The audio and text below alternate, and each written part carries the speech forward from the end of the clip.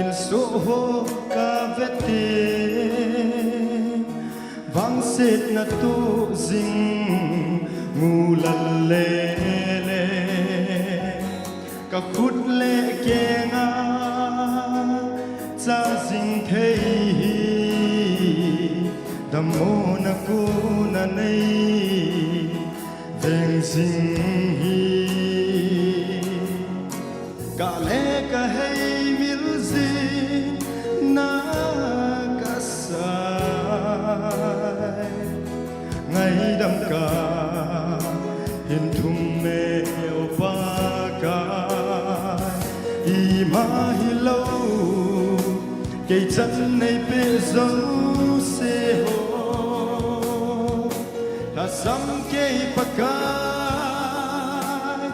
nắng nhìn khô thôn cả lung nhìn ghé thei na hinla he hinla ne be hi ka lung gila kan tham va sing na nei chung ngai lu hi o paka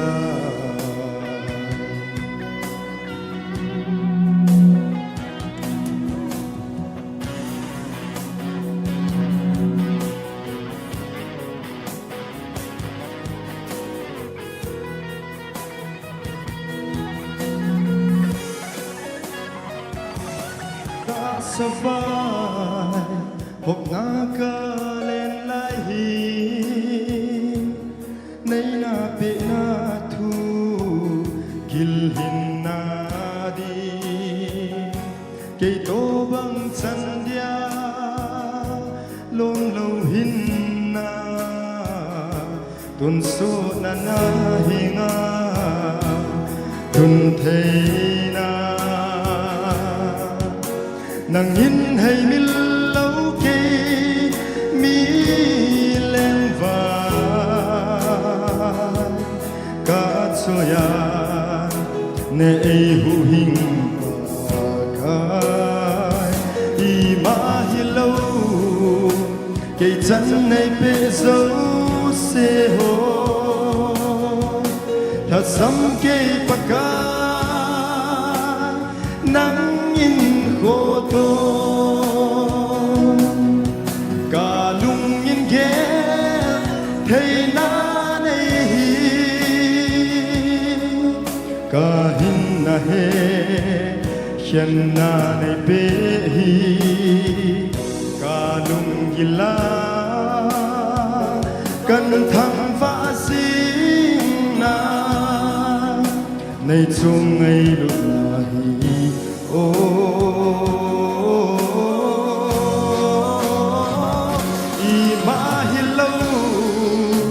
cây chân này bê dấu xe hồ ta sắm cây pa ca nắng in khô thôn cả lung in ghé thei na nei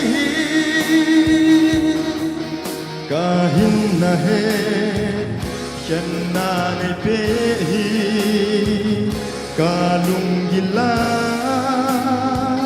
kan thăng va sing na nei chung ngai lu na hi o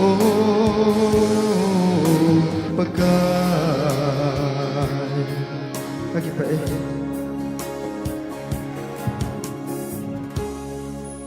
hello hello hello hello hello hello hello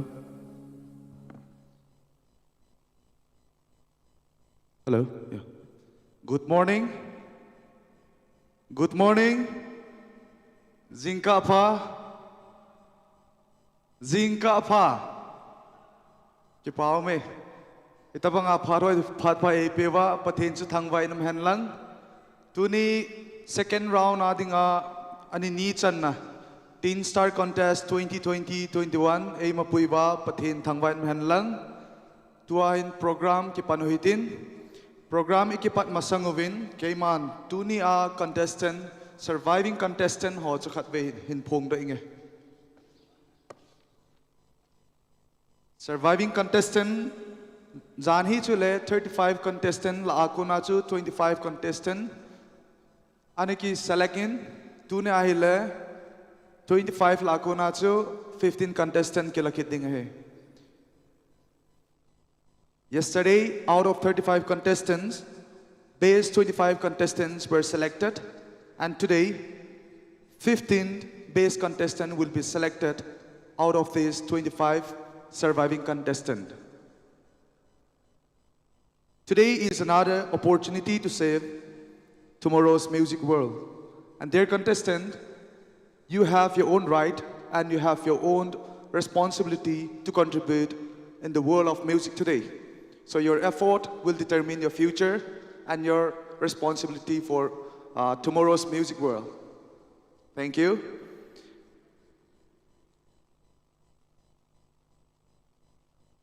To begin with, let me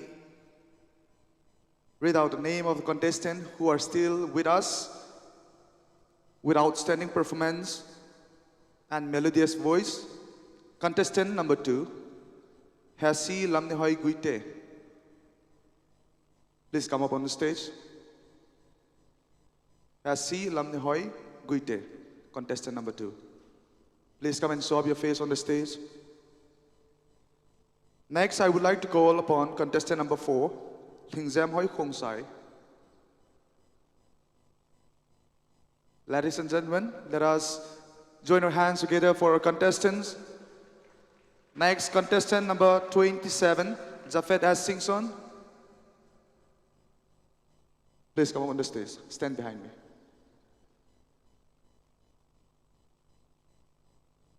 Khot bang jing jing hite. Khot na bang jing jing hite. Ikipa now ting le ikipa pi now vit sa pumin khot bang jing hitin. To contestant number 30, Jen Ngai Sang. Jen Ngai Sang. Contestant number 31, Lun Khopao Khong Sai. Contestant number 35, Resi Kimneido Vaifei. Contestant number 41, Kim Ngai Sang Khong Sai. Contestant number 43, Kelvin Paulalmon Haukip. Contestant number 47, Zamlun Mang Zhou. Contestant number 49, Thingkhoi Touthang.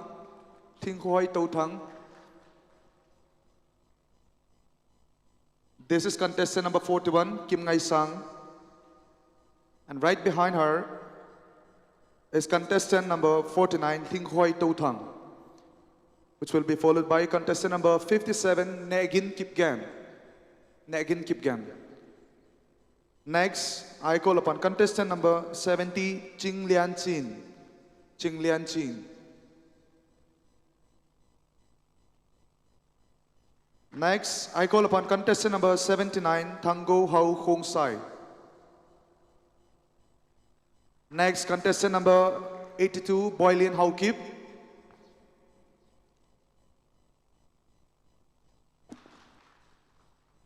The next contestant number 96, Cindy Lalmon Pui. Contestant number 97, Ning Hoi Ching Hau Kip. Contestant number 95, Tracy Kholnei Ning Haukip. Contestant number 71, Ning Hoi Hatnei Chong Haukip. 62, Mary Ngai Thian Hoi.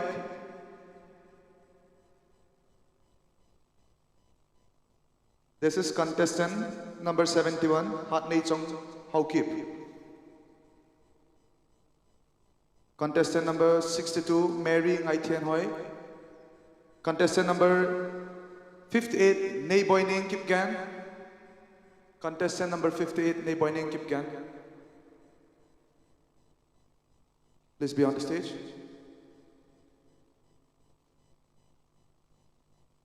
Contestant number 57, Negin Kip Gan. Negin Kip Gan. Okay. Contestant number 31, okay. 31 is there? Contestant number 47, not yet, okay. Contestant number 19, Ngahoi Kim Sing Son. Contestant number 6, Amy Lalmal Somi. 19, Ngahoi Kim Sing Son.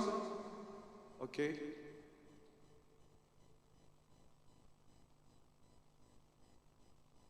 '86, Lamni Hoi Guite. Okay. 93, Boyfel Gangte.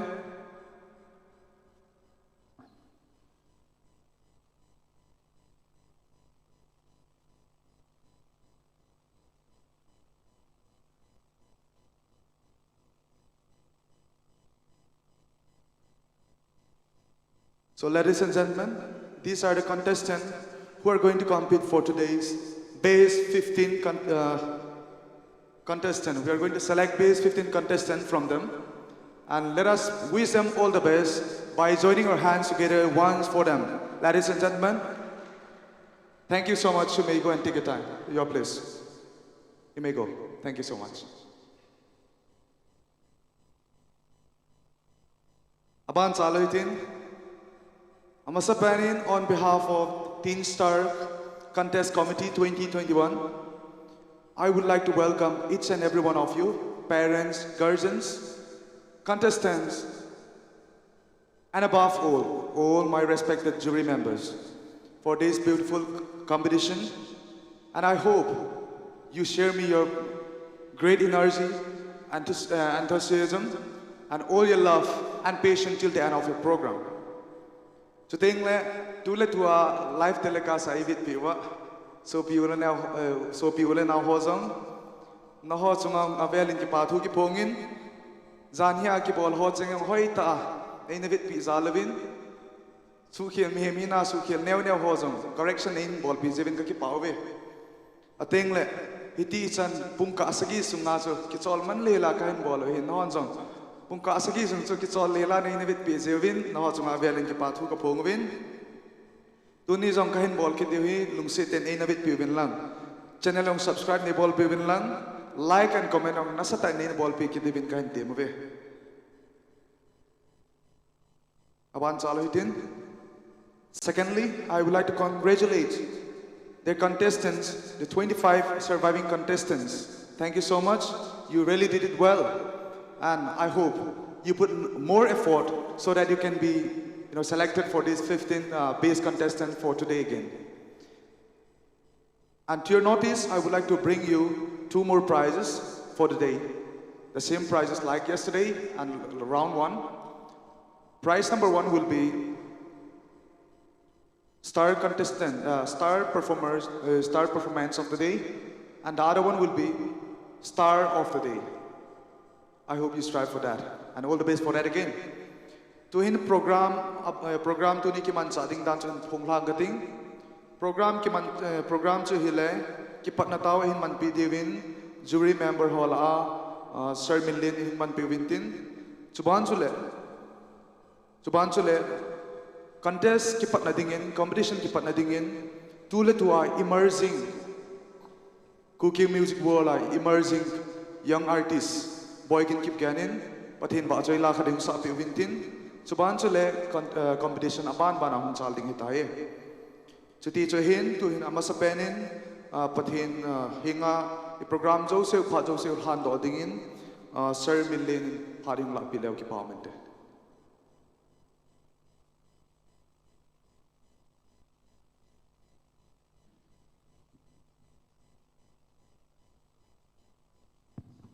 Taute, pakai kaki pauve, natsate damane pe uvin, baca lesa kita natia tin star tiang Kijom. It's a program jang pakai tu ni Nikho ading aphat le amun te honing nei poilung uvin, phat te hozong kipan thei dinga damne khone pe ta zaluvin, kaki pauve naming lopi thing kathang vai na he. O pakai tu ni jong hinilhum kya hong kimang sakit ding kai uvin. Chule ka Pathen host ball pa hin lam kai no hozo se hin jury member ho hin chule ka Pathen contestant hozo se hin chule mi pi hozo se ka bon chawan ngi nei umpi uvin lang ai su boy thiu satan thil bol thino to nang nei kang se ovin phat thei nei bo che un a kichai ka se a boy nei ma cha tom lo to lo hela kichai ka se wanang nei pi diu ngai cha en kaman cha diu thil le lo ho ahin ke ho zo se ka hi ovin chu le ka phat te ho na khoren ki vop sain hu ing pu jesu christa me nei ka ta vinai amen sermon lin chunga ki pa thu phongwin Pathen nama yong Pathen bo hen lang ato atham na Pathen Pathen bo jing ta hen sermon lin adigin khat be khut ga beng o hete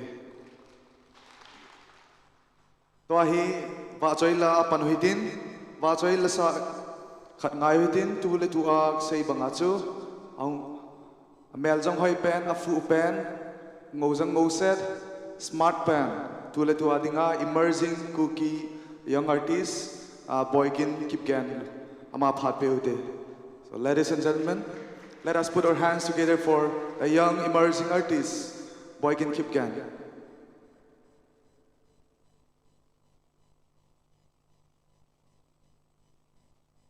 Hello, hello. Mas pentain, contestant hozo sile, respected judges, the board win, kazana salam pentain he. Tuni lai muna, kong zau theina hi, chairman pa loi pa chu chon za la hi in ting la ke mai cookie artist kapu mina lai muna hu ka so khiti cho ve la kan se do nom ki hin tin gospel la jong kasan thing te thi se ki se le lulian la jong kasan aji chu hui chi hi le music lover ho dinga music in boundary nei poti chu he sa la dinga ke mai ani na ka bole ti kan se do nom mai in gospel la kasan na masat pen walai salawa la ke mai ka kawal chong ana kamu zo lo ti chu sang kate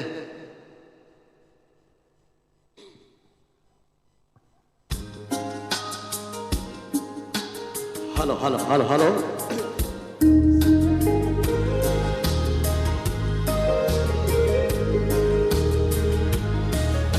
kadam lai ni hin khu sungin mon na le chon na ho jing jing Ka va vei jing lấy si chon se no sa na ho Di pa na ding hang mo ti a ka na be ji ho zo si zong su Ka lung kham na ka lung yim na ka bui na jing jing bo a hi e chol nga na ka mu de lo Kamona kamuzo de zilo Ibigati ding hitam o koi ram ka bel sing ding penta su Zonga na ding adang lo Ingai lo Jesu Christa lo sun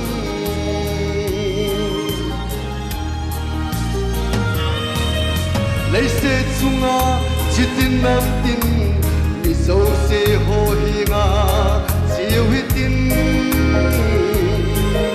ki pa na thu tha chang kim hi se soi leo te ata sana bam dai sang chu la Jesu ahin na anei ding ata san lo te ho wang chu Kimo zanga ding ton sona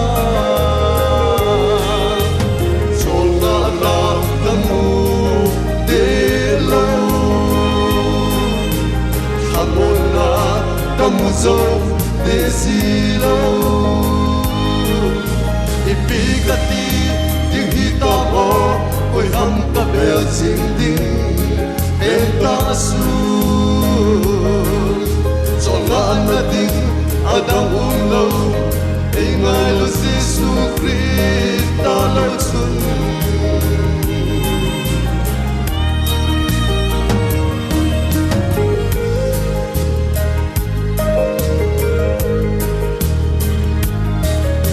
Lấy sir hau na lop sa na ten O na jam kim ei be ei lo ding le pai le hau sat na lo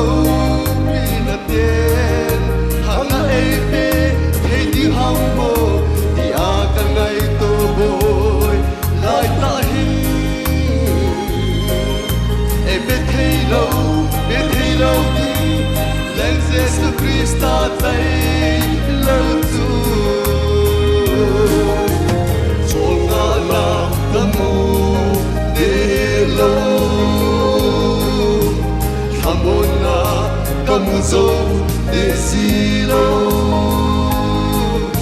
ipi cả tiếng hít ta ho quay hâm cả bè sinh đinh đến ta su cho ngã na tiếng adam hôn lâu ai ngài là Giêsu Christ ta là xuân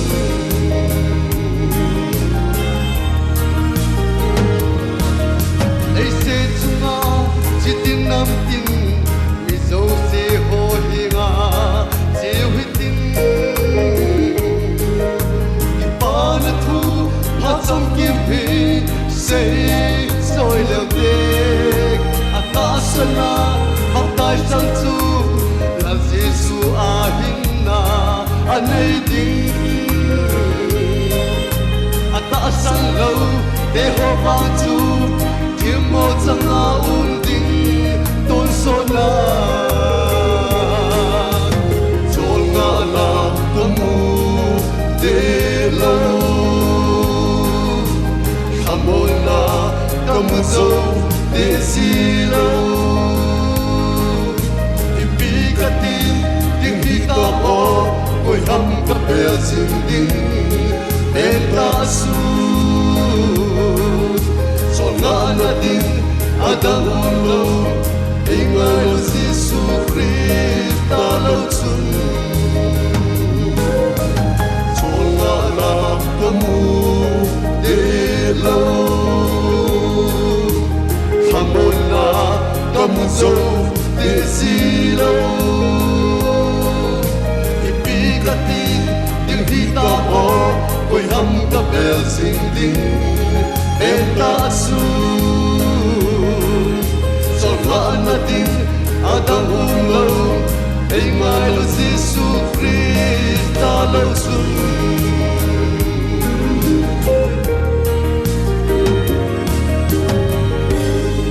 các chị phải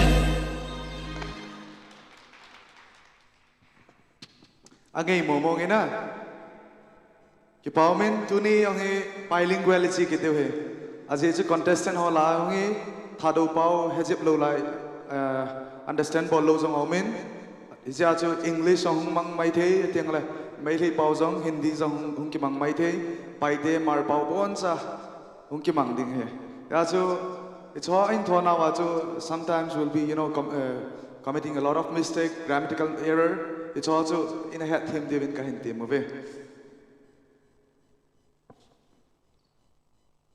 mi pi zo se hing to chuteng le viver ho chuteng le media partner koma inform ka bolnom chu hile media partner nong lungse ten che in ngai pin lang tunia second round to ateng le third round final round adinga star performance and star of the day chu prize a golhang khan in donate pi win is a prize donate in bol pi pau chu le golhang chon kho how kip jalenbung village ukrul golhang chon kho how kip jalenbung village ukrul ama chunga committee thalengin seizolo ki pa thui phongovin pathenin ato atham na phathei bojing ta hen eje chun contestant ahin audience zo se chuteng la viewer zo sen ama pan la na zalin khat ve ha be na beng che hoite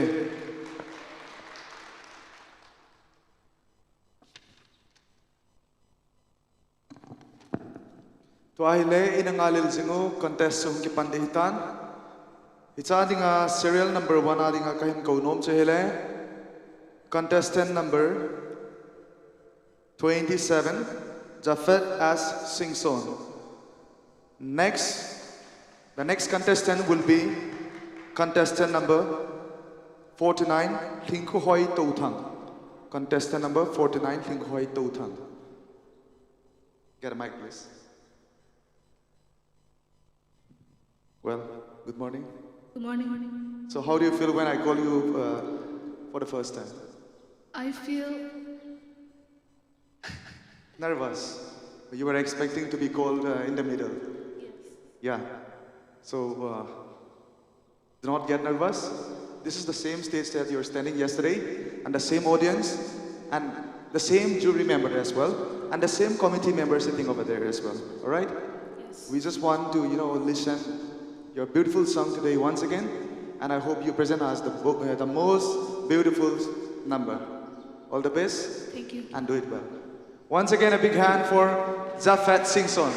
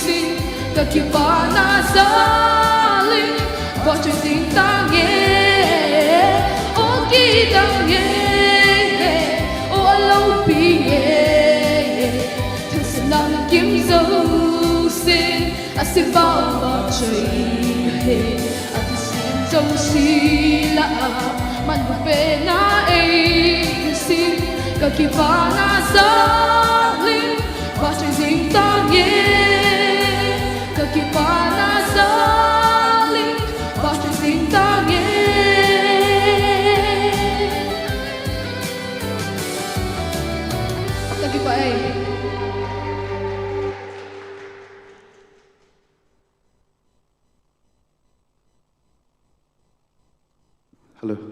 Zafat? Yes, sir. You have to choose one of the judges like yesterday again. So I hope you got a beautiful judge in front of you. So you choose them wisely so that they can give you the best suggestion and decide your future. All the best. I'll choose Sar Haunil.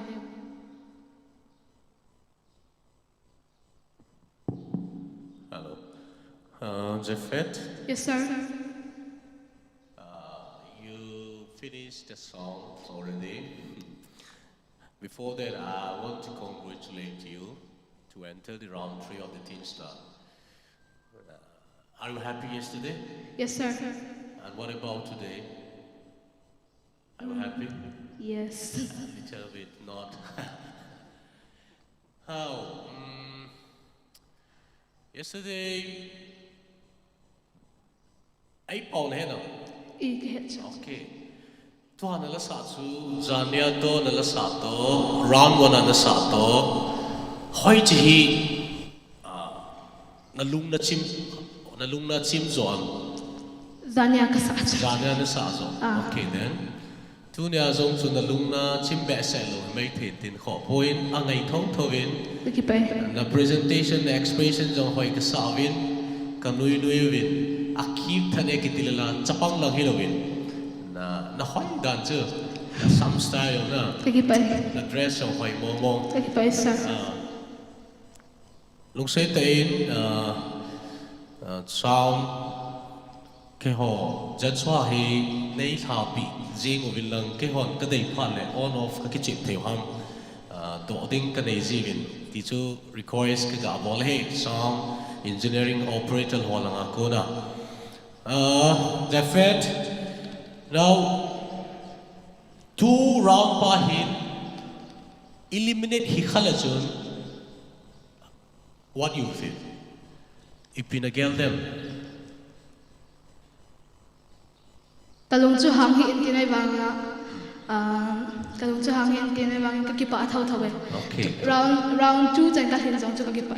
wow papi no me lalungan lenin yes ngai chu competition kiti hi kitet na kiti hi ai ma capacity khalam pe chu min a hole hin ai ma capacity iwal le I mean ithin lo wai le hi tha ai pham khat chu lo sam na ki nei je hin lung neo na nei lo ding ti yong chu nang man na ki gyal ha to ki thonin ja chwa ko rin pa cha na ka hin pe vin Kipai. na la sa te nga hi le tuin la sa la nga na vocal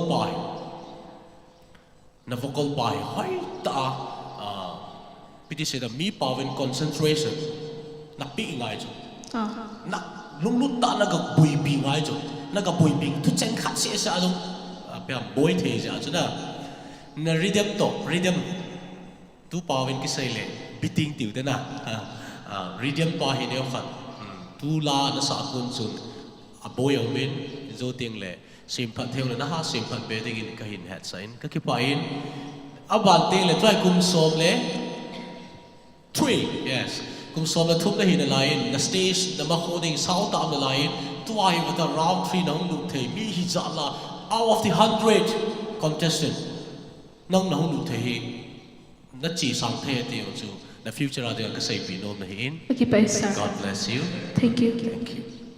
Ladies and gentlemen, let us put our hands together for Zafela sing song.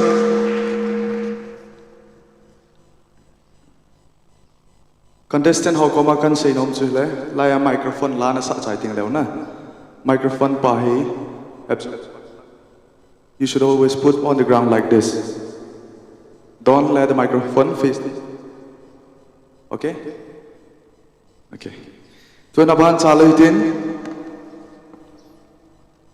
aban adinga contestant. Next contestant is contestant number 49, Hinkhoi Tothang. Let us join our hands together for Hinkhoi Tothang. And the next contestant will be contestant number 71, Hatnei Chong Haukip.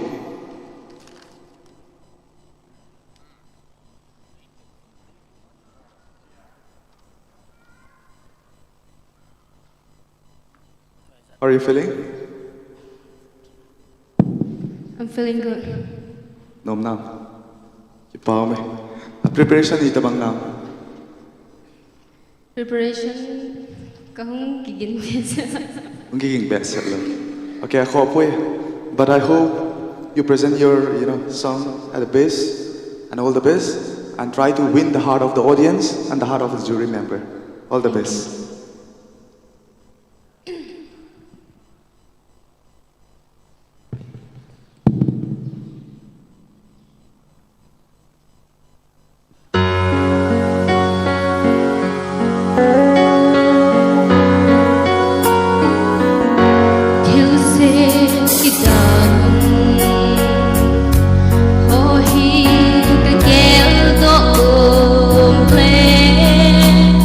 Pathen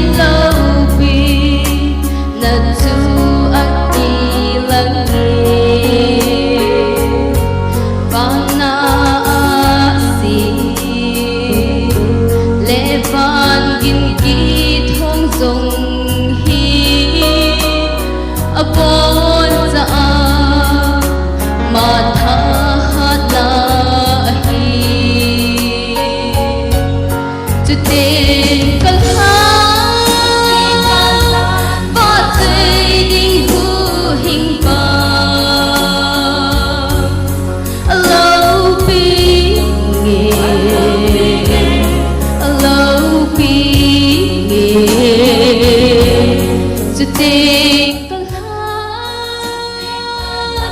và chơi đình hư hình ba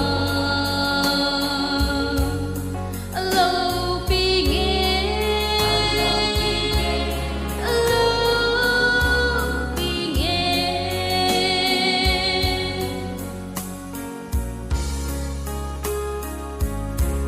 cầm mang thiên gì lại cây má cái lệ ham ngay cái đằng vợ chơi ô chu cái xa muốn sang dung aku nên cả đôi nem hiu huy lệ kinh ngay chu cái xa cho tình cái và cây đình hư hình ba lâu bị nghe lâu bị nghe cho tình cái và cây đình hư hình ba lâu bị nghe lâu bị nghe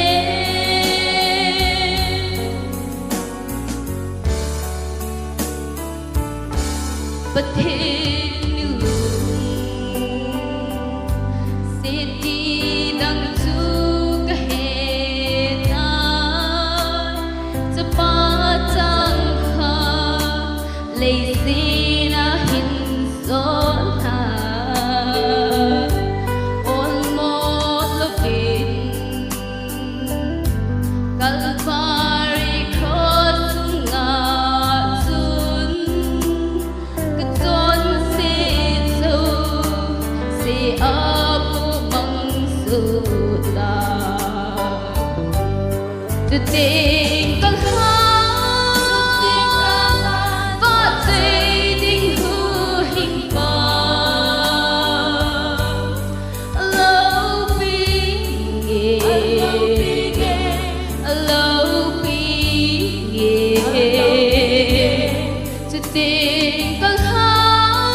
tình con và dây đình hư hình ba lâu bị nghe lâu bị nghe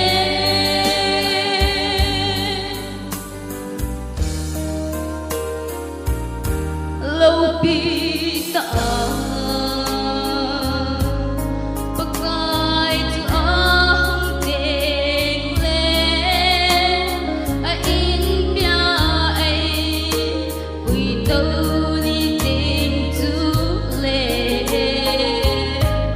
kalung le sa tha ki ma na din se ting lâu bị nghe tiếng tiếng và dây ta nghe cho tình con và dây đình hư hình ba lâu bị nghe lâu bị nghe cho tình con và dây đình hư hình ba lâu bị nghe lâu bị nghe lâu bị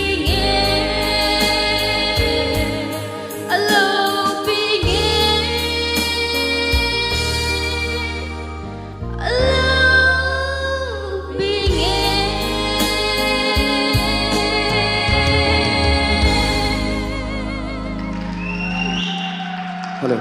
Angi momong ina. Ngi momong sa na wang.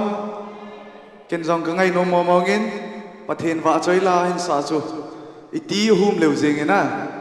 Ki pau min nunga thing khu hoi tu thang wa choi langai ta nei sa piwin tua hi audience ho ating le ke ho in jong hoi ngei ka sauwin na la sa ong itam athu chengong cho ki chi selin ai wanga tua judge ho ni bi ai sei bi do ham nai te na okay all right ladies and gentlemen khatwei khut ha ben ga ben kin hoite okay you please choose one of these beautiful people sitting in front of you. Miss Brazil. Okay, great. Miss, a future hi iti nang in decide na involve pide ham nang khona kain pide. Hoi. Yes, Miss. Kumiza na hitam. 16. Nakum to te dinga vang kilom siel chu na ocho. Na thi me na ozong a clear na. Thing sit set in abana asang na lai zong. Ha sabala sa helawin bay thet in na hin sa in. Kipa umin hizong le na ochu soft law pe val angay ha val agin chu na yan. For example, tilsim kidang soft na tilsim kidang nathasival na lasa chu. Nakihet nam nang lenang. Hohi kagel do kom le na tilsim kidang hohi kagel do kom le soft na min aga ngaya ngainom dinga sa do theina pai na vat hejo chichu nakizil thei be na lai hi zia chu kan sai pi nei chu nakipaam Kibo chun nalasa chu themkhat na tha si nang chun zo pui nalasa chu ipiham nala achun na cheng pui abana namit ha zong hoi lang na vet ha mita hi namit chu ha kul val na he nam hezi chun hichila hi ken kana sa hen na itila ka sa ting lehin Pathen kidang na Pathen loupina ho ka gel zi cho hiti chun ala thu achun ka cheng zi hi cho hiti pa chun na yin ka ti cho na adang si cho ahoye na theme ka kipa e Thank you, Miss. Nunga thing khu hoi tu thanga dingin khot ha ben na bank in hoite. Tua hile next contestant adinga contestant number 71 hat nei chong hau kip. Amalim na in khot ha beng in bang hoitin and next contestant will be contestant number 31 dun khu hau khong sai. Dun khu hau khong sai an ki godingin ka hin het sai.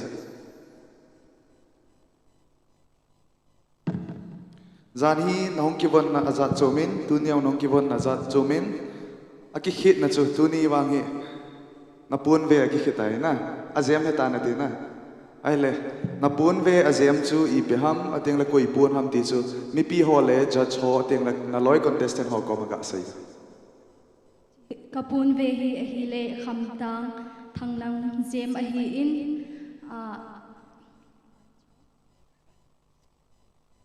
nang naki khon ham ai lo ba hele kon na cho pi ham ai lo li presentation ana mu ham chu kanu in a chopi ahe ipaw me mi pi zo se nunga mel hoita nunga hat nei chong hau kip a mel hoi se halloween la sa jong thim chuteng le dressing style yong dressing sense yong hoi momong in je chun tu hin ama la sa anangai kho mo hite. Ladies and gentlemen, let us put our hands together for our sister. Thank you.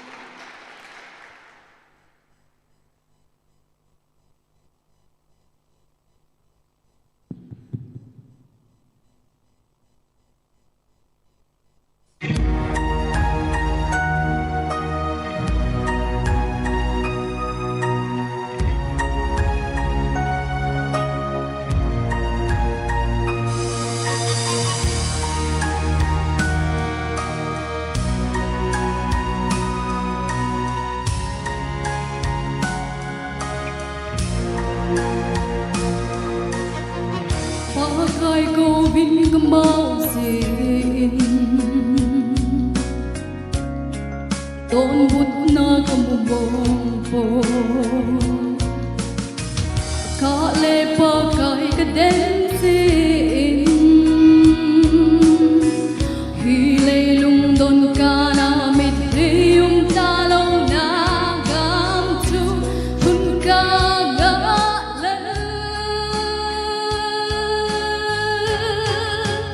lấy hình khó aki heo si quiz aba ngày ngày ahin ô cái đi chi lấy hồi ra ban na đây lo chỗ na mun no ma còn hừng tình lệ ha muốn in hi chỗ không ta đi sông no ma chua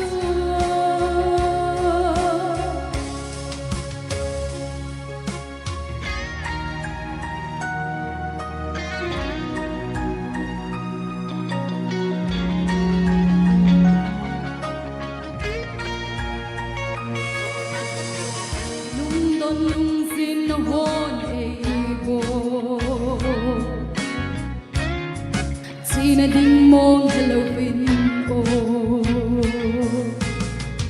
ba cái ngày dinh cầm bao xin ei hồ din asim Kijom ngân lệ dân lên na gam chu hun ca gã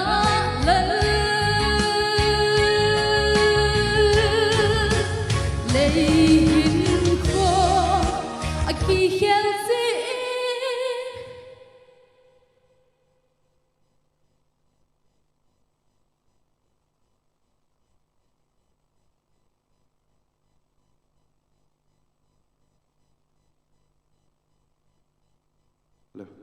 technical problems in nei na themu bin lang chom se khat na za leo chen ki pa mit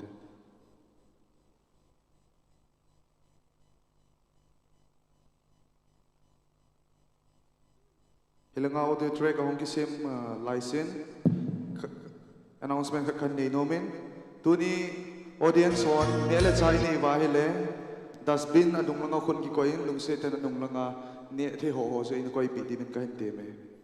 You may take your time, please. Chom? Yes, sir. Tuasu nalung hangam nalung nevam nakano mam khat vein say to dia. Imang na tipoy, sir. Mana tiluna? Wow. Nalung let ji ka dei ji cho. Mi tia sa lung let ngai cho. Mi lung ne ho lai sit chunga mo na nei lo piu chu na. To na chicken heart ki dio kana. Neo cha lung gel ne ho ko lai sit chunga platform nei lo cho. They are like nothing. Na, nalasa chu nang ma request nan involving kating. Nang option nan busy wing kating. Na thak sa phat dam ai louva hi chan chun phatang en ti di ba. Pasa pa rin. Okay, good. Well, then kaloi ho thak sa hitin aman chu sa kibol zin. Hoi cho hoi mo lo bi cho. Jo khat le hoi mo ta in na ki gel na te. So please, operator, music please.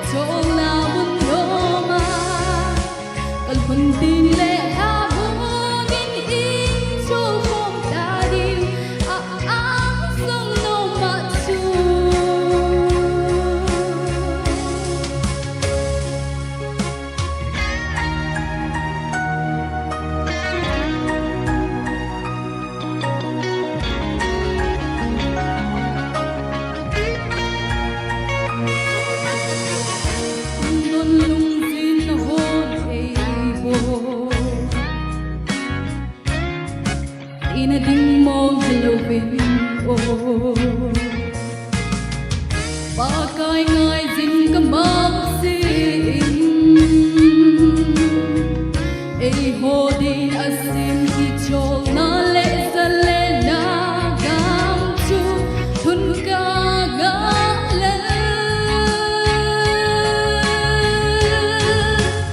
Lehin ko aki hiyan si Chris Ava Ang ngay ahin o kay din sila'y hoy na Pananay lang Chol na munchom Kalhunting le hamo Nin chol hong dadi Aang sung no machu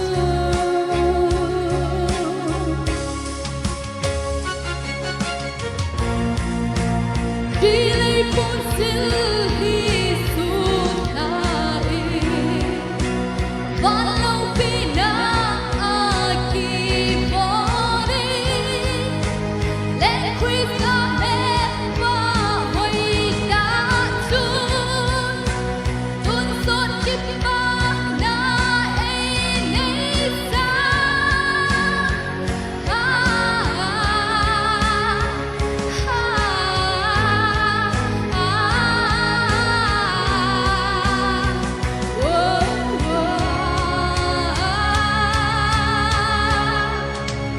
Lehin ko kihiyan si Chris Ava Ngay ahin o kay din sila'y hoy na Pananay lang Chol na munchom Kalhunting le hamo Nin chol hong dadi Aang sung no machu Lehin ko aki hiyan si Chris Ava Ang ngay ahin o kay din sila'y hoy na Pananay lang Chol na munchom Kalhunting le hamo Nin chol hong dadi Aang sung no machu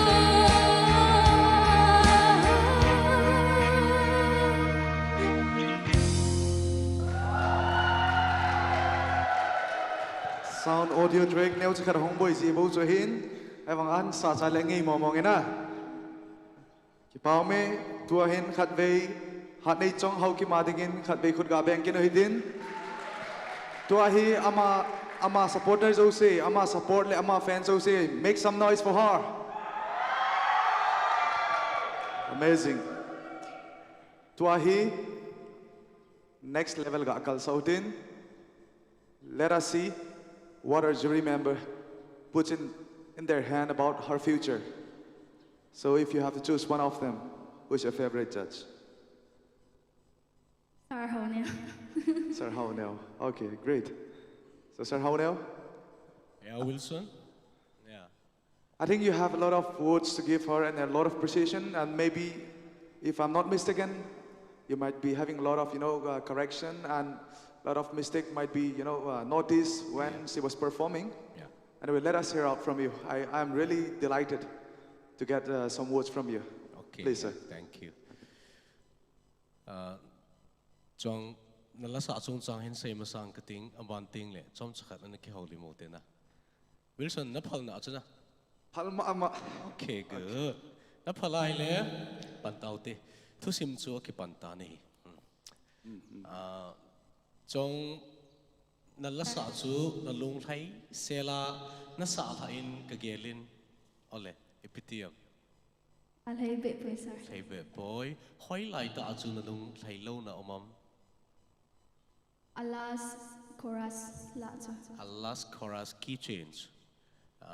Aumin transition key change aumin. Ichalai chun aki na kimat tu poi nang zong na he na no me. Okay, well, Tuchung he. hi tia ki gel ha ki nup na pa zu ngai chu na kon khat chu asa khil he a jat choin pem khat am vol ting le lung hi mo zong ji hin chu chu na nei point like ta ja ka dei ki chu na lung lit ji pai. Yeah, I really appreciate that one. Is ya chu ipia kun ham ti ai le herring sa ten za bila za la sa ki ti very very sensitive expression no hita lyrics mastery yo ngai ngai lyrics by heart na lyrics by heart zo ti ngai ipi ham ti le track ngai rhythm a twin ngai ki na thi tam ta a bol ji ja chu nang wang hi chlai ka bo se chu na bil za chu sound hi mai thei nanga kisu lo ti le a bil za lo pau lo na lai ka su mai thei tin adang soiwang perfect. Wow, music flow ahong nema one by music tidem khana ahong chia chu only piano am chia chu wow na all soft wow ta sa the toy jing chu no dan chu miss lalpal zo di chu ami na sina la oi ta bol jing ke jong chu oi pu mi min ami na sina ta lu pe jing kin kan vet chu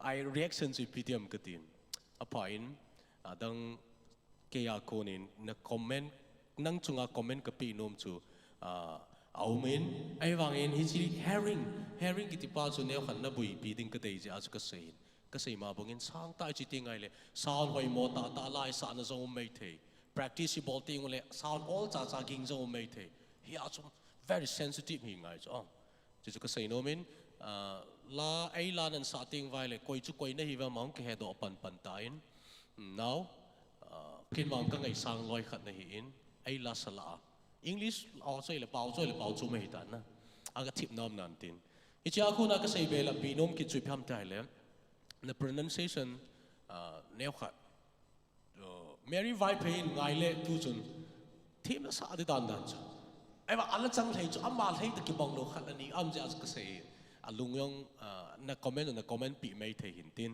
izam ta aum kha le izi chun dang wang sei da tang kating aban ting le build up na bowling chite ni chu ka sei pi no men enjoy chi na pon ve chung chang chu Wilson in na dong in aban na sei be ta point koi na cho phem kanun cho pe tile kin do beng ina Wilson Thank you, sir. na kilo dan na kilo mo hi ja ka ga do no men kin zo mi cho pi the hi le ka ga ti ka go nen amani za ni de ba ha Zania panana I thei de lo na miss. Okay. Atena mi choma chopi tingai langa he koi machan nang hoi na sa lo ri tai. Amani zan manam gitilala kinyau do nai lovin he thei di ba tu lai I ho zat pon hi aman tam ta in ka het no min pona ki I mean khona ki khong ham machine ki khong ham Cho bang chu ke poisa. okay kho lo na pon ve chu ka het no mai ka ga do thun zo leng na nu dong tang ena na nu dong tang ka ting miss in question ham ipi ham comment ham api nom khat la niam min ma phat peng nei chu louva nga chu ken ka hin ho pi nom na khat au ma ji chu ka gel kho khat a hi ji a pronunciation na adang chu na thimin a sei tawin na dress na mel oi so okay pronunciation hi hilei lungdon ka na mit hli talo na chelai chu hin sate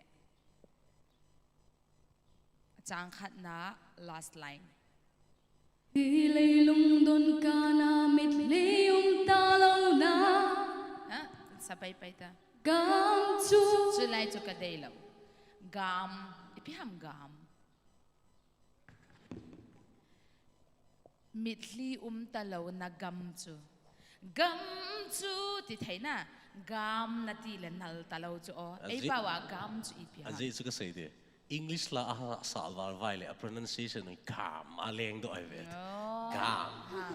gam gam ti di chun abana ang sung no ma chun chelai chu ka chorus ang sung no ma chun ti di chu chun ti a ka I chairman pu chu chun hin a star ji a ama min hin a hin sa do tam ka ti a ang sung no ma chun ti ding pa chu ang sung nu ma chun na chun na hindi chu o chi chu ama sa na sa a chu na sa a chu ka het na hi zong le comment phat nai lo zi a chu na hin tha sa a chun tun wang adi ta dem ka ta kana chan ai le angai nan ti thau hi chilai chu ka dei lo abana a verse 2 na azong gam na ti thau bana pakai lung dun no the second line verse 2 pakai ngayin kamauzi elai chu hin sate pakai ngai zin kamauzi e ze hina dei valu dan he na pakai ngayin na pakai ngayin na pakai ngai zin hello pakai ngayin na kamauzi na pronunciation jo itulam anal na pa he ka dei ji a chu ka hin sai pi na hi adang chu ahoye ka ki pai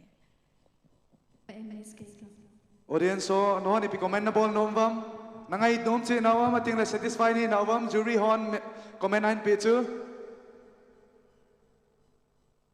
ki pau me na pau lo wan satisfy ni so Kevin khadvei nunga hat nei chong hau ki ma dingin khut ha ben na bank in hoitin tu hin aban ko hoitin contestant number 31 dun khu pau khong sai ahong ki chai le abana contestant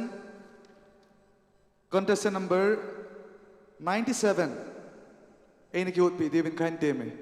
Ladies and gentlemen, let us welcome Lun Kupau Khung Sai with a big round of applause. Good afternoon. Good morning. Okay, that's great. I wish you good afternoon. You wish me back with that. Not a problem, depends on the time. Anyway, that's really nice. Presence of mind, we have got that. I wish him good afternoon, and he replied me good morning. He knows the time. That's great. All right, Mipi Ho, Hoisa Navam, contestant number 31 hey. Smiling face, na. Mipi Zo say, he had the ukachu, mil I didn't do ale, hansi I didn't do, na. This is really attractive. Smile is the beauty that you wear on your face. You power me.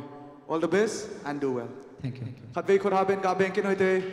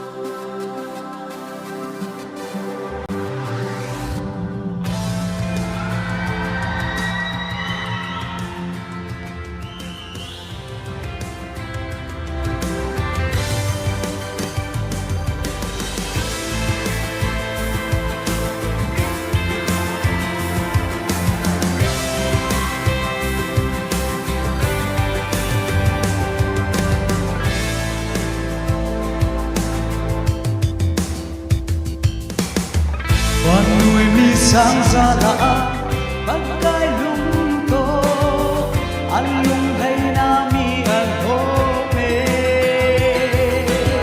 so binang song ki kolin na hin ko chu bagay lung theina na tem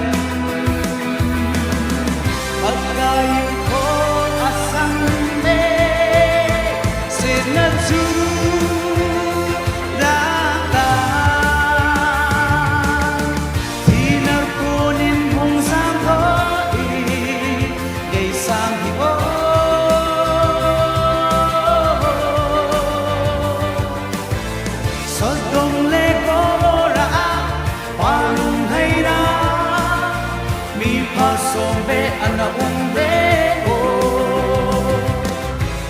Pathen lung hana kuna uido te teina kupi song pu kiso lo di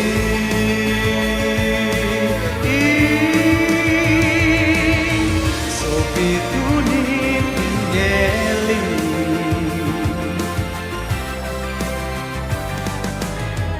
hangdong asang zalaan pagkailong theina nahina itsun leso kimanna sanut sa papanahina pagkain ko asam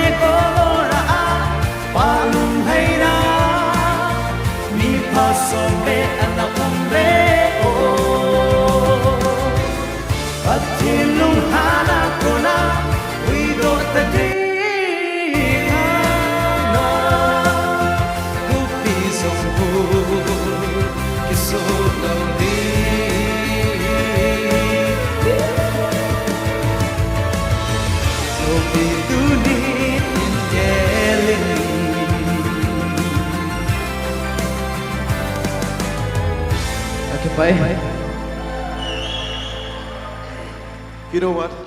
May piso sinalam sa asing. Vietnam so kaya na ba may piho? Vietnam sa hilawa aozong ngayon alas sa ongis na. Okay, kinjong ka Vietnamin lang ako may tiho sa nga nalam liw zing abe. Kipaumin. Contestant number 31, lalung thei na. Theina Satisfied ni mamong na. ajay na bold sa hiye Okay, ay bang kipat na su with full satisfaction na. Nan kipat dan sa nahung lam. Full mood na.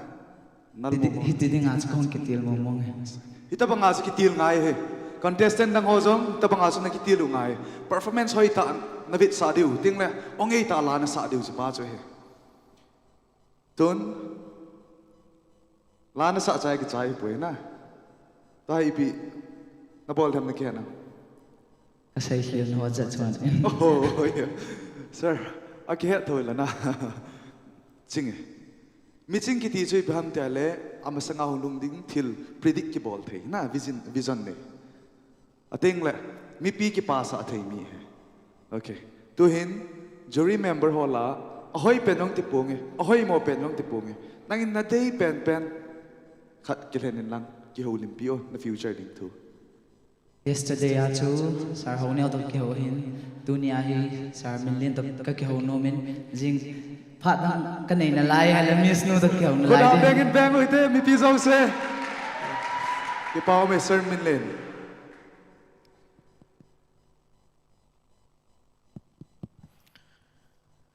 Pao, oi sir nay mukha. mumun wal Munval zo adan ta zo na. pinge Kaloi te ni hi patsa na khat ka penom masain. Nang langa ka say masang amani หอยโกมันนี่จงเลยก็เจ๊ดอกน้ำมันเอาไว้อามานี่เอนเตอร์เทนบอลทีมเท่านี้แค่เฮก็เทียบเราว่าเห็นเอนเตอร์เทนลำบากเฮเห็นละกับเป๊ะถึงจัดไอ้จัดอาการว่าจงเราจะเอาก็บอลเห็นสิเอนเตอร์เทนลำมันก็เทียบเราใช่เนี่ยทีมเดียวเห็นที่น่ะฉะนั้นเสียงเอนเตอร์เทนขอบเสียนี่สิเพลย์เปล่านั่นละสายก็ไงแล้วอีที่ยามก็ใช้เลยเป็นอัปโรลังทีมเจ๊ไต่น่ะให้บ้าเจ๊ป้าจัดได้แค่เป็นมาสเปนี่เห็นละอีที่ที่ไงเลยที่ยามก็อนอมเสียเห็นน่ะalhang pia chai ho hi epiti sai da ha zilkung neilawa self train I hi zizi wa hin alha samnai anom zeti het sa hi in na thumal lam dan jong hi abon in sei pong katin hoi do na ti dengin hui do hi lo he chang aki hui do pa hui do ki ti na aki phawa ki hui khom pa hui do ki ti hi in nangin lai hui do na ti pen hi akhara sa third line at invalidation Pathen lung hana ko na hoi do na ting atihin gole daya na go ko law na tinga hoi do na tinga satin ki hu ti ho vel ho hin ya chun nangin la hui do na ti pa hi akil na man ta law ti yes sir so mang ta ti he adam ho chu sei da tang tam pi om na lai jin e ho lang chu langa ka pe chai sai ta jin khat ka se ko na ki ma to the ta jin na e chu self training hi zewa chu ka hen kain he thi ma jing ti de pa thing le na bol nal ta ka pa chan ta ha chu second verse ading a third line achin ichun le jo ki pa na ti achun asapan ajao sa lo kha style kha ha na ga koi pa chu lai ta chun ka lung thi ma tong khai na ka hin pa chai tiang chu ka na themin a thing le soundtrack chu khat ve tracking che chu na hung boy chu e va boy lo helai na ma do ki chu lai ta chun pacha na sang ta kain pekerin helai ta chun na lung thi mai tiza na nei point confident ti chu ki che sen kam we kain pacha ting le height pitch lang na lang ho height ko lang hon isa ding tingai la wangin them khat na body movement on them khat angai cha je bin ting le ke je dan hoi langa pa na hula ading ham ki ho hi them khat na ki zil be ding ka de na thim nin na mel jong hoi na ki wan jong smart in la sa dan jong nang hi tu ke wa lai mon ai ki mu to he point mon phe bai ki mu to ta jin na la sa dan wangi a phatin na khang to jing ti su ka hin pa cha na thu kan sai tin ka ki pa e jong ka ki pa sir YPA Hall contestant number 31 adingin khut khat ve ha be na bang hoite lungdam au me na ama performance tu na okay ki pau me tun aban ko kin hitin next contestant is none other than 97 Neng Hoi Ching Hau Kip. Neng Hoi Ching Hau Kip na phadung kilo in lang ating le ama ba na dingin contestant number 30 Jen Ngai Sang ani ki go dingin ka hinte me mi pizo se contestant number 95 lim na in khur ha beng na beng o hite zani chu jury member hon lim ei kila sa in ei kila sa hon juna ei kila sa hon juna lim alung helai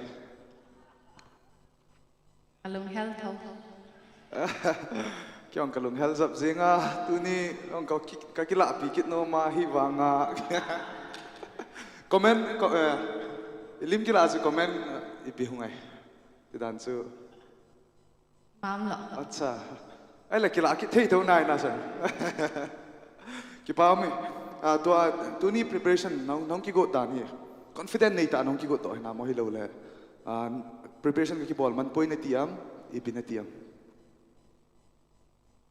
oi sella chun ko ki gu do na nai banga chu ipi ka ti de ham bang sai the nai ipi na loi pan hoi tan perform han bol tan na nangin jang hoi tan hin bol in lang teng le mi pi ho heart ko mel hin bol na melt the heart of the jury member and all the audience and all your contestant mates okay all the best mi pi zo se khut khat ve ha ben na ben ki te hello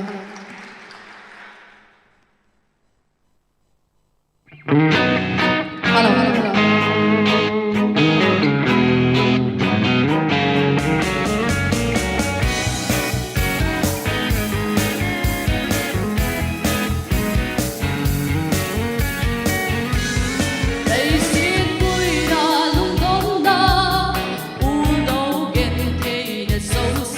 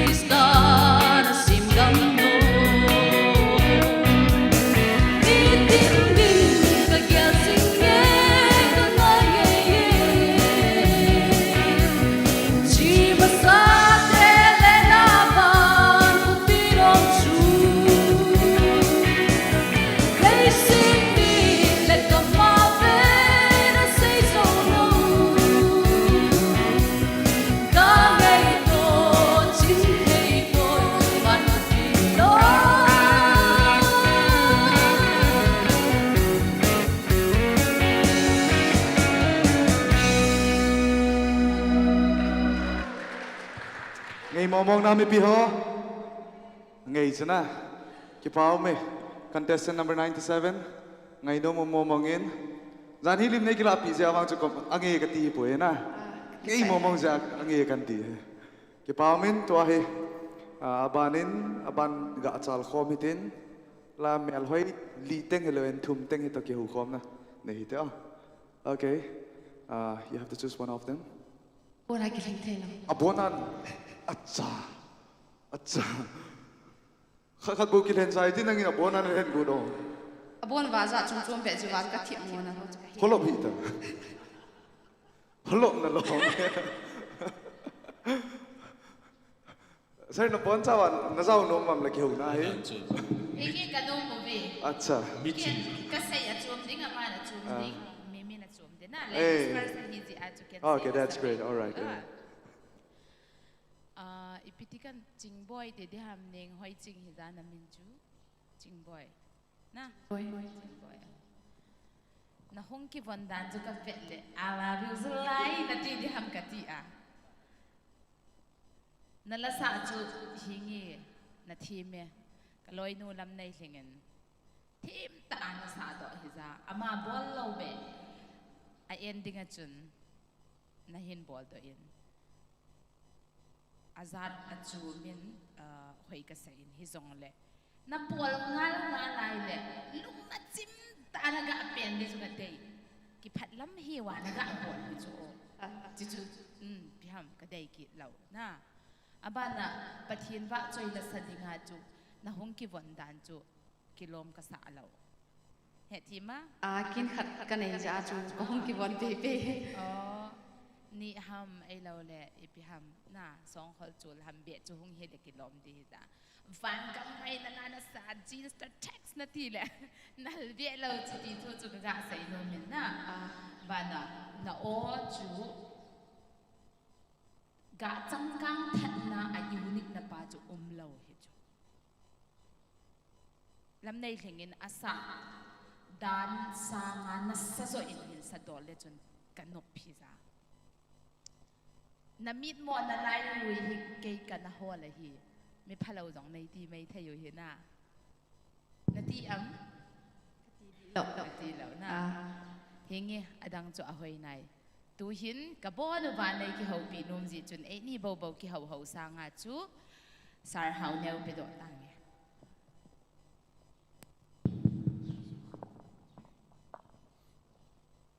Jing pa na sa ai na. Pha ka sa sa. Ai le Kijom oi pu mi min ka pi do pai di bata. Te dio ama ha ki sei mo zamin chang khat chang ni ka sei. Mo pi do pai din go gyal ji ta mo sir. Na me hoi na holop thimai ajana hung holop min ka ti. Aji jo thim wala sei di ka nei lo cho. Chi chingin asa khawa so ji ka vet nom na lai ta kha nei. Sam ka so di ka be. Tai a. Nal mo kyong ka bit no mo to abu chu kain mo sir. Okay. Meeting ki dio ha sa khaw so le om chan an nui dong jing ve to. Ki bao me. Ya chu ching boy ki ti. Ya chu ching boy. Ching boy na la sa chung chang a chun to miss lal parzon en sei bangin. Ki te na hi te nga hi le. Ila sa di pen nu ila sa di pen pa o ham sa am khana ki sa khu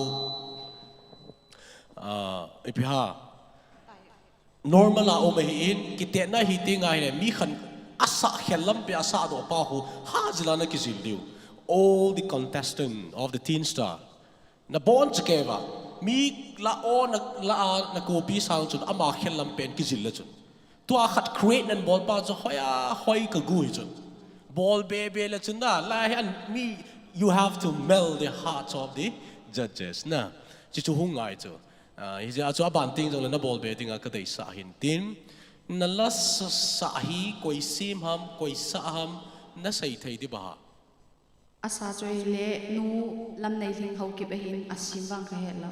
Okay, very sad for the singer. La sadi khana ilha sam now all the contestant na lao na lyric show ka vein asa khat lani koi na om vein adang si sina koi lo. Who is the composer of that song? Who is the singer of that? So if the album yung head low piu, na kitong le khat chan head low diu chu. So aban ting le na mel chi diu chu las sading khat chun las sim khat jong na head ngai chu. Koi ko ham las sim inam sungwa na head ngai. Ala sa chu ko ham na head ngai. Regard na bol ngo ngai chu. Tu na inam sungwa las sa hoin ala sim ho don talo las sa ho don talo. Ama ala dei dia ki sa ji na. Mai le te kol te ho khun shul pan ba sur hap ba ativa. Ala sim ala chang bol guru atiu jo abo hop liwo jo aji jo la sim ki ti new discoveries atha be ki sim do ajai poi mo ma ma to nu lam ne ring ho kip ti yo na koi lo ana ala sa jo na koi lo sim no na koi lo. So this is the weakness of the singer la sa di khana ala asam na kha cha na lu hang lo pi na all the contestant aban na chi thei diu cha la sim le la sa ho mi nang pan lo vai le. Really, I can do something. Ano kimel chito. Chichingin nala sala chun na vocal range pa chu asante ngai le. Hoi ta expression na pu pa chu ka dein hoi ka sain ka chak le zingin je chun ka chak na banin aban ting jong le kimuto le han ka dei sain round 4 le kimuto le han ti ka dei sa le zingin. If God wills, let's meet there na ki pau me oi pu min oi pau ne na chak da a percentage sa ko li chen ge ta banga chak am ti khan ba man sei chen le phan te ka chak dan chu 99%. 99% chen la man to na thui ta po ele ching Hoi. thu go khat bo seng a na thep na ongai na belam din jing ka sele vocal exercise and bolding in kain te me ka ke pa na lung thai na À, thai mo mong chuna thế ạ. holop lowa ka gel pen pa holop pen a hung panga ve tango mis nu sanga sau ta pumma khai tian lai zaram kharan chei na ipao me mi pi ho contestant number 97 chingboya dingin khut khat ve ha be na beng oite. Thank you so much. Wilson like us ga ki ho chen te diu te khat ve na tia pi bola som ve peng jong na khat ve ki tia akipa wal je wa cha avel vela na ai wanga chu khat ve ti pa chu group ma ila ai le khat ve khut be te la group ma be khom thousands claps sounds na producer ball khat ve se ki te diu beng te diu te le khat ve sang izam kom holop me na nang kan kilo ham ke he yeah follow ka dei chu ale sir how neo le sir mimin le miss parzo adin khut khat ve ha be na beng khom che oite ấy thì chúng ngay số na na lai cho ni về bèn giống cho ija chu holop ki ti pai na lai cho okay ke pau me anomin nomi sa so ke na vai nom na chana kyong nom ka sein anom che jengin a chai na long hong kinai che le idi bang la che yeng tai na contestant ho ting la parents hong chu tu hin tin star contest a committee ho i hat su lo lai mai theu umin tin ya chu ken phat hinlang ka ting ama hoi introduce in bowling e parents ho hin ting la guardians ting la contestant hon jong namu kha lo lai mai theu hin ya chu committee ho ka hen ko chu ma sang la hong ding do win lang ating la mi pi ho ating la life a ve ho jong hong ki mu sa leu chun ki paw min te advisors a ki mang hi pu Wycliffe lun neu kip gan a hi in ama hi boy na neu cha nei jen hong thei tapon jan hi hong jong thei tapon ting le ani chan a advisor a ki mang hi pu ho neu bai te tun pu ho neu bai te lung sit ta masang lang hung din do pi leu chun ki paw min te tu ni a jong judge a ipan piwa mi pi zo se pu ho neu bai te a dingin khut tam ta ve na beng oite aban kina pu hen cha sit lo a hi in pu hen cha sit lo jong ong thei pun abana ali chan in pu ls mang boy o ma jong hong thei kit pun tun working committee ho aban chan hen ko dai nge a pu advisor punong lungse ten chom khat na mel hoi na chu mi pi ho anavit sen lang pu songa za na bol the he camera ma sanga na ki pau me tun chairman golhang evergreen kitia min thang golhang cho chon sing son mi pi zo se khut ha ben bang oi tin ama le moi te abana vice chairman gigin mate ama zong take it pon ale gol thang wang ahin alaisin event na hi le ahi wang a responsibility wang anei tai secretary a felta el boy pu khong sai ama dingin khut khat ve ibon chawen ha ben bang khom che kin hite ama le ma hong ki pa cha kin he ha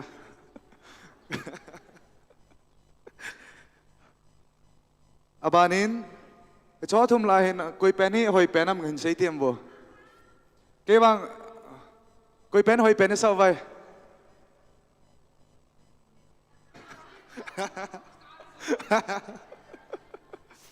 ki pau mi abon cha hoi su ke ba di dia apu dip di hoi vit nom om di ji na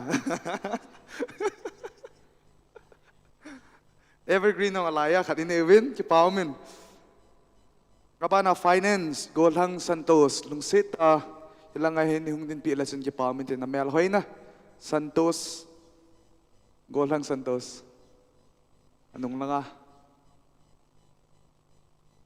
okay aboy na lahin tin zo te hung ding do tan tin hung din do ama min ki pha zalin ama dingin ama chunga ki pa thu phun to gomin mi pi ho khut khat veina bank in hoite abana treasurer nei ching nu nunga felta nunga mel hoita tule tua jong kimuman lo na ong to jong le minute khat ka al hai do pai nunga felta nunga miss hoineu la saung thima thep lungse ten lang ani hung din peven lang a number jang zo teng kain ta do di he aban teng la information secretary apanga minlal golhang minlal ama jong theipon finance sumay chin piwa golhang santos ong ta jen ama chunga ki pa thui phongwin ama lim nain mi pi zo se khot am bank check in hoite abanin member ho in phongtang JB hung lo na ma jong goris lasa them ta mel hoi min thang mel kichim pu ading in khot bank in hoite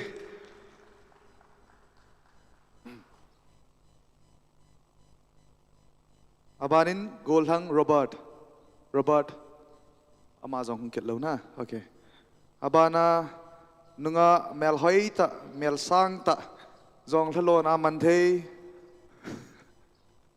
zong la phung hen chuna zong la phung sang chuna zong thalo na ka man jiu he lai committee hoin nunga hat nei chong lungse ta na masang lang ning din do pi win lang mi pi so se khot a ben bank check in hoite abana ne executive member ne mel hoita ama jong hi ke ho member hon big so ka nei wa he ama lim nain khot na bank check in hoite aban teng le anei nu anei hin ama ahung theipon aban kinahi thangchung nung mate hung theilo abana website operator TC baite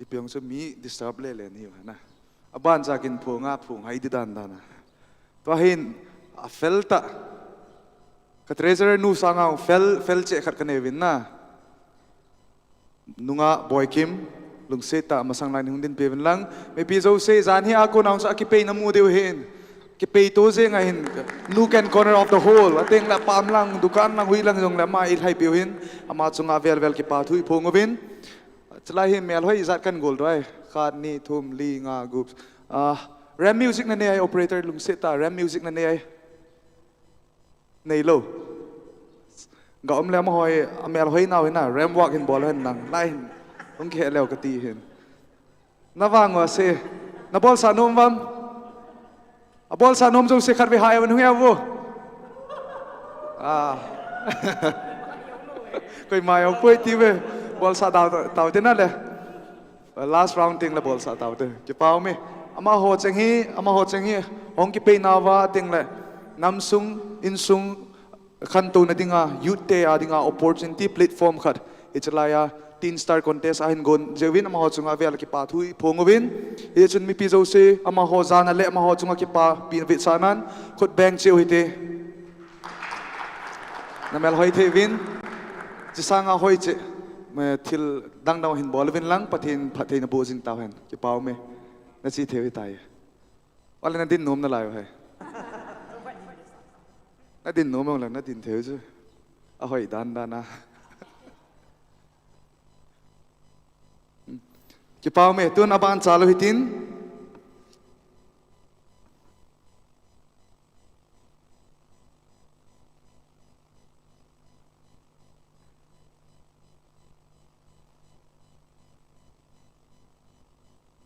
Ching boy contestant number 97 akunin ingai hatawin to ai contestant number 30 Jen Ngai Sang.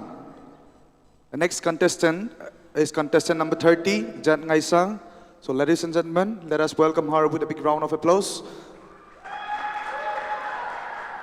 The next contestant will be contestant number 57 Negin Kipgan. Hi. Hi. Whoa, you're looking awesome with this pink shirt dress. Thank you. I don't actually know what about dress it is. Can you please tell me what dress it is called? Yeah, suit, right? Yeah, suit. What suit is this? You don't know? Okay, try to know next time, okay? Because I may ask you again what you're wearing. Make it closer, okay?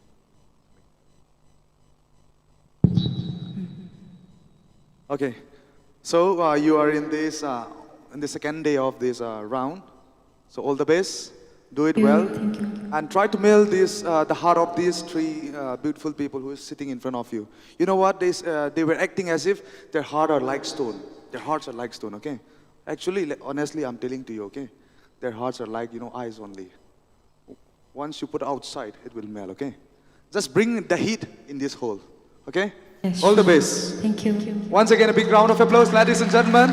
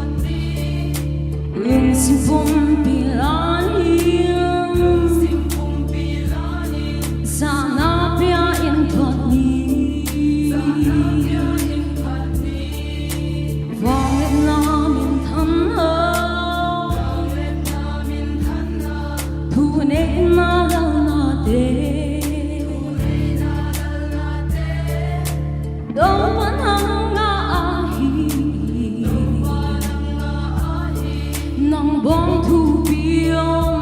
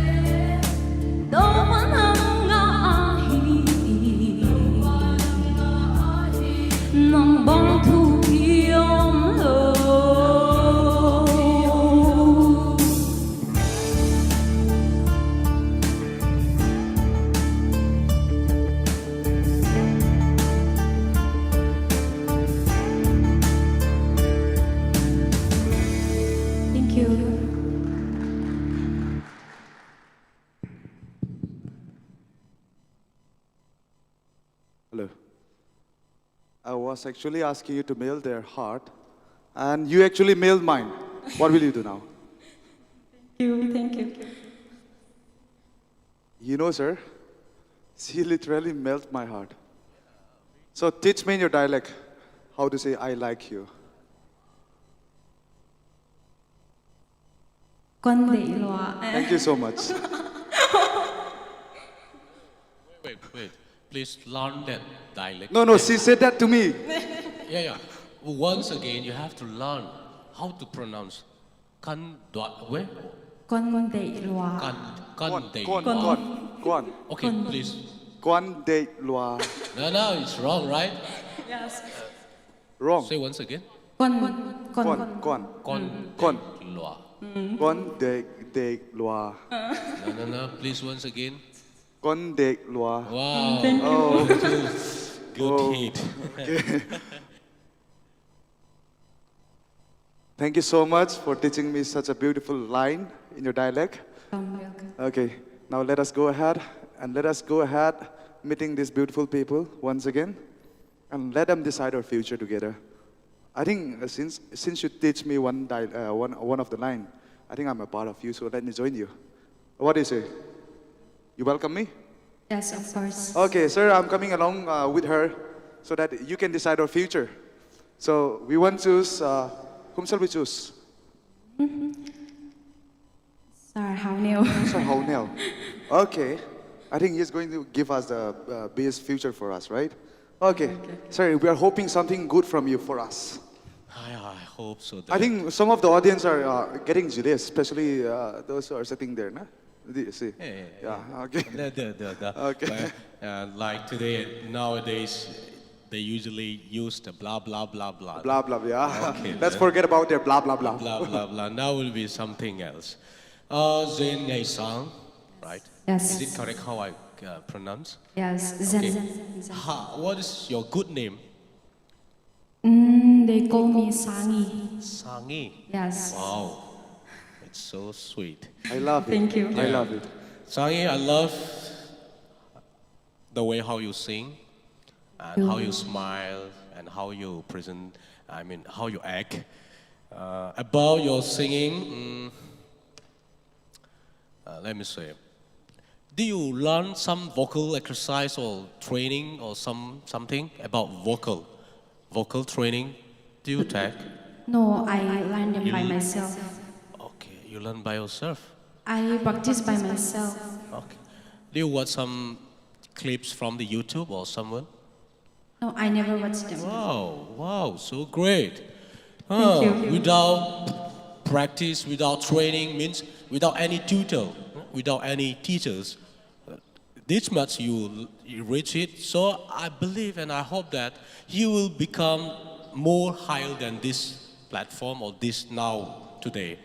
So I wish you all the best for the next level and for your future too.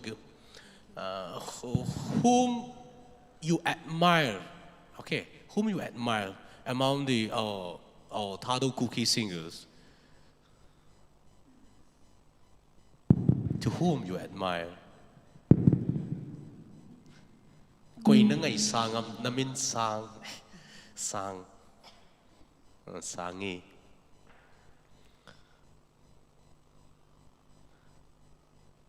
Ay? Wow, secret discussion is there.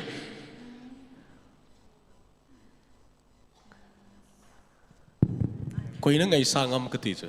To whom you admire among the cookie or your own? Mimin Hao Kip. Memel Hao Kip. Mimin. Wow. Mimin Hao Kip. Mimin Hao Kip. You know, there was some sort of discussion among us. Yeah. You have seen that, right? Yeah. That is why I think you might have remember me telling you that we were together. Yeah. I'm coming forward. Okay, take a photo, please, and then after that, let's have conversation. Camera, please. Camera, please. I got the permission. Let's stand close. Okay. Closer, please. This is our time. We have to spend. Yeah, camera, please. No hard feelings. No hard Because she feelings. already said that she liked me. That in her dialect, and she also taught me how to speak out that line. Con Con dei loa. Con dei loa. con đầy loa. Thank you so much. Sangi, are you happy with this Teen Star? I mean, you are in the Teen Star. Are you happy with this organizing or platform? Of course, I'm satisfied. How much you happy? I mean, how much you feel happy about this platform? I really like it because we discover more singers like who are not outbursting, but we will help them to promote them. Yeah. This is the platform for the young generation singers, artists, let's say, no? Okay, we thank to the Teen Star committees and you, all the contestants also. I hope and I believe, please be patient for your future, okay? Okay, that's the one I want to tell you. Okay, thank you. Thank you. Somebody's about to speak. Sangi, Yes, Miss. bangkhat neo chikon gen ut na pronunciation le thil na thulam dan khong khamo kadai lo na neo chik nang bang thupi lo chi lai hon save chorus last line Nang bang thupi lo. nang bang chia na pronounce mo bang hilo mo nang bang to pa bang kwa ma thupi dang lo hi chi na hi mo nang bang chi on Nang bang thupi lo. nang bang thupi lo mo wa na thu nei na lal na te na chi pian mo wai le anal lo thu nei na lal na te mo wai te chu anal na ding neu chik kha bang khat ka gel kho lua in chin mo wai kon Thank you. kon hil hi adang chu na dress le na smiling face le na siam lua. Thank you, Miss. Amel afu. Thank you. Okay, YPA Hall, once again, let us join our hand together for beautiful contestant, Sangi. Okay, thank you so much. Thank you. Abani chal masangawin, tuhin la lungsit na langay takhat ngay lautena. Let us all dance together. Let us all jump up high while one of our young emerging cookie artists is rocking us on the stage. So ladies and gentlemen, help me in welcoming Boykin Kipgan on stage with a big round of applause. And the stage is yours.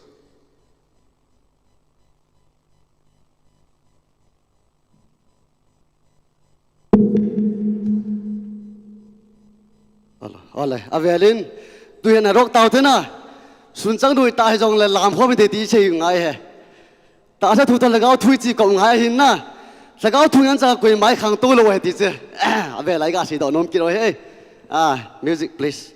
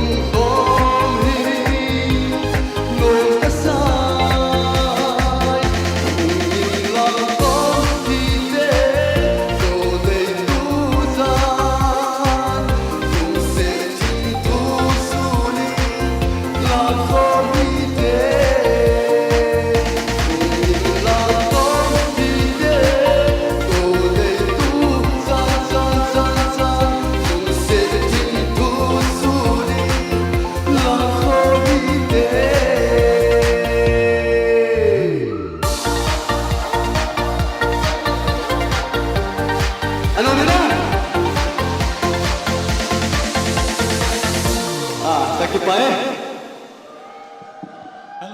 hello boy again please phat chom phat ni thei đi mà ok sir khỏi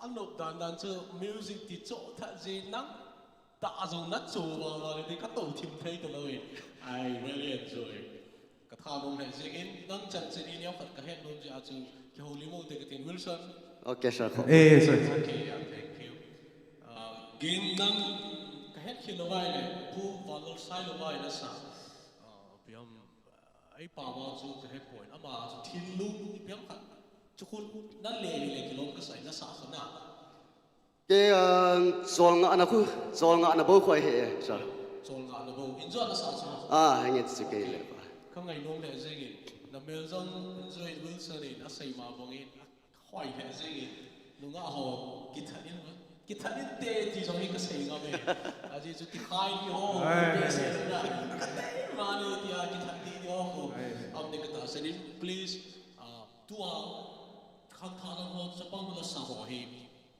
ทุ่มอับนมในเดียวก็ตาเสด็จตัวอินน้ำสุวาดิงาลาสาวa platform o hi ichan ge ya no mam ha am cho hi khang tha te hon jong ipi abol leo ichi sanga hi mi he the min in ngai in ko the dom ka ti invite ti dam na invitation ni mu the dom chen khom pe mail he ho hin call ho hin tu nai amon function ni le la sa e ko te ho hi at ho min ka het khilo vai le um be se doi hi ja equality ho hi tabang ham ti ho hi ne khat nei sei pi thei di ham nang artist khat la sa khat nei je in la sa ho ding in hay nghe sir cái không comment sinh cái tiếng na tu lại ta he bola he min e he zo lo wa ala sa ho he koi mani mai sa lo ham ti a he le ama sa pen ta hin ei ma character pa he na ki kholo ti ti ka sei no ma he la sa min thang ta ma cho và nuôi là hiện rồi mà dòng là ông chẳng cho đây lô phát dòng lại cái tiệm mà chút tì chút nè mà chút tì khát lại chút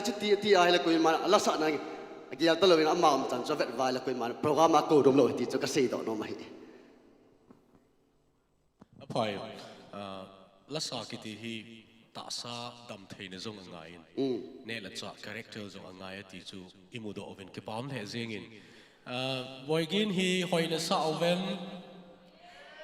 phải là sao vai lệ in dấu tiếng lệ autograph nó kila theo lim dòng nó kila khom pi theo hin kin dòng in dấu làm tiếng lệ ắt chạy chân ông mai lệ in dấu làm tiếng lệ rất cho tàu lim kila khom một tiếng chứ request cái gạo vào nôm hin tin tu in là secret là privacy cắt độ nôm tan khát ông mình nôm vào nó xả lâu đều khó lâu cái tạ sân in toàn là lan xả đan chú các cô mà nó mai lệ cái lùng âm mồi cái kịp phải tì khát ông mình thì cha chừng tu din mona ding a hi lấy xe na ding a Pathen lấy xe mo hi ki chang ki ngai ki lung se na ông mình thì cha na ding a hin dangin ki ngai pi ai lo vai le dong mai ti diom khat na nei am na nei ham khat ve ka het nom ve ne het nom ba mo okay pi lệ mi pi ngắt chân rồi thi sam pon tin na đấy nghe tu tự a hin khát vang sự căn này thì chắc căn phường đó nó mấy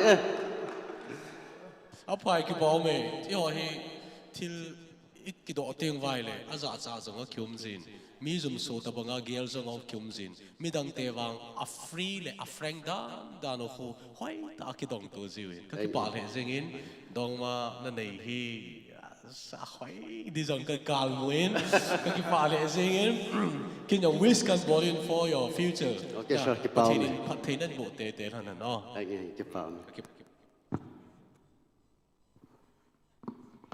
Boy gina dingin khut khat ve ha be na bang kom kin oi te kyong kan sei kiel non jing tu na ban cha loi tin our next contestant will be contestant number 57 Nagin Kipkan, and the next contestant after Nagin Kipkan will be contestant number 2, our little cute beautiful Hasi Lamne Hoi Guite. Zan hin ala sa chu angi le zengin tu ne ayu ngi azat chu mangi ta khanan bol kiting hin na a chu azoba seitan azoba sangi ko maung ka seitan ama ho he alung sungi sunga ki semi poina ama ho lung sungi jun sa phat phani na jun sa la jun your future is bright and all the best khat ve khut ha beng beng kin hoite mi pi zo se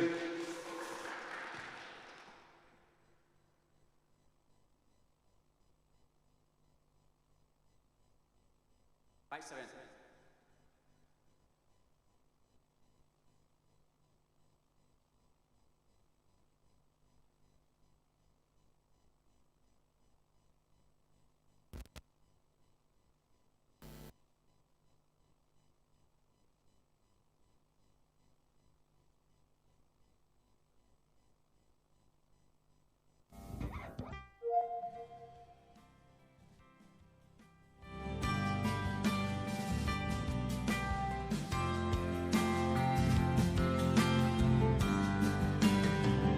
Thiếu xiêm du lê va gan hình ham nhây ta hồ tuy khang lê lê van thăm gió la a si ho a o gin ho a hin gin do sa di vi a sim pa loupina a phu do di quy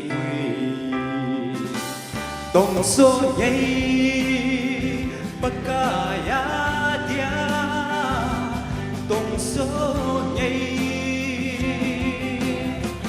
dạy thêm gì bao lâu Pathen và theina ka ole ka hinla pumma ka hinpe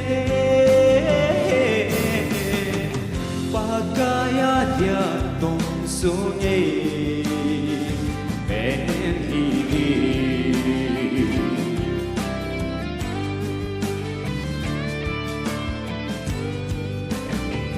Pathen bel pu a đi xem mi hem kibol o kai hasa anh em ma say la oi thei ka ba kai pha theina ka o ka man si te ei se pa adi nga ngai no ben ahin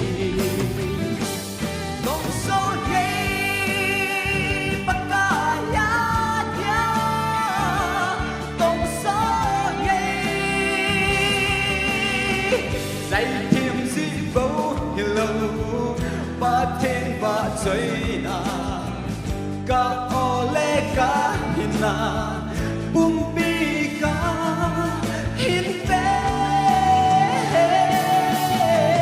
bakaya dia tong so nhây bên đi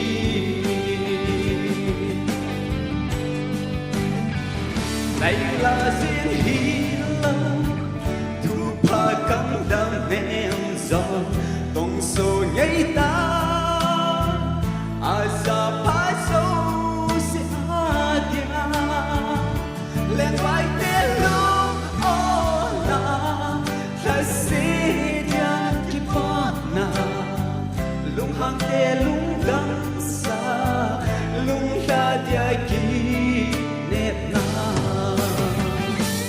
kam sa na tông số nhây hạt đô say ra thả nuôi tê bia sang gian khal tuy bằng áo la ngày xin thu về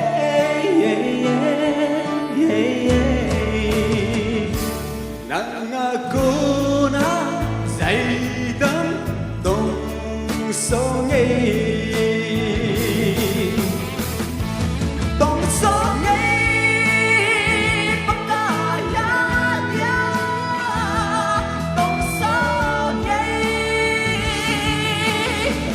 dạy thêm gì vô lâu Pathen và theina ka ole ka hinla pumma ka hinpe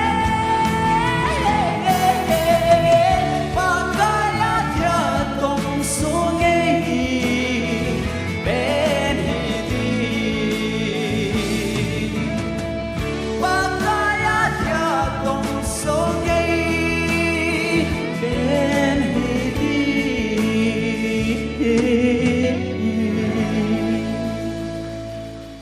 Angay momongin na he. Ipiho na lungo theina. Nagin fans so make some noise for him. Woo! Kipao me. Nagin fans song tam tao min at yung lasa angay momongin lasa chu. Lasa team kilo wangin kabit na hila lasa ha momongin na. Kipao me. Okay. Ahoy momongin satisfied ni namgin. Yes, sir. Kipao me. Ay la satisfied ni ay la nang ma satisfy hin dung zui chun jat cho satisfaction nong thing nam ga ve da ben ga ve de jat cho hi jat cho la hi jat cho apum pi an ke hu pi no ma hi lo ai la thlen dum na ne yam amel hoi ai lo apha chu ma hi lo akamul sau zip ti ai lo le a ha nui zip ai ti na với dọn thlen Abon ai kêu pi no men. abon an ho pi no acha bon ai ho pi no ti le no sar he min ke hu pi no okay aban chan ke hu pi no na. Okay, Kipao me. Take your time. Sir, please. Again.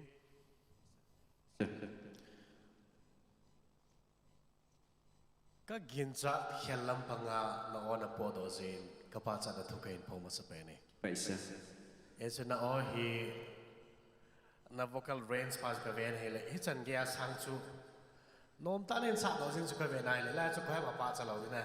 Kahin pa cha ito so ama sa pen pena pa cha na thu kahin siya in ating le lana sa na hin sight reading na ilaw di nala sa to audience ho to Pathen ki ka na sa di alanga hoy lam khat ti ho he nei wang chu na nei po na hin la khat vel aw mo go zin na khat tawin ai nui sat kha di ham ti ho vel ngai to na la na sa ahile nakibal hu ding ahin echo om lo na dingin Pathen nang ke ka to mi pi to ja cho ke ka dingin patake chan sele chun je sanga cha hoi che ding ahi ti ka hen sai pe na hin ating le na boy na kha che pe ham ti le la na sa ting island ja cho ina zo le hilang hin na kichat wal ti da na ha gel be se zin na la sa boy ke ho he om lo bang bang nei gel vel lang ke he ho he nang ke tho pi ding a to ka hi win ka ke tho pi ni hi win na ye chun adang danga ado sen sa la lo ding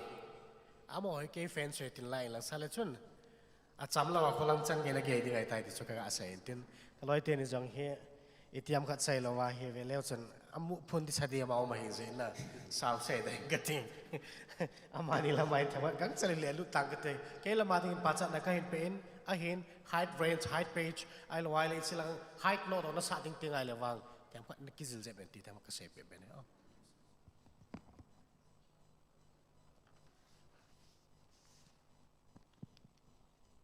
mic sutam kin Operator mic, please. gikin on za nom lo khan mic na tha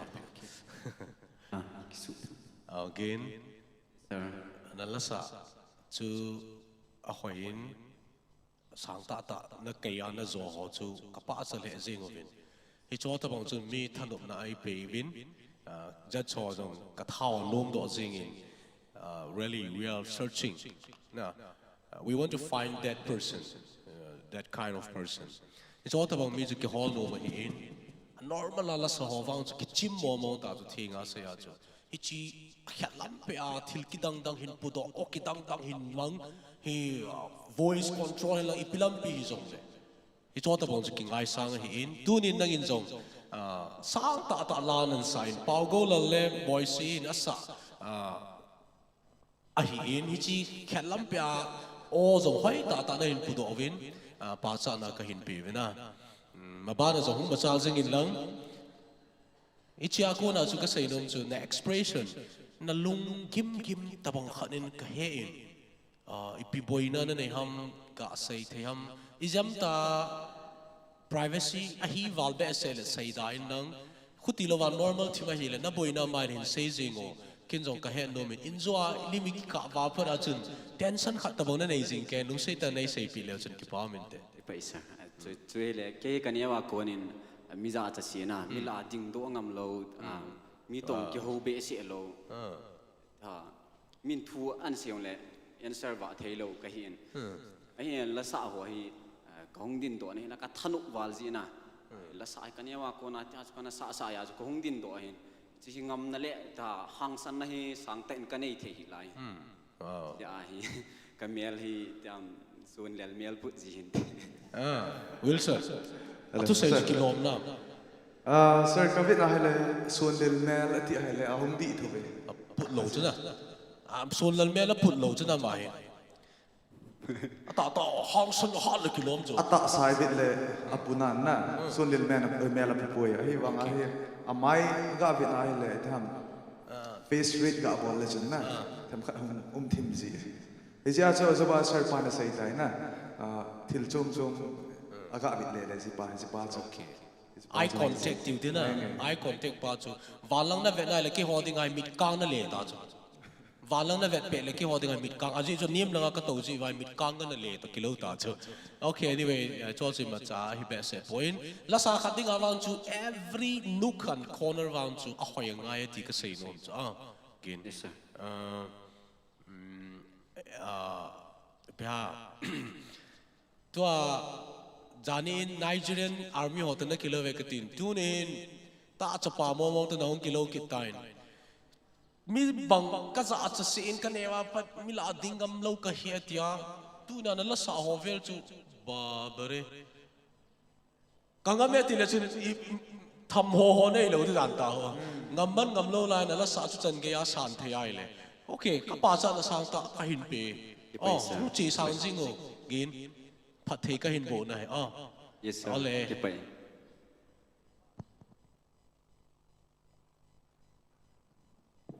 na team va va sei ding jong ka he sei si na di ka hin hol he za ka mu lo chula thank you miss na ha chen ga ya hoi he chu na ha chu kang si se jing til phalo talap sikar ti ho na ne lo na ne lo ji a chu na ha kang sit sek chu nimidam thai na hi chu abana na la sa chu lom zan hi a ka sei ma bangin akadam ka khala pian hi la ka hung ki chom do di hi za chun ipidinga pun chu muffler chu na hin bol ham ipidinga tu ni chu ji inam pun choice inam jam choice hang na jong hin ten ting le Pathen ba choi la hoi sa ting len ti ka o ale kilom jam na khat ka ge len na miss ya chu kin chu ka hin star ji a ka hin do hi chu na kilom mong kipai na theme machal jing dingin ka hin dei sa e ka kipai thank you miss wow me nang banga miss barzo mel hoi ta khat nei ki star le na me pi ho negina dingin khut khat ve ha ben na bang form kin hite Abana dingin contestant number 2 mel hoi ta mel kitchen neu chakhet ong khang liting la hoya hoi ding ong ei ta he si lam hoi guite ko buitin mi pi zo se khut ana bang khom check in hite ama lem na in hi hasi Hi, hello. good nom na sa nam No me. okay na bon jaga kavit nom le jengen Kipai. okay azo tiam na ban thuam ki hole mute na okay aman lan sa chai ting le ahin sa pai ting in contestant number 82 boilin hauki man ki go ting in kan het sain episode se aman lan sa ting ta zin ama ongei na ki papi na zalin bon cha bin khot na bang khom che kin hoite all the best Thank you, sir.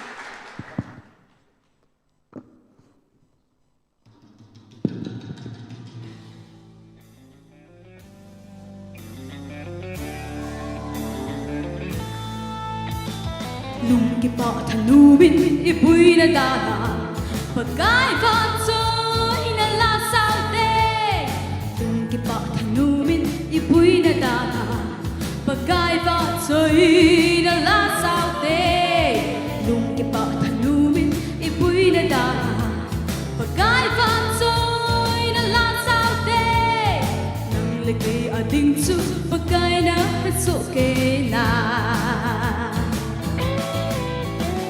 Kiba thanu min la sao te alung sila halim nuya pakai men thing pa choyu te boy na lung kham na so si kina kibol na so si dan han la sao te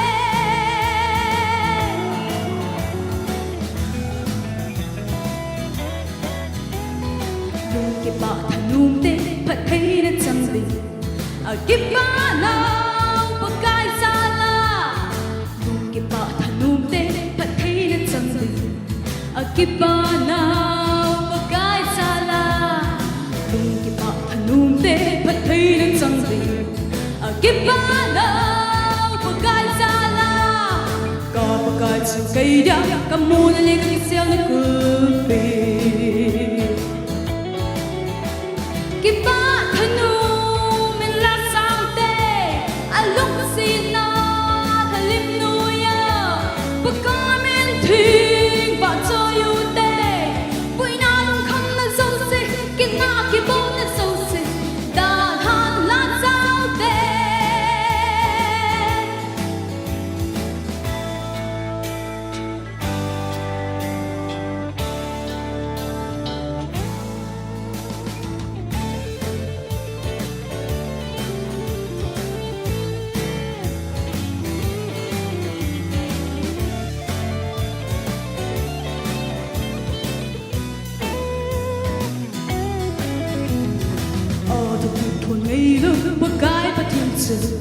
cây man ca he thực địa thuần ngày lâu cái bắt thiên trừ cây man ca he cây man ca he thực địa thuần ngày lâu cái bắt thiên trừ cây man ca he mặt san cây bay cọ chơi lăng sa phu phu bình kim ba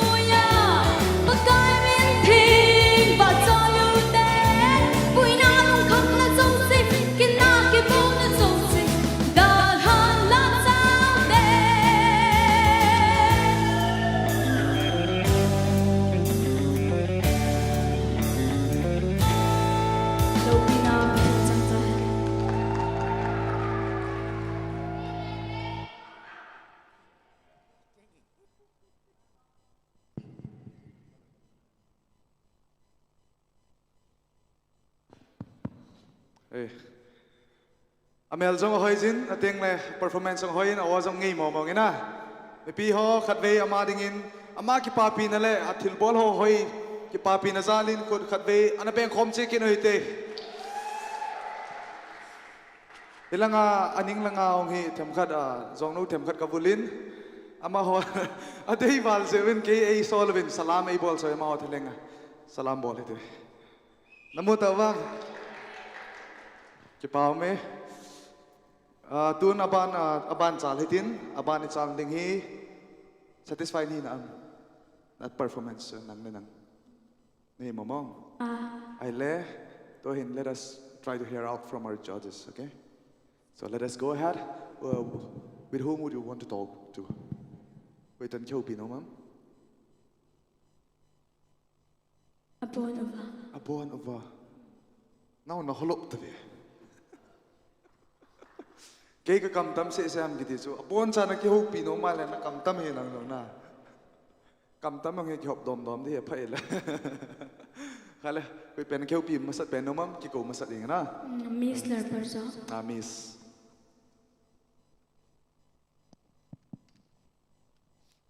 Sisi oi miss na tim val kat ti ko thau le hi kaloi no daisy in tim ta ana sa ahin na chi lai he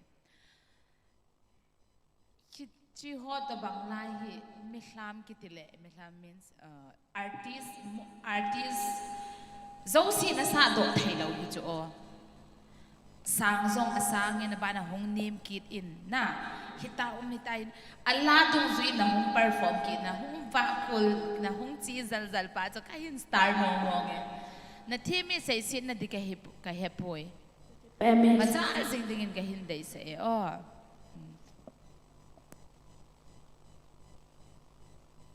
cái này cái chân nào cái chân hơn nè Hesi Oi, sir. Hesi ta na cầu về ipiti na cầu vam gà say tu dio ipiti na cầu gì vam Kami na tamatam. lamin atame Hesi lam nei hoi neo adang la lam ati vam oi chỉ pin cho nó ngày nô mam khát về Hesi cho as tệ silang min câu ho na cái ngày nôm đàn em Hesi cái tỷ lệ han to kilo chứ na Hennessy cũng hút tâm lang hi lệ kilo cái sao chứ Hesi okay anyway na ngày nôm chu i câu điều hi jeng in tin Hesi tu kum hi kum zat na thin nai tam kum zat na thin na tam tu kum hi 14 running. May 14 kalende.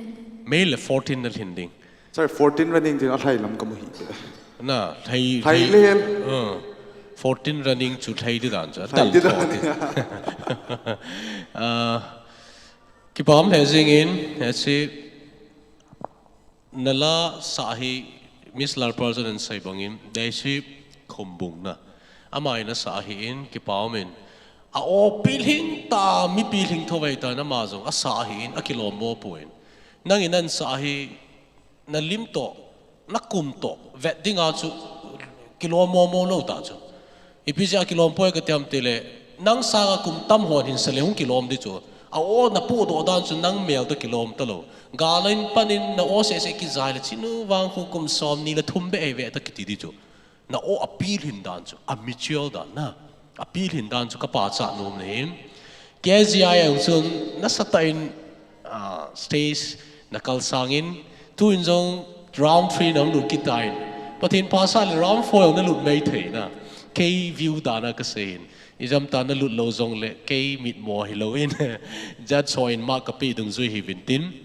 ka sei nom chu na all na la sa ho zo si chu al thingin na o jong apil thingin anomin ai wang lu hang to na kilowin na smile na umbe se lo tabongin kamuin mi akili sa ho kun vet da ziam na mudam nangin na mi hi na mo nga na ai le ke ho thum lai koi kilit sa na mua na mu dolin koi kilit sa ta banga na muam oi pu mi min ham ke ka hi ham Miss Lal Pal zo ham kilit sa ta bang mela na mu chu koi ham ke hola kilit sa chu Koi ma kamupoi.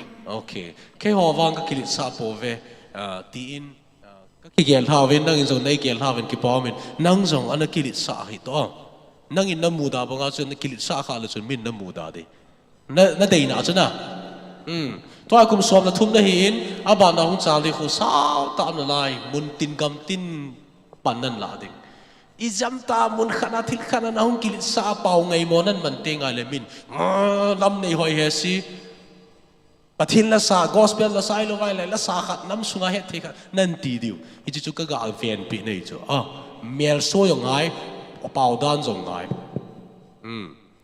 smiling face na dei show me atina he chu chom cha se de len noisy ta tina he chu na tumbel bulin na umle alung hang to akili sa to na kilawi atina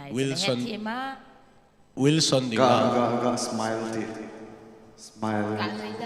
smile nui siu si na nui le Messi me zong a khoi chu na nui le chu banga na khoya na kisi le kilom nu thano mum cho na ki dan cho Wilson chanu ding in na kilom pa cha ding na kilom na ne ka ti hey na figure han chana tha na se wala oi dan cha aban ting le lim na kila khom han jong le na kila khom lang ki pau me Hesi God bless you all the best thank you Kepa sir.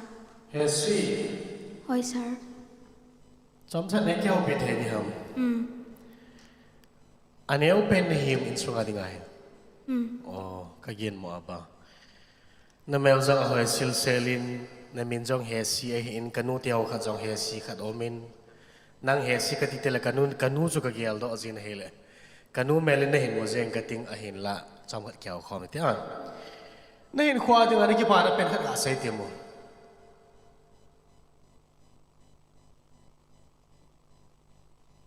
Atam inside the guy.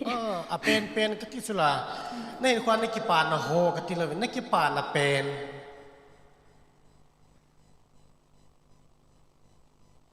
ta la wale na la se na pen khat la sai tele sai din het be se lo itam atile chilang chu koi do ke ta tele na la sa na in koi khat bo se sai ngi tua na la sa na chun la anim lang thim ho pitiam khat sai lawa chu sang khol ho to ka ho sai dinga chu medium size kiti khat o men na chun o hi vocal range medium ma che khat hum ve to he cho che khot cho ta ba hona sa ti ngai na o chu a za cho min ka hen tua hai tun surana sa pai asang thimin a hile la sang na sa na hin na vocal parts arrange aga phanan angai mo pon a hinla rasiwa ne asang sa ti ngai le asan jong le mit agai nom theri dinga khu sa do dan an kizil bedding in ka hin te me teng le nakum to te dinga in ke hin nang hi cha pang ke pakai jin ai lu se ne ti action song khu bol na lai le chin kilom ka sa hin a hin la hi che khan la pe na che ne le ka pa cha na thwa ka in se ka ki pa sa ke Okay, let us put our hands once again for Hasi Lamni Hoi Guite. Hasi Lamni Hoi Guite. That was really an outstanding performance. Thank you so much. Tun aban ka within aban adingin contestant number 82 Boylin Haukip. Mi pizo say Boylin Haukip lim nain put na bang say kito hite. Ating le ama aban ting le contestant number 96 ay good be David Kanteme. Next contestant will be contestant number 96 Cindy Lalmon Puya. How was it? It was fine. Was fine. Yes. That's great. You're looking smart, and I think the way you appeared in front of us, it's like you're gonna start with yo-yo. Huh? All right. All the best and do your best, and try to melt the heart of the people gathering here. Especially the heart of these three, what is that? Stone-hearted, three beautiful people. They're sitting in front of you. Try to melt them out. And all the best. Hello. Ama sa penin. Kalirik su correction niya kakabol namin. Across bubang bangin nabang sa atay tiso bang hilowin BAN. Ban rồi đi chứ cần xem break hello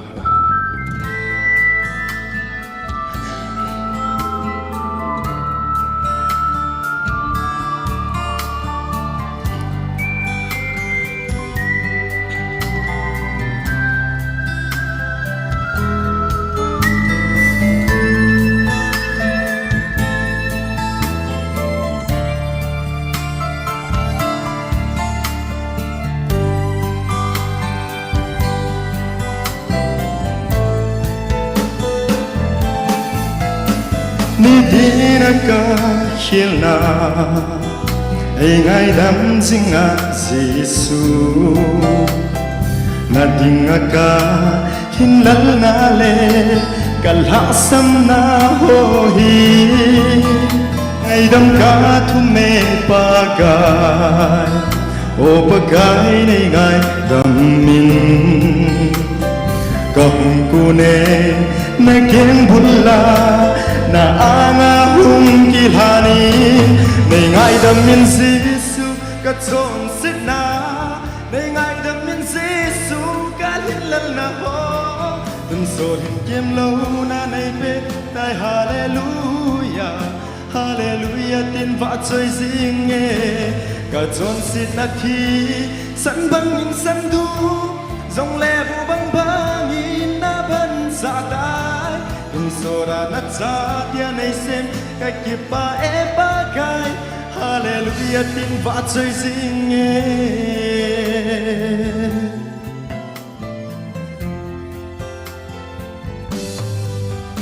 lấy nốt sa na ho a hin khu ca na man lai zin ki pa na ding lâu gen thei khi lót lung đông na riêng bố hinla pa kai Giêsu này ngày lút na vang hi ô asangina loupina thil dang to te thei hilo nei ngai dam min Giêsu ka chon sit na nei ngai dam min Giêsu ka hinla na ho tun so hin kim lo na nei pe tai hallelujah hallelujah tin va chơi zing e ka chon sit na thi san bang in san du song le bu bang bang in na ban sa dai tun so ra na cha tia nei sim ka ki pa e ba kai hallelujah tin va chơi zing e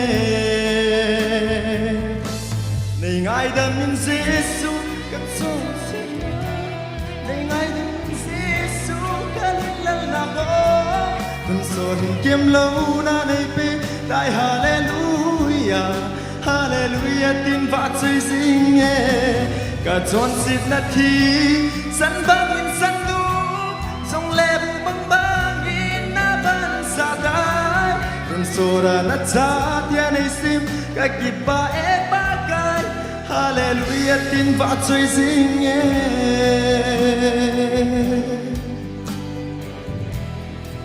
ka ki pa e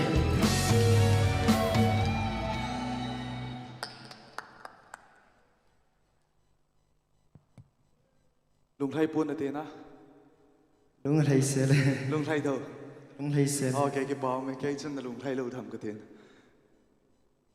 mấy pi ho là lung thai nam lẽ okay là lung thai leo khát về hung eo tiêm vô okay cái bao mấy boy lên hậu kim in amasa round number 1 achu ipin la tai star of the day an lan he ya cho star of the day na la thei ki ti chu mai hilo he na tu ni jang hoi ten present able pe na ma chung ki pa thui phongovin tu na ban chal hitin aban chal tin sei banga chu mel hoi thum teng hi to ki hu khom hitin mel hoi thum la hi khat pen ga ki then hai lo le thuman ki hu pi no mam phat na la no mam olen na un holop niam ga ve thung ti ung hin nai tung nei ki za tu tu be lai mel hoi thum teng hi ki then na mai lo le thumai holop tan ki hu pi no mam sei ti ma Thumaga kya ho pinu min. No, me holop nahi dane. Okay, you can choose one of them and you can start with it. You can start talking to them. Sir Honia. Sir Honia, okay. Good. Let us see. Bolin, welcome to the Teen Star Round-3. Nasa chai tai, akichai tai, kinjo si kichai tai, everything is finished. Now only comment na zale na nga ko na abana sim phat di hozo si na kipuding lung thai sella in khona mandehi injo khalle alien tha danin thu cheng ka sei ngai to na te ichlang wang ju ka sei lovin tu na dinga na to na thupi ta khan na chai tai ka ti na hin boilen ka pa cha dan na la sa ji hoi Thank you, sir. ata ta na pro thana na sa ji tin ngai no cho na ozo hai lai am khana bol theina level na pe dan hi thanu bam the zingin ana la sa ho hi kai mile he zingin tu chan chana pasal la dinga la sa ong ding do la chu khangai sang loi khat ne tiang chu ga sei do tin Okay, please. abana tu zani chun round 2 chun last langa na dingi nei le feel nam them khat na nei neu khat chun na nei tu nin wang amalang thima na hong tai na lung thai nam Kalung thai sella sir. okay ki pa me iti ai zing e kon khan in te si hon avai chu vai pe ding a hi poi ati bangin last zing ke di hilo a team jing ke di hilo phat khat le khang ki khelin tin na anom loi a ha loi a bei loi in tu di him na la sa dana konin jil bedding ball bedding tam ta zong le ka sei nom pen chu la sa na hi ta jin them khat nui domin nui smile pa na ball dom ding jong ka sa sei do no min aban ti nga hi le ala na sa ti nga hi le na voice hung nim kha na veta lai sa ting le hung nim ji veta au nim ting le khun normal na mic tu pa chu nap tu dan na hi le anim ho chu ki jata lo de chu te ka bana chu tai na sa ai le ka o dong chu ki zabe se lo hin hi tai ka ko ai le ki za hin Sita banga sa ahong nim tingay le mic na tu nim sayo le na oh ya na nim sa lang. I mean na compound so na mic pa so level ana ki ba sa intin so kaga sa pinom hintin. Hung machal jingo boilin kakinet pi ne tu chan chana la sa hola adinga so kakinet pi loi khat ne. Hung machal jingo kakipai. Kipai sir.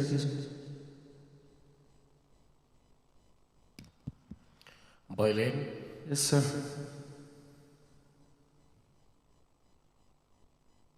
Igin wal be se hi phazilo wa hi na. Tua cho kaven hi le ki transition khat ding hin ki change khat na. Helai ding hin na ki ging be se in a hi le na boilo tai ti kamu in. A ting le hichila na sa masang ham ai lo ai hichila hi na ki practice na zong hi na boi kham. Kaki practice asan ka boy. Boy. Ai ne helai nong tin do na hin lunggel ki chong lo na khat na ne to ki lo thi min na tu ne la sa na hin. Ala hin na ha min jet lo ham itiam chula ka he poi na. Lunggel ki chong lo na khat wang na ne ding in ka ki mo thi min. Ya chun la hi ilang cha na ki su boy he ti sai the da nin ka mo en.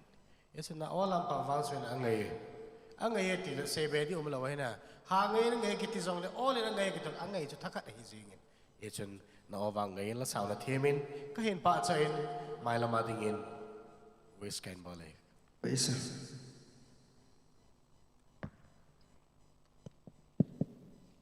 Say long leng zong a hi thei tan ka loi te ni na hin sei su ken hi zong le. Nei ki ho pi num ze in ka ki pa e. Pai miski. Na me la hoi bal. Na ha zong ting sit set na nui la na me la hoi chu. Nu nga hon nan start chu sei ngam lo wang wa ko.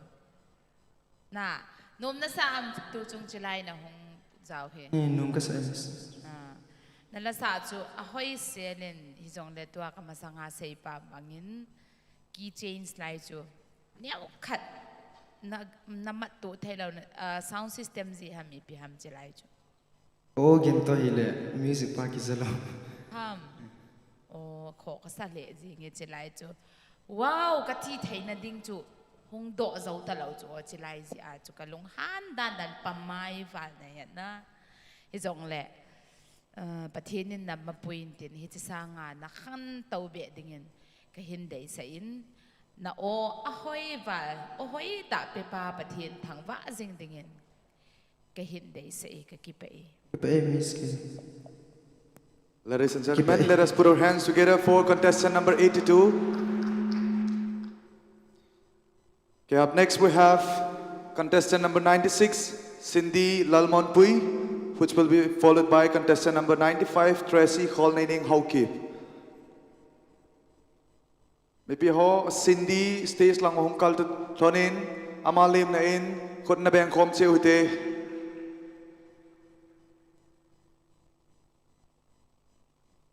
Hi Cindy. It's all right. Hi, sir. Okay. When I look at you, you were well dressed and you were well, your fashion. I really admire it. Can you please tell me who designed your dress? Yeah? My mother. Your mom? Yes, sir. That's great. I really admire her, designing skill. Okay. Anyway, are you ready for the competition, for your presentation? Sure. All right, that's great. All the best. Do it well and melt the heart of all the audience and fill this room with your melodious voice. Do it well. Thank you.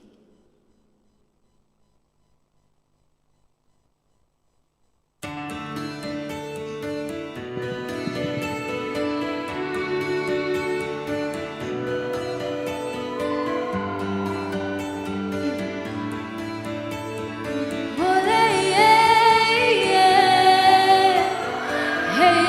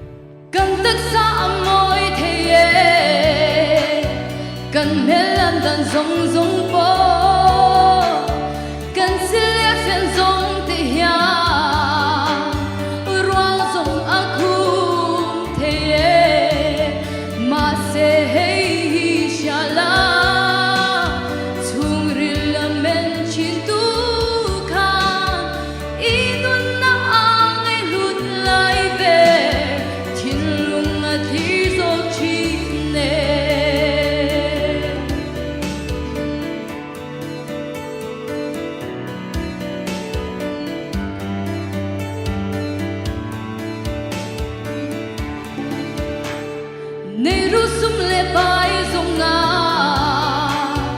Roal po kan pol phalo thei Ma se hei hi don te I thanawa hau sa e Hei hi shala Chung ril la men chin tu khan I nun na ang ai lut lai be Thiên lung a thi zo chi ne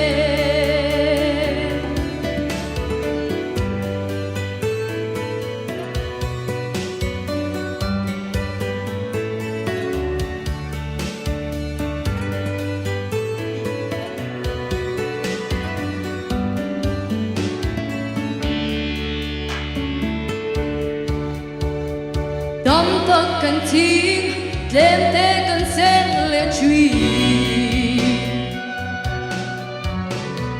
lung ngồi này kim mùa dấu rê ngần nôm xì lâu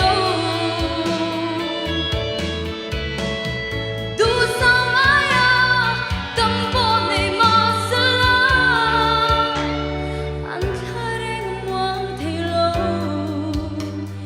khi xa anh này xì lâu ô lê hei hi xa la chung rì la men chin tu khan I nun na ang ai lut lai be thiên lung a thi zo chi ne Lam muat na Krista chu a wi lo zong zela I nun na ang ai lut lai be I thiên lung ka la ang ze I thiên lung ka la ro le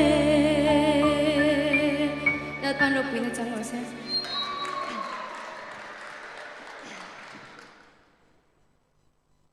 Can you tell me what song is that? Thiên lung a clear zop chi. Mizo. Yes. Yes, sir. Can you teach me one line in Mizo? One beautiful line in Mizo. And you should also tell me the meaning.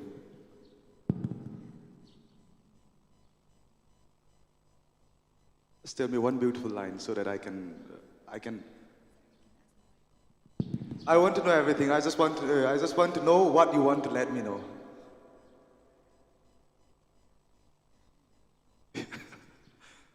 Okay then, that's all right. I just want to, say that your voice, it's really beautiful. I love it. Sir, thank you. Okay. Mipi honjong ingay nom so kaya di ko kataasanin na. And I don't literally know how to give the best compliment in Mizo, but then I just say that your performance, your voice, and your song, it's filling the room, the hall, and then it's literally making me a meltdown. I love it. So now let us try to hear out from our jury member and what they would comment on you. Let us start from Miss Perzo, huh? Okay. Oh, Cindy, izai thiam hle mai.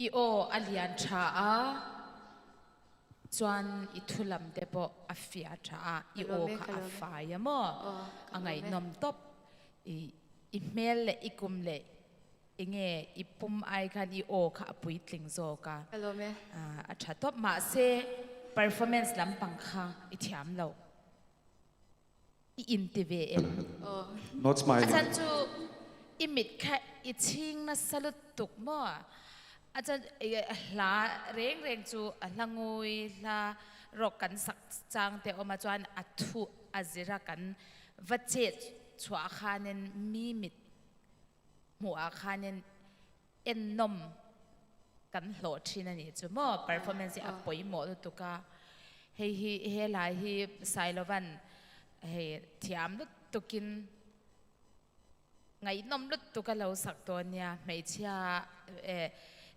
inge mei chia nan sak hi ka shevak lova a music ka ama ki mi ani lo le in siam dang lama mi Mei cheki o mamo chu chu kan la oh ni chu amak kalau tirewa tiam lu tuk chuan Hello me. ai nechina ka soyang khanen ahlathu azir ma se hei hi shiala mo ahlathu azir khan mi puizi nga khanen I enge in thinlung khalal pan thlir zo kani ti kha is sak chung khan I mela khanen hanlan tir tella kha ka du ni chu thinlung a thlir zo chit het lam hi hoya imiti chinga I thla sak athu le I che dan kha in mil to lo ni chu shtia mem chu lai te chu ka foi du na chen ya adang zong chu I mela cha a I dress amoya a tha veke kalome Hello me. Hello me.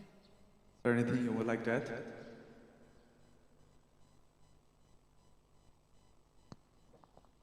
Cindy, can we talk? Yes, sir. Okay, then. Thank you for your presentation. Welcome. You have a good melodious voice. Thank you, sir. I appreciate that one. you. That song is one of my favorite songs from Pu Vanlal Sailova. About your presentation in your dialect, Kalome, Kapi Kalome. Kibol. Okay. Why you choose that song? Do you have any introduction for you choosing that song? Sir, I choose this song because I like Bhuvanla Sailova, and I think this really melted my heart. So. Okay. Yeah, it touched you, right? Yes, sir. Okay. Yeah, really. Me too. I think that vision, that introduction means, that songs means, nowadays, this modern Christianity, we are very, very passionate, let's say, no? Every physical fitness, every fashion, very, very popular, that's why. But it means that our heart should be connected with God. That means I can say, thank you for choosing that song and for presentation. Welcome, sir. I really want to I really want you to make upgrade of your vocal. Please train more, okay? Train your Yes, sir. vocal more. Sir. Thank you. God bless you. Welcome, sir. Sir, anything?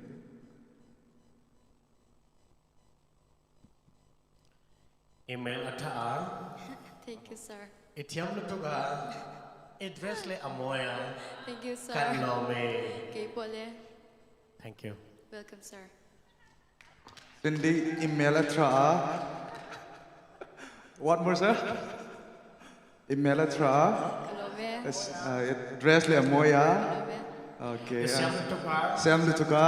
kanlome. Kanlome. And smile like this ever.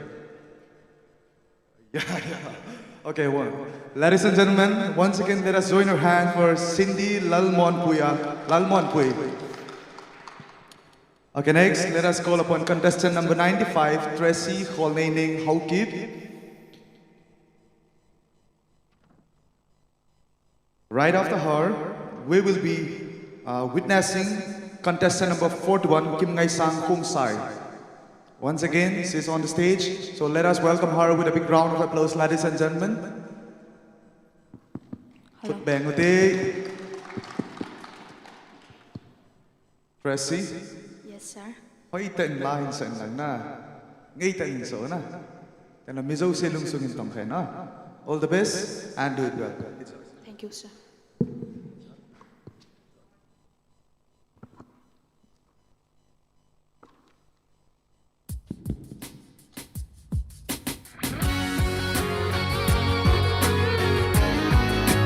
Hello.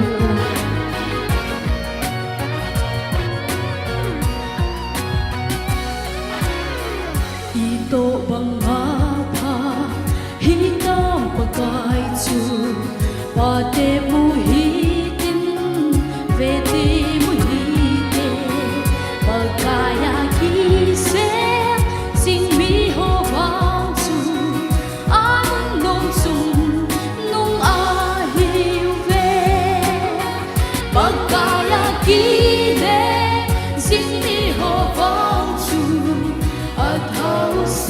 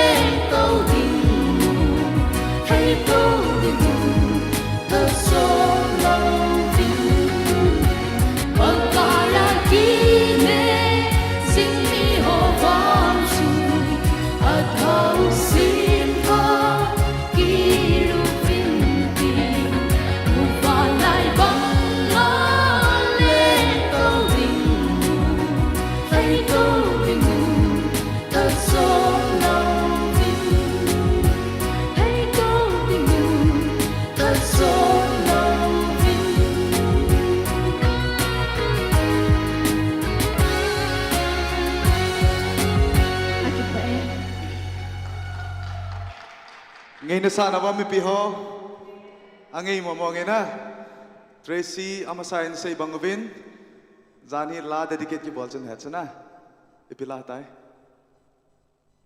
di dan chu pu beni na sai kan ti sula okay alam mi pihon jong la na la sa ngay no mo mongin ki hon jong ka ngay no ubin tu hin ja chokoma ipitu vai la nei nei do ham ga ngai tena okay jury member please Tracy Sir?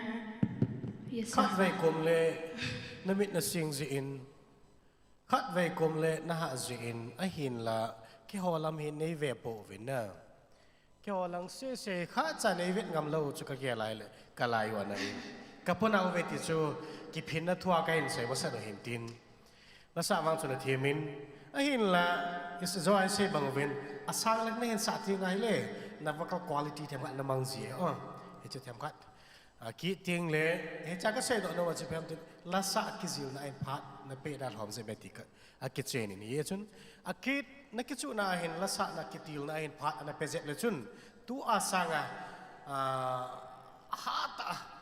hỏi chuyện đi ngay thì cái xe đó anh tin tiêu đang tâm bị xe phụ anh cái tiếng giờ chú các xe sang ngày là cái gì đủ này cái chuyện rồi ta dên hay là bảo thêm hết bảo các xe anh tin ai biết là thiên mình tiếng là do mình hơi phải là xe độ ngầm dép lầu chú ý bị ham thì lệ vòng dòng lệ chân vội nu nắng bầu nó hỏi về này thì tiếc là quay kỹ tiếng là phát cái chân nó kêu độ tiếng tòa cho về là cái hình xe bị phát đây các cái phải Tracy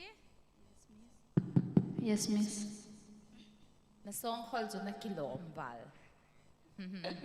chun la na hong sa na hong ki hot det chun na kilom mong thanop nop na tu ni hin na no hong kit nam good na la sa chu ahoy val be se ti ding wang hello Cái pa miss. ahoy mo poi ti ding jong hello a sang pi a hi tai normal la chu na kamasanga say pa mabangin ahong sang ting le kon them khat control kon na vat zep in na how ina la na sa ji ham Cái sa gì chứ? ha sa jing jing in thil chu i bol tam tam i thi ma hi na la chu isa tamai le ipi ha i thim che che hi tu kom hi ke hi kala sa hi kom som izat hi tam so kum som le giet to bang he ta cho izong le thim ka ki sa thei nai poi ke zong he thima isa tam pau le thima hi zi chun cha pang cha na he na lain na future bright hi adang chu asit na poi ha sab jing jing in lang hau bung la ipi hau bunga na ki khop ECA chu la sa thim tama hi khwai ra zong na ho bunga zong na sat ta in hong ki mang cha in lang inam sung adinga zong mi man cha thai khat hong he dingin phat thai ka hin bu e ka ki pa miss. Tracy le khor ne thing hi hoi chi na ngai no ma namin hi Tracy le khor ne thing hi hoi chi zo na ngai no em All này ninh so. all nei ning okay hoi chi zo hi na ngai no ma Ania.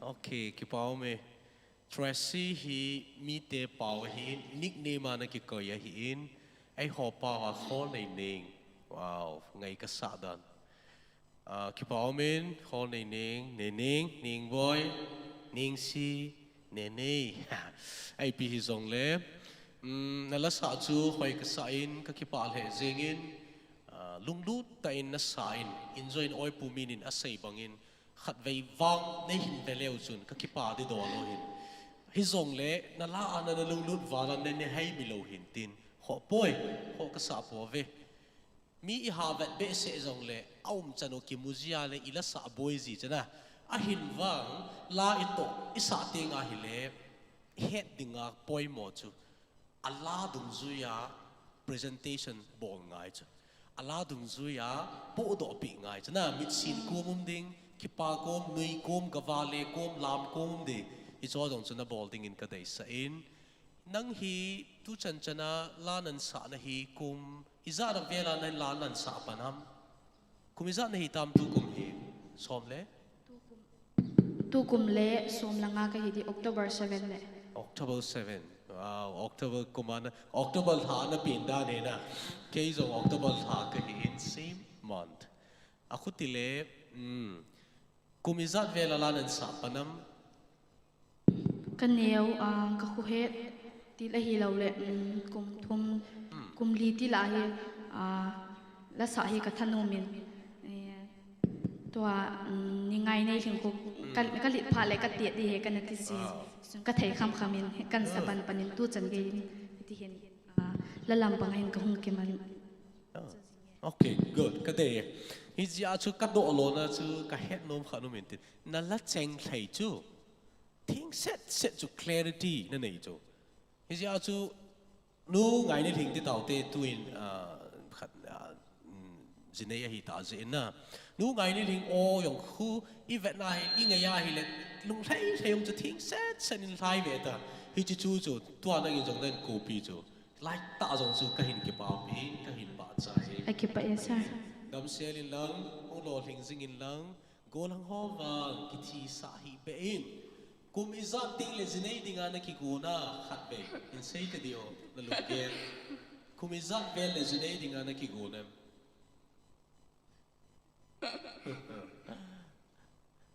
ole nei na ki gun na la azong pang lo lai ham kum som thum doi la ma wang jinei ding na ti ham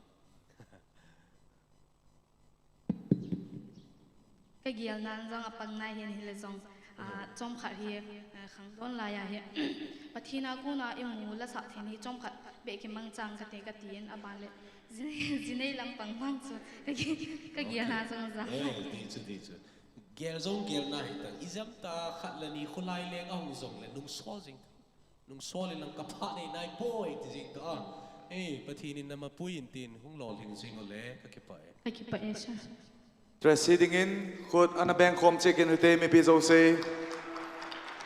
Twin slight change ka kain ball nomin. Amasa serial number 4 contestant number 41 kanati 2 contestant number 41 he loading in contestant number 6 jo in parang loading kain hat sain.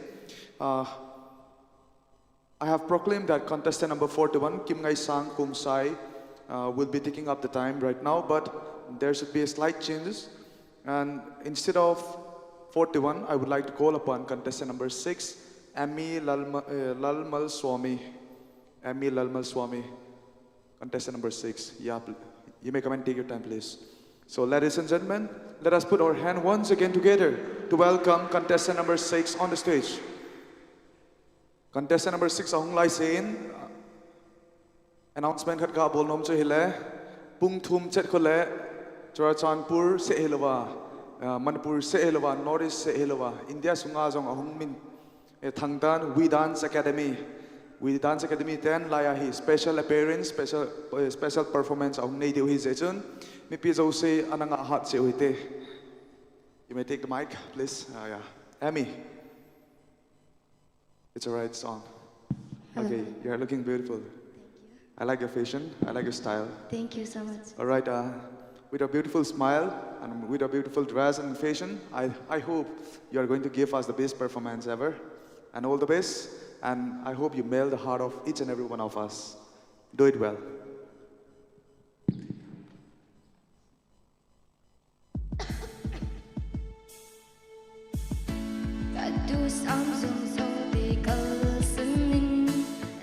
Sorry, can you please? Greg, can you please replay the track?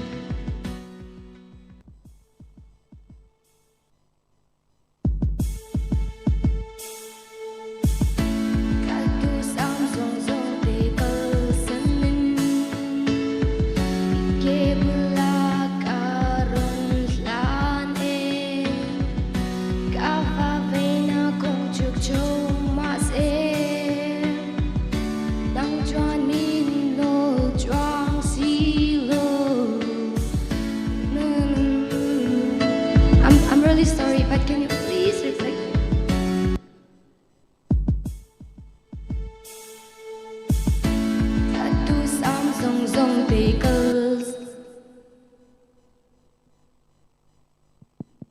Emmy, Sir? are you getting nervous? Yeah, because I was not getting ready. That's why. Okay. It was so sudden. Oh, you're not getting ready. Okay. There will be some slight change always. Maybe you will be the next or you will be the last. Who knows? Be get ready always. No? Okay, Do you sir. want to drink some water? No, I'm fine. Fine. Okay, we'll be fine right now. We'll start now. Shall we start? Yeah, yeah. Okay, all the best.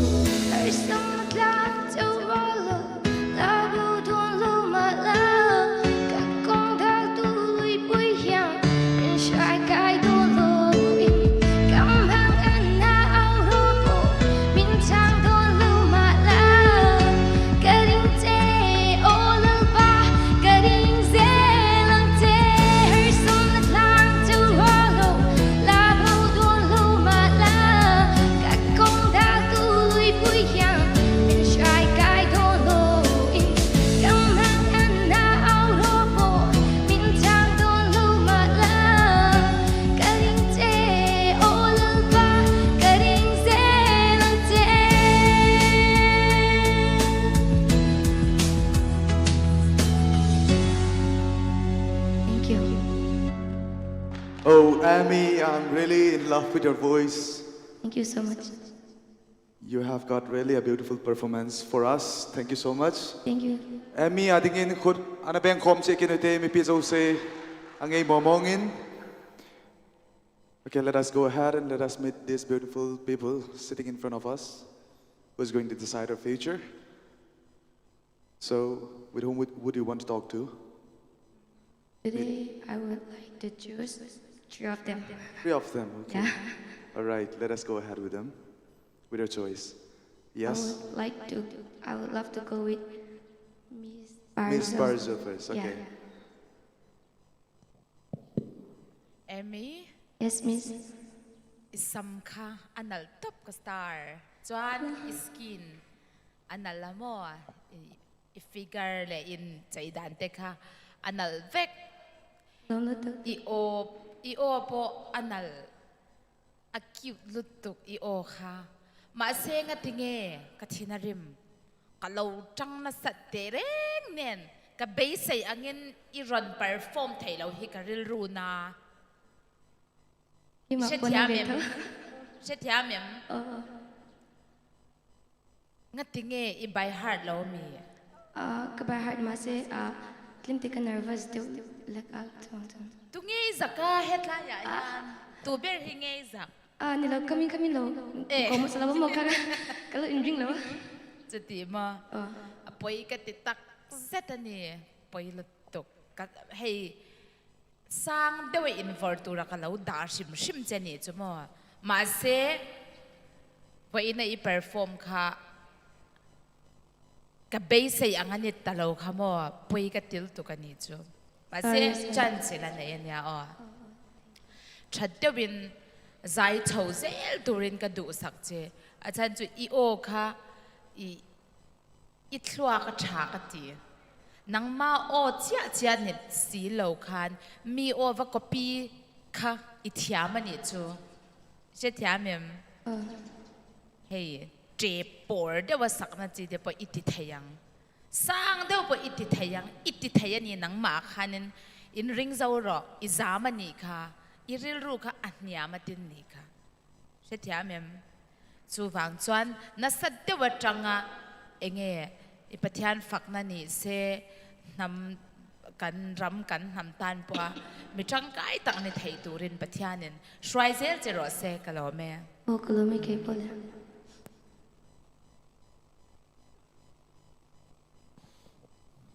Amy, sir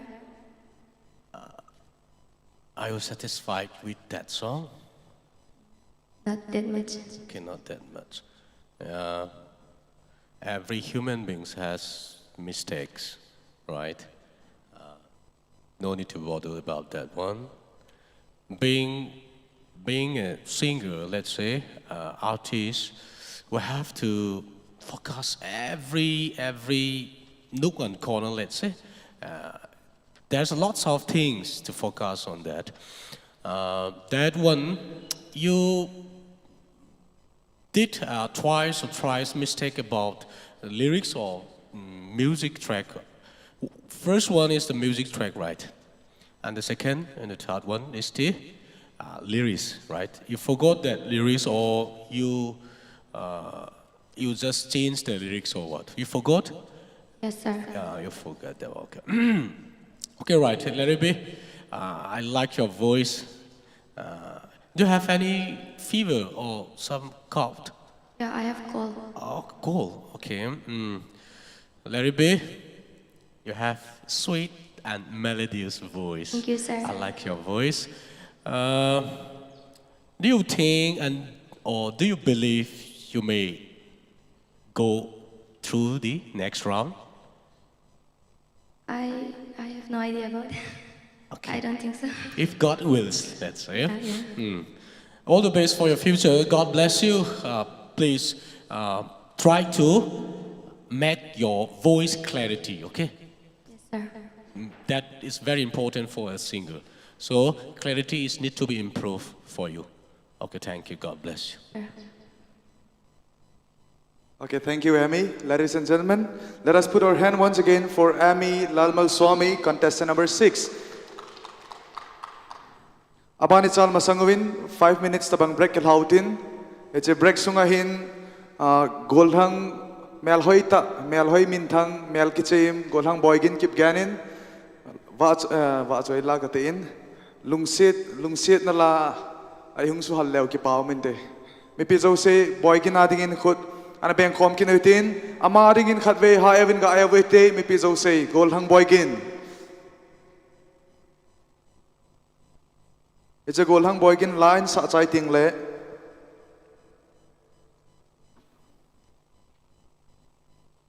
Contestant ay nagigot pi divin. Contestant number 41 kim ngai sang khung sai ay nagigot pi divin kahin teme. Boygin ahong kaldo tay mi pi ho khut ana beng check in ohite.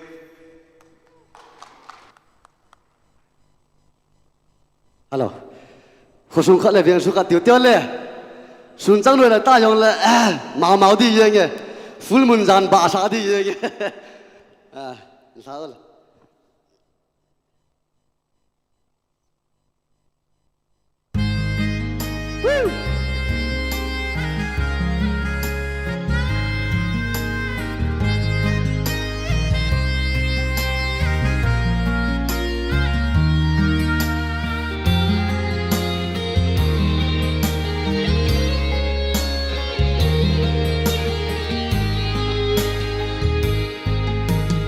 sung khát lệ vẹn sung khát hi na gia đình ngày đun na lung sẽ na hình can khó mi tan tin boy lấy ngày đun mong hi nam tin kiên dòng lên đằng ca na sang ta bồi bồi hinla na ngin lung le min zo e na len da na hi ta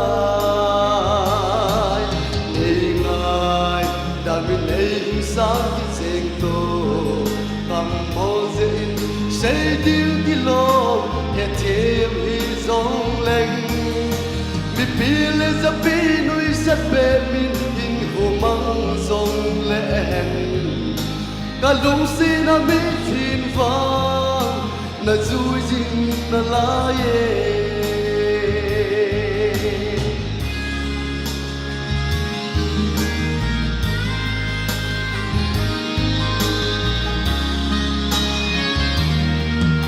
hiện tại nhìn khul gama ka ga pole nikhat ni vai tham dâu lâu gul con ka ngai pai sin gian sung so lang so in go se lum mong ti ta lo sin go va in ta sa in lam ka hu ki le ki ta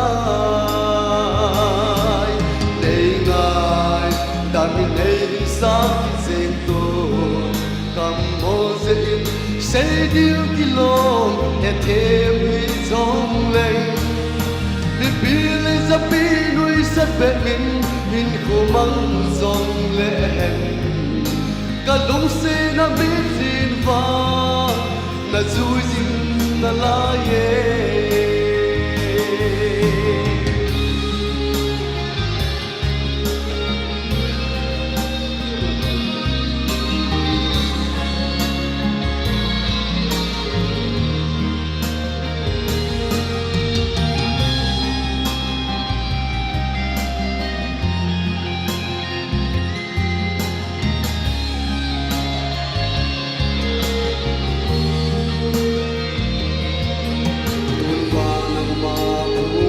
sang tiếng đầy tai na lung xiên kiên lai đang sang đi lung xiên na va ka phan lâu phong đang sang tin chun lệ zon lai tan hi jing zong lệ chun sang ga kiên vang ang đang coi đi lung xiên na vang anong poi nei ngai ta min nei sang kam mo zein sei dil ki lo he them hi zong leng mi pile za pi nui sat be min min kho mang zong len ka lung se na mi thin vang na zui jin na la ye nei ngai ta min ei sa ki seng to kam mo zein sei dil ki lo he them hi zong leng mi pile za pi nui sat be min hin kho mang zong len ka lung se na mi thin va na zui jin na la ye ka lung se na mi thin va na zui jin na la ye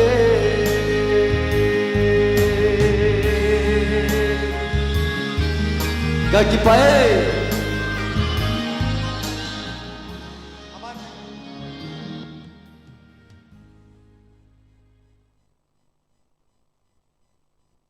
Angi mo mong ina.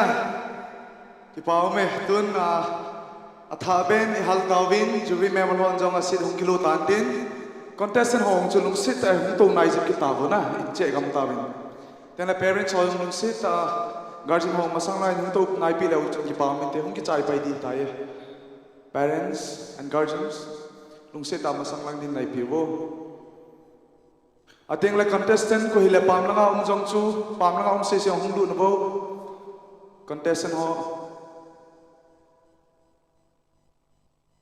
aban ting le phachom kha jo ting le bolhang boy ginin em go bina sa nagun tu sa chu trek ni ale isa pi di bin kan het sa ikan te me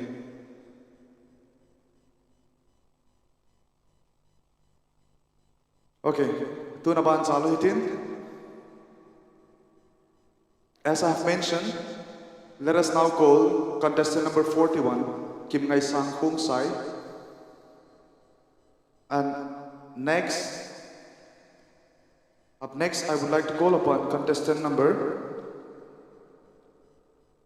62, Mary Ngai Thien Hoi.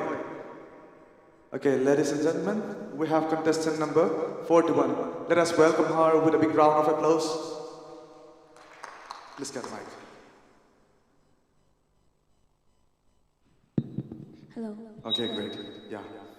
All the best and do well. And I just want not only me, but all to remember and everyone present here to be melted. Okay? I just want to see that. All the best. Okay. Once again, a big round of applause for Miss Kim Ngai Sang Kung Sai. Hi, Sang. Hello, sir. Welcome to the Round-3 Teen Star Contest. Thank you. Thu kumi za na lin na dita. 19. 19. 19 na hile khovile 20 na hiding. Izam Teen Star Season 2 hungumle na pangkit de. Akum to dung zuya che vet di. Akum dung zuya vet de tai. Kipa me zan ha the elimination round tabong ti de jing in round 2 acho. Na eliminate na khil ha lo chu ichan ge na kipam ne khat na sai thei di ba. Ole as ki khitan ki ti ka kai na na ena ti dam. Ne khat hin sai ta dio. Beyond my expectation result on declaration, I was astonished. Oh, okay, yes. Kipa omen nahung kai do round 3 nang do nei tain. Round 3 dingin zong gal kai theham gal kai moham 4 lut thei lut moham ti in two in na presentation and a vel hitin all the base. Thank you, sir.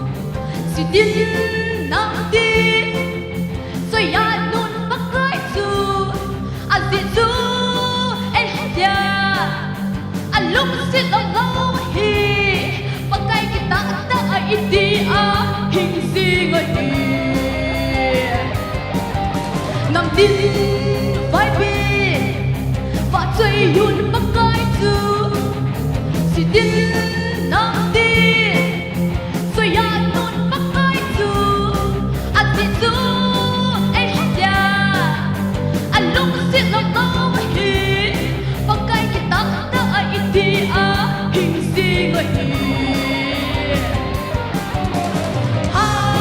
Hallelujah.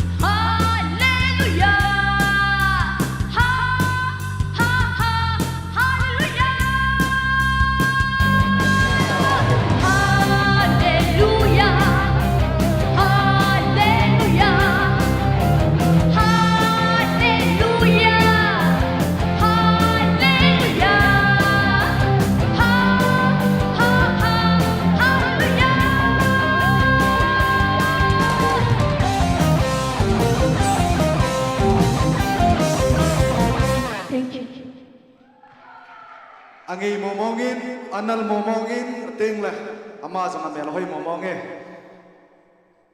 Kim ngai sang chunga, ki pathui pongovin, mi pi jo se khut, ana beng khom che kin hoite. Na bol hoi momonge. Kipae. No jong ngai momongin. Kipae. Performance ang hoi momonge. Pa kini. Yang ki kipae. Ki pa kit loading. Pa kini. Yang ki pa kin le. Ai la tu hin aban sa hedin to hen any fit to jury member hokom pitok ta ja. Please.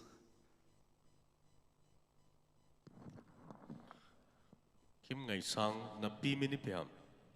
Thêm kim he. À. Thêm kim. Thêm kim. Kapi thêm kim na ti di. Thêm kim chu nei ling pi hi kim thêm kim. Na pi ko ma na ki sei don tin sa na ki tha sa it.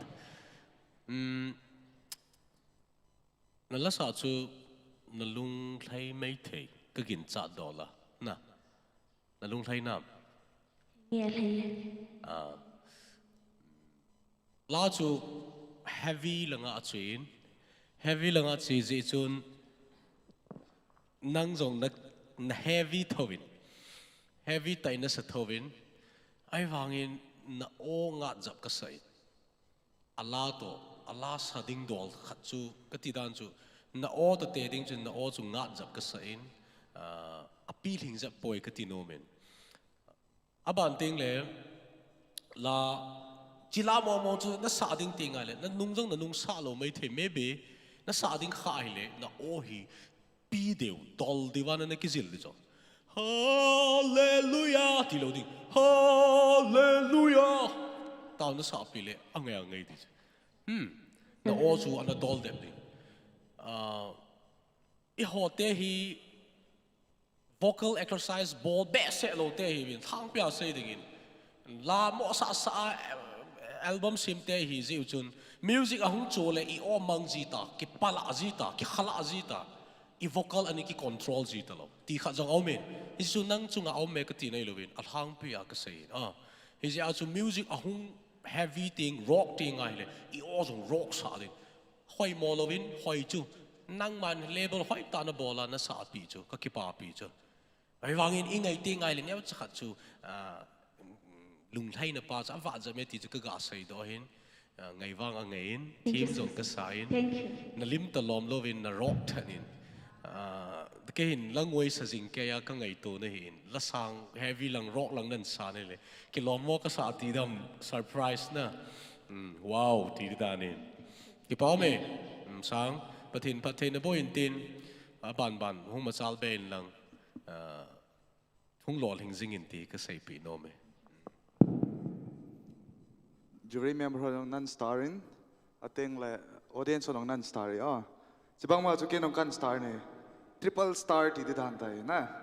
Kipao me mi pizo say contestant number 41 kim ngai sang khung saya dingin kot na beng che hitin. I think like hi Avin ka ope hute.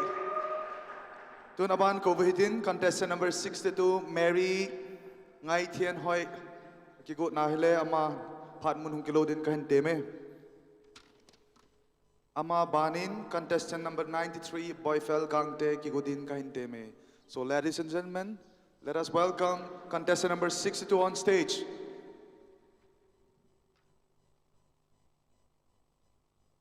So I think you're well prepared for the competition.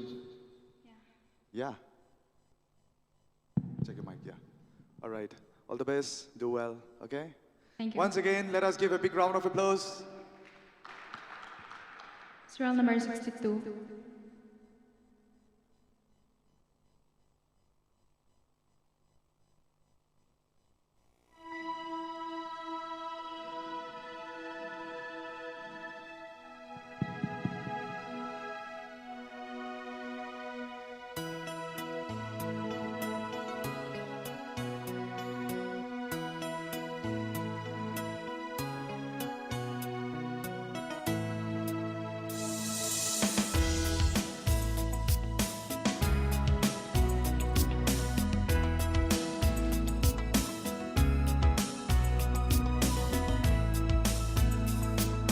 Sim lay la ya say tha banga ke sung nek lai quang lâu hen sia min chi tun nu zo gam kya banga sung lâu le kham so la ya nam min thei bang ru ti ahun lai so lay zum din han cha mi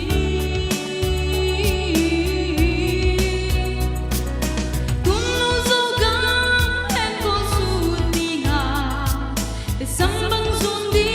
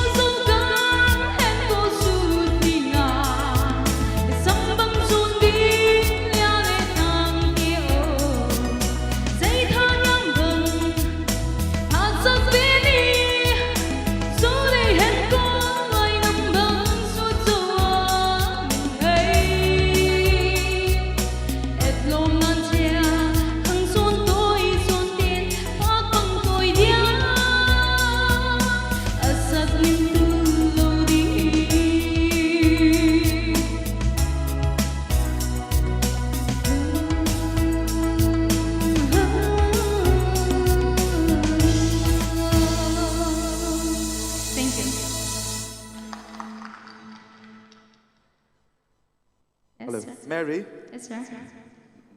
na mel le afu, na figure le afu, Thank na you. voice le afu. Thank you so much. I don't have any other words to describe and to describe your beauty and to give compliment over your beautiful voice. Thank you, sir. It was really nice looking at your performance. Okay, mipi ho ibit nom so kay diu ta sanomin ibit nom so kay na vai. Awazong age na. Okay, to ahi aban khong cha lon ding hin. Yon jang ingai nom so kay vin ta judge ho hin ipi sai pion dam ga ngai khom hite. Judges please. Mary, Yes, miss. nalasak na siyam lua. Thank you so much. Na ole siyang chit may. Thank you, miss. Nilele na pronunciation at a chorus line mo. Tunu zau gam chi a aging ding ku. Tunu zau gam na pronounce mo. YPA ju. Then nagagyan bangin ahoy law ahi.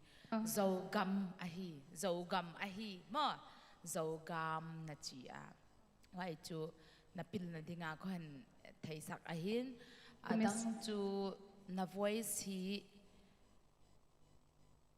Yai sangen sulian supi lechin nal zodi nga hi neu sim lai mo yai sanga na sulian thei diam.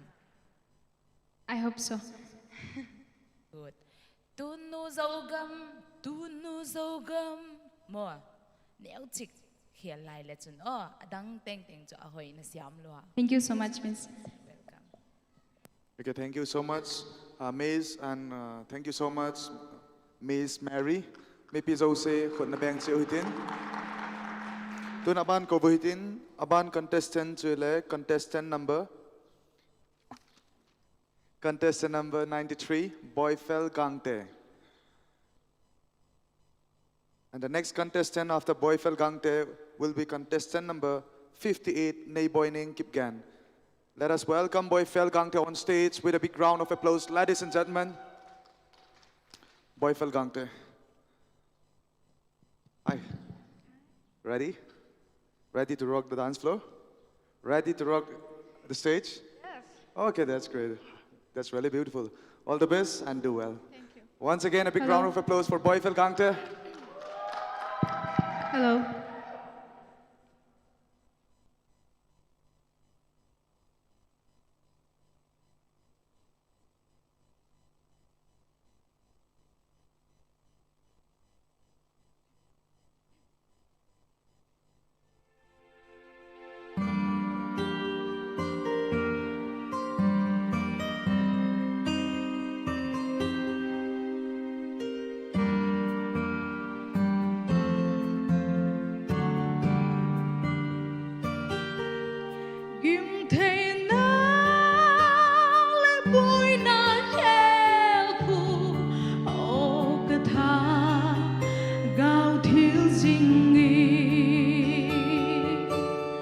Pathen thu tem kỳ lăng nghìn tì lung xin nam mi lâu bi chu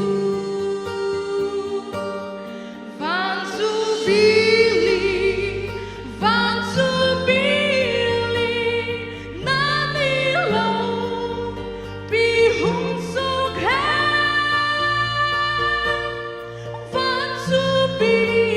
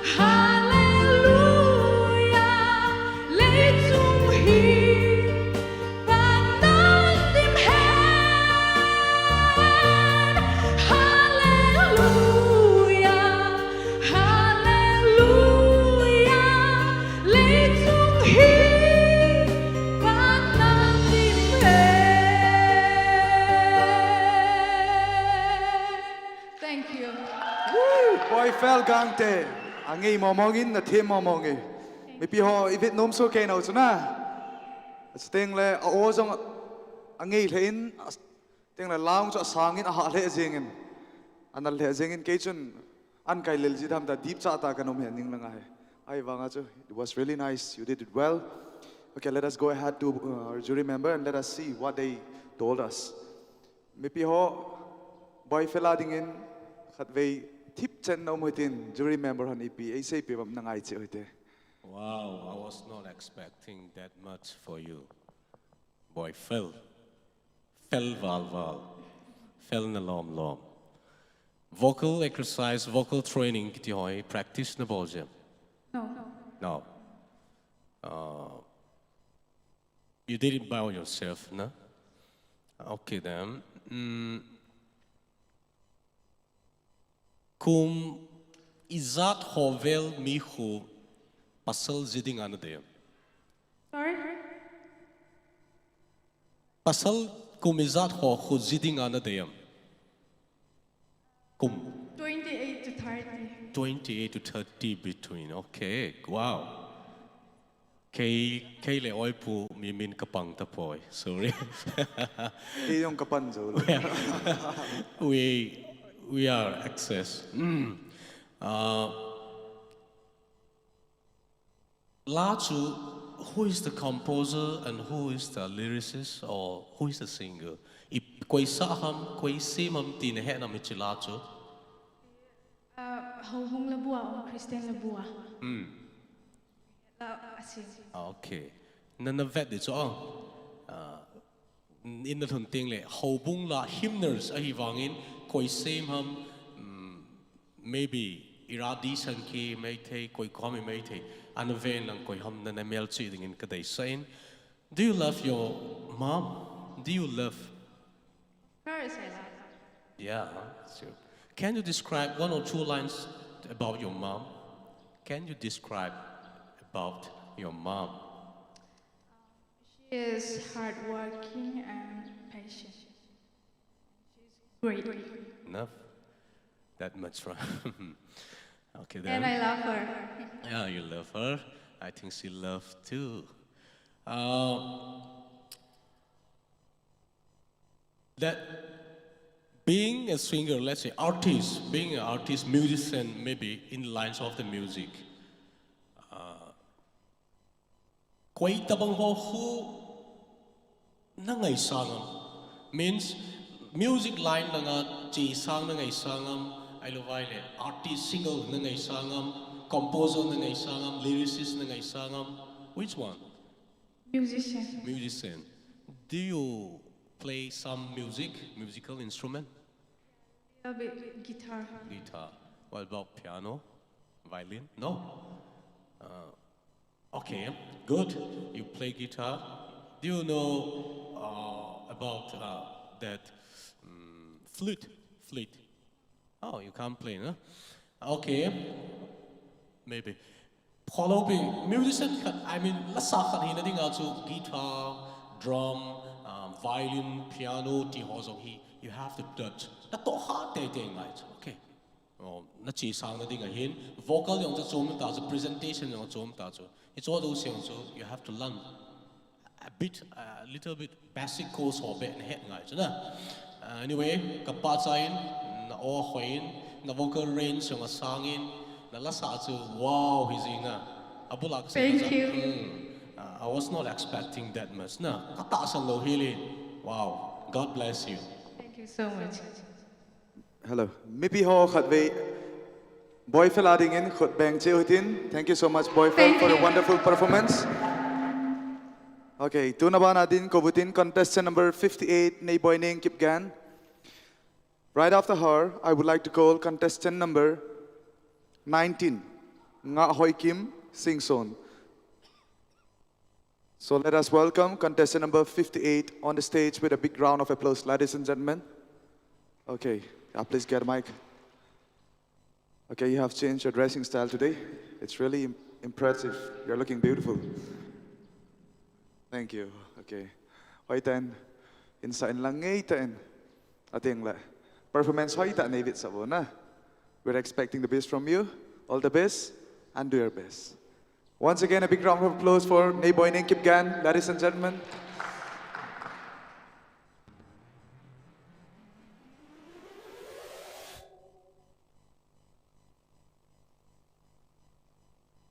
Number 58.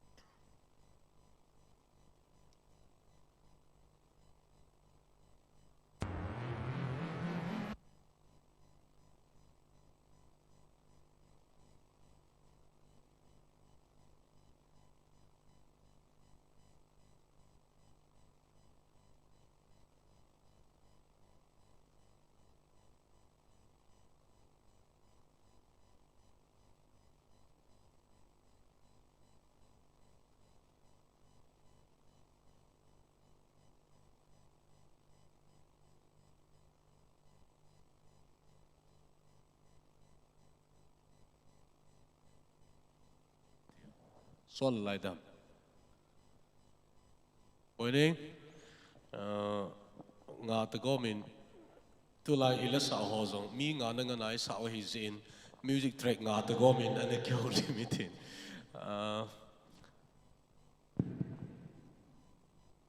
Phone. Do you have phone? Phone aku ni lau tetin. Hung la bila sin kipamen.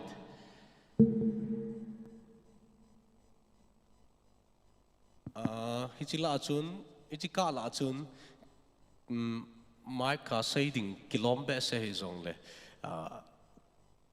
Teen star member family his even jury judges ha kona head sa chu inzo lam ting le contestant ho. Ekimu to diu hi anaki go se even nang. Izam ta la kisat saya ana chi to ho.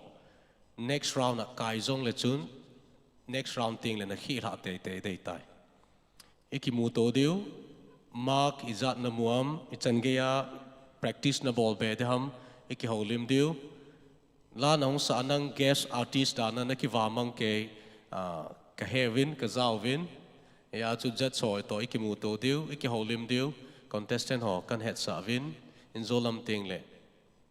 Ichi round a kichai ting le. Nan hinchen diwin team na kahinein. We Dance Academy te jong lungwa de hita zen. Anang nga ha na hite.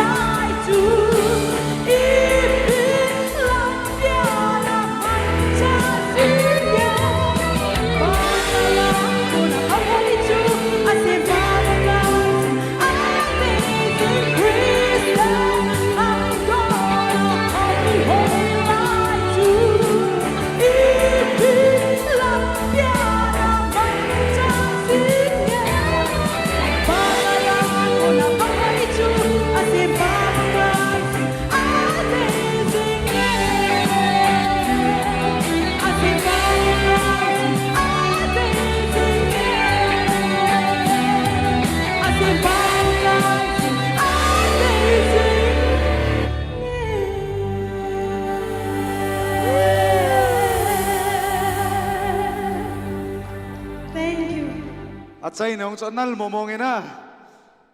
Nal sa lubuhang.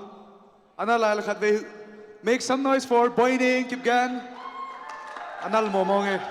Kipaw me boining kipgan. Tun aban chi hitin. Step khat ga kal khom tina. 1, 2, 3. Yes. Now it's time for us to meet these beautiful people. Hoitan mi hoi mi to mi ga ki hopi tina. And let us see what they bring for us. Okay. Jury member, please decide our fate. Boining. Yes, sir. Waya ko name. Ang kichai ako. Ang kichai. Lang kichai. Kichai themselves in tite hong kon do na hu hilen sun na kilomin. Hizya chu lamin che ta khat khwa pat hong kon do na izin na la sa zo ngai di amasa pena ka asentin. Sir. Yung nang nagkakaasay masangin na figure sa kahoyin, na meron sa kahoyin, may hoy pa ito nag-aatin kong kinahin, na hoy hindi asat sirin. Ito, hinla, la nasa sila na-enjoy tipay. Ito, kahin kipapi na la din asang loy. May kipanin la sa sila na-enjoy tayo. Tisa taakam ko siya nangyayari din sa omen. Ahin la nang mga situation point na enjoy. At yung la asan sa loob na sa chat-chain, style na man boldoh na ili. Tabi asay din ng kain patsain. At yung nakapatsay na sa kain pain. Ahin la tudo naga na yung kating. La na sa ahi, ang ngayon siya na yung kilhen ham. Ahin while at yung simi kangong tiyak to, kito siya na yung kilhen ham.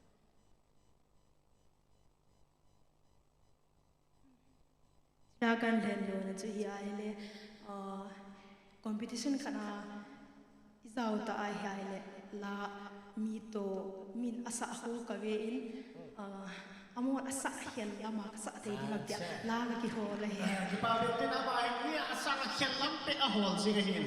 Ahin la nala sa ahin ipi ako buha. Nala sa ahin ipilampang ako buha mukisim laham. hangdong te dinga Nè chất thầu chứ nào nang adi nga pachom te din ka ging chain e chun alai atu chang pat ka jak na lesu le chun alai ki til khau the ta la tu chang ki bange ti ga sai do hin tin ating le khang dong lai khan dong ai ko ki man ding am ti awon a hin chen so ke te na e chu ka hen la nei ki hen dani na thieme e chu ka ga sai tin a hin la a chai le fen na ka sai pe lo ka chu enjoy pe se a nala sa pa quality pa aman susu pa e jewang akiting na no sa ta lo dingin kahinte me ka ki pa e Kipaw me boining kipgan chunga kipa thu sevin me pi ho khut ha bang na bang kin hoite boining kipgan adingen. Thank you boining kipgan for a beautiful performance and beautiful presentation. Aban adingen in Saban contestant number 19 nga hoi kim sing son ko hitin nga hoi kim sing son ahong kichai ting le contestant number 35 Resi kim nei do YPA in kigot pi devin kahin teme Resi kim nei do YPA kichai ting le contestant number 70 an kigoting kan het say. So ladies and gentlemen, let us put our hands together for contestant number 19 nga hoi kim sing son.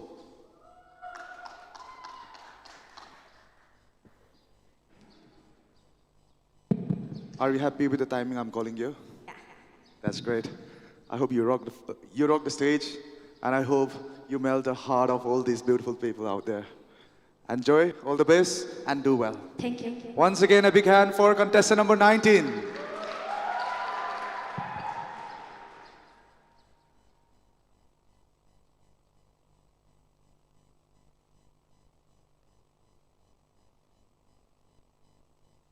Thank you.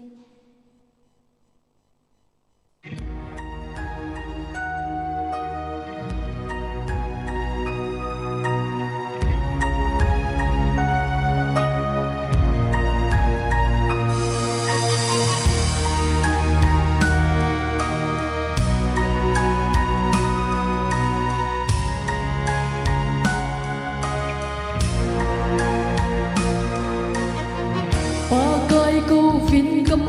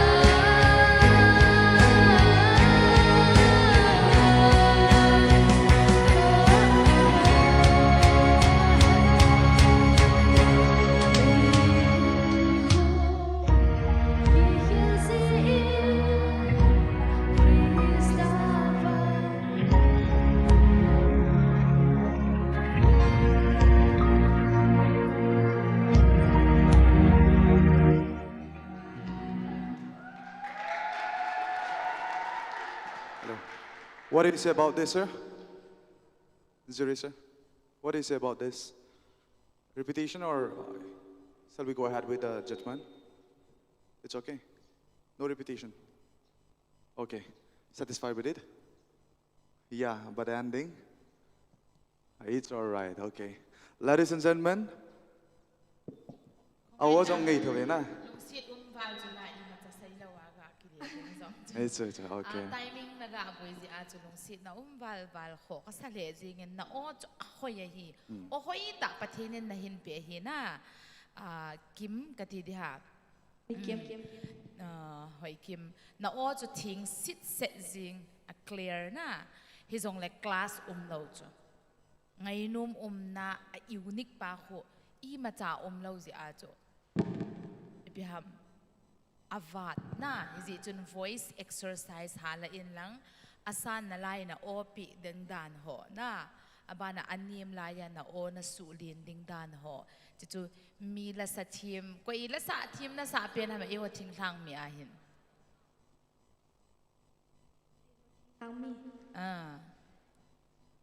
Mary YPA ham Mary la na sa ato team na sa na ahoy Mary na ngay sang ne Mary la to na hangay diti na to o ay le hitila asa ato hitilay mo na chun a first chorus lai chun verse khat na achun iti a o api ham na kizille chun ama sa nga team sa dingin kizille chun na adang si to hoy na to Pathenin na mapuizing han kakipae Kipao may contestant. Contestant number 19, nga Hoy Kim sing son in performance Hoy ta Evit Sauvin, ongi ten lai sa api7 na matsunga kipat hui pongawin. Contestant number 19 atingin kot na bang kom kinoite, ladies and gentlemen. Up next, let us invite on stage Resi Kim Neido YPA, contestant number 35. And I would also want to remind contestant number 70 to get ready for the next performance. Contestant number 70, Ching Lian Chin. Maybe so say, Khut na bang cheo hute. Resi.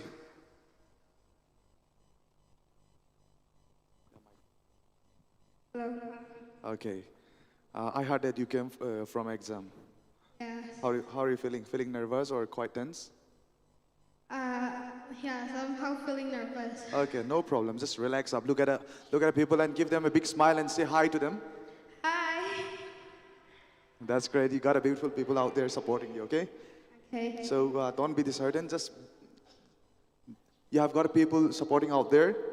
You have got to be. You have got to encourage yourself with these beautiful supporters out there. All right. So give them the best performance. All the best and do your best. Ladies and gentlemen, once again a big round of applause for Resi.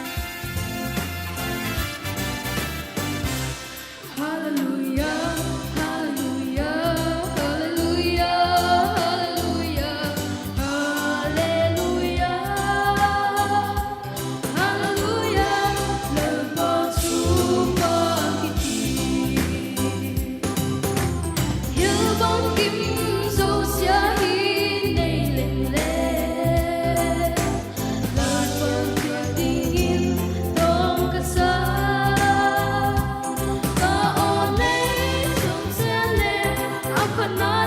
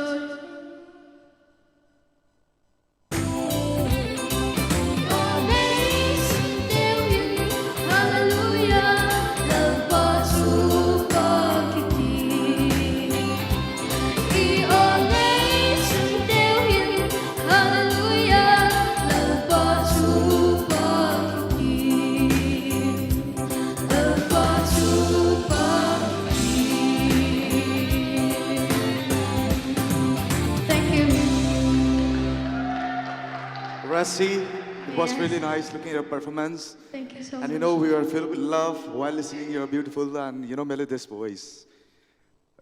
Okay, let us go ahead and meet up these three beautiful people sitting here. And let us try to let them decide our fate for the next round. Please, sir.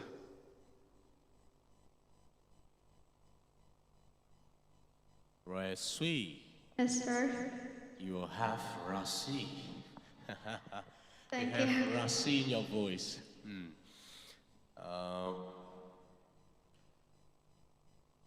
Na lungnat chim nam na lasa chu. Na lungnat chim nam. I don't know. I don't know. Okay, let it be. Lang ako na we give you more than, let's say, 80% out of the 100. Kiniam lalita. Just a technical problem here. Na tulaya mi min thang ta ta ho min than na la azom chu chom nantin. One of the sacred. Ipyam tele artist khat la sakhat dinga technical problem ja sound karan hung thi. Track to ata bang meet hung here.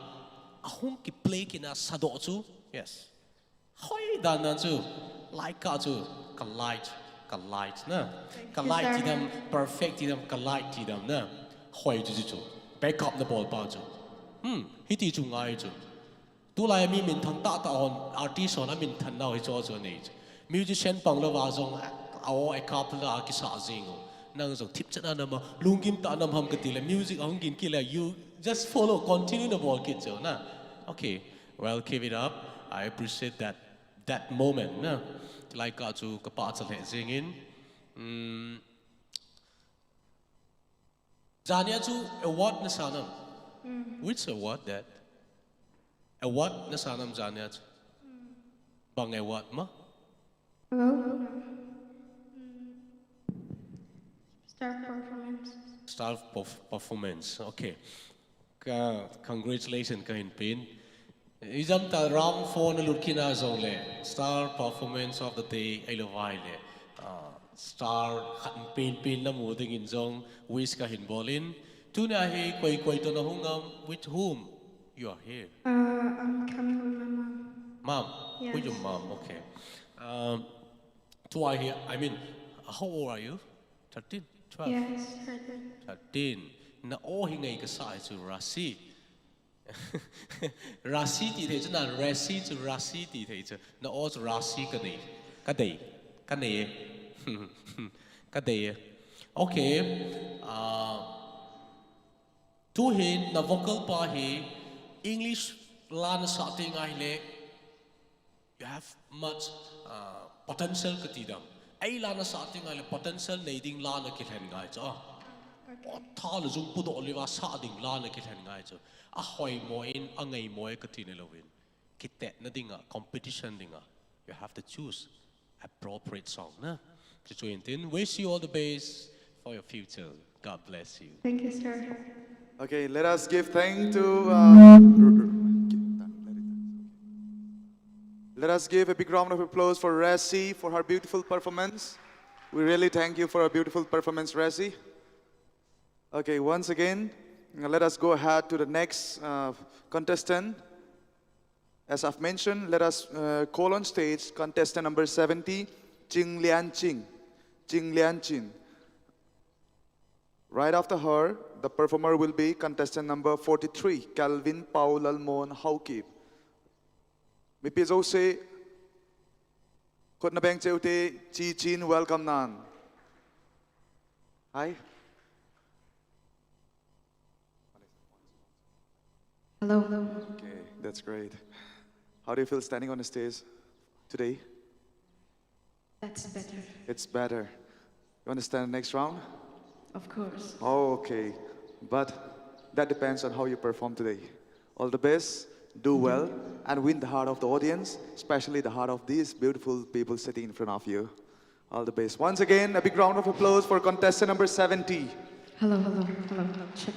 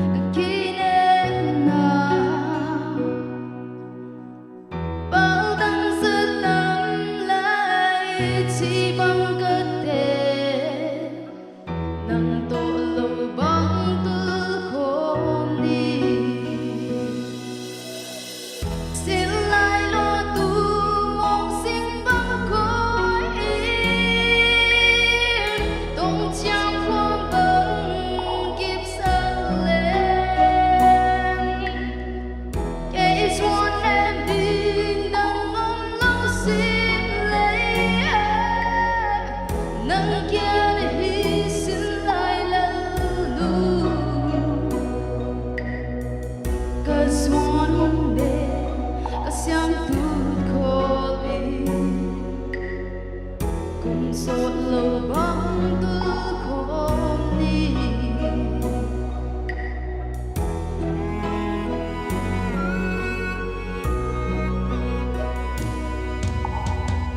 xin lại ở vai đem băng qua đêm đi xin lên xuống nâng ngại ôm lại về lỗ say tha bát băng đêm mai mình luôn khi luôn tu mũi qua hồng xin dẫn qua hồng sơ chăng sôi khả mai biết con đi xin lại lo tu mong sinh bằng cõi đông trao khoang bờ kiếp sắc lên cây xuân em đi đằng ngóng lâu xin lấy nâng kia để hy sinh lại lần nu cause one day cause young tụt khô đi cùng sốt lâu vắng tư khô đi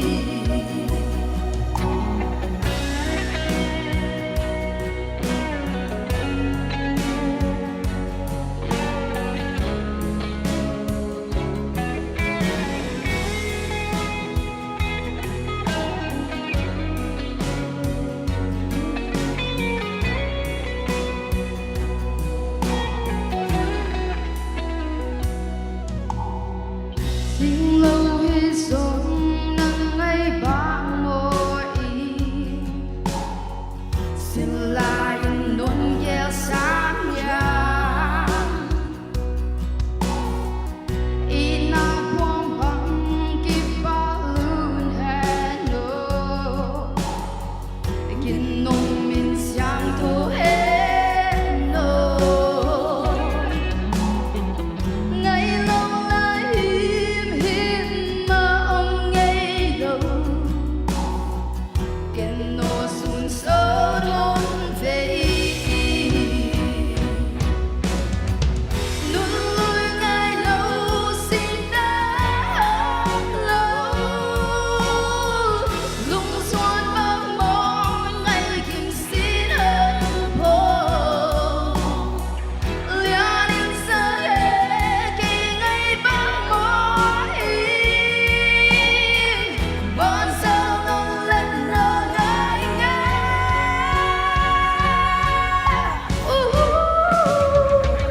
xin lại lo tu mong sinh bằng cõi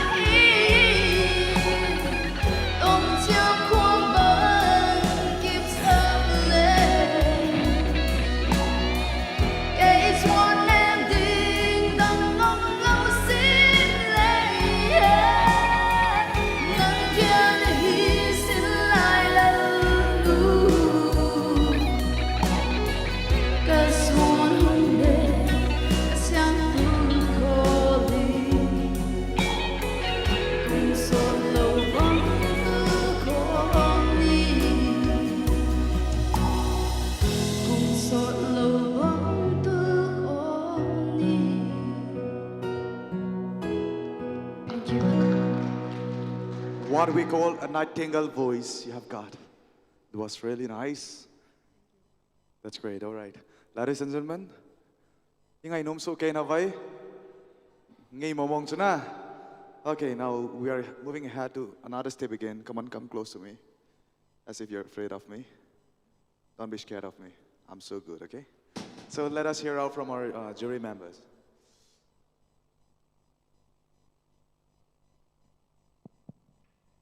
Chin Oi, na siam lua kipag. na mel sa nga na okay zo Thank you. na hello mo Hello. na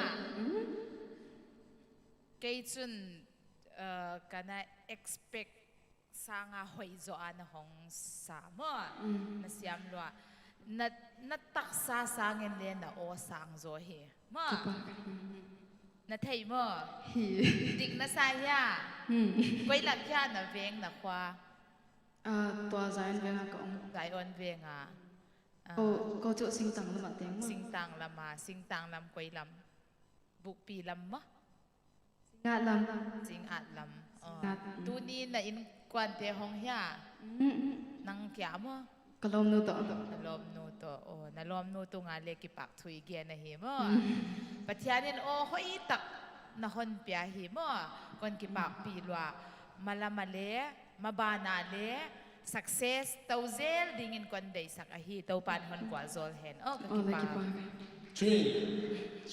Chin. yes You are the silent killer. Really, when you come on the stage, you are so quiet. No. But when you sing, wow, amazing. thank you You rock the stage. You kill the hearts of the judges.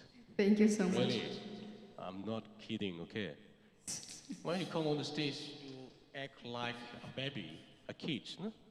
But when you sing, oh, so nice. God bless you. thank you I really appreciate your voice and your presentation. Okay, thank you. Contestant number 70, Lian Ching. Okay, ladies and gentlemen, let us put our hand together once again for the beautiful performance given by contestant number 70. Great.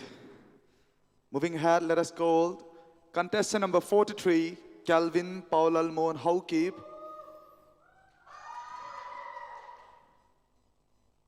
Whoa. You're looking handsome. So I just want to have some question to you. Okay. When I look at your turnout, you know, it's really attractive and you're really smart. So smartness, with whom, from whom do you get inspired to get such a, you know, a smart fashion like this?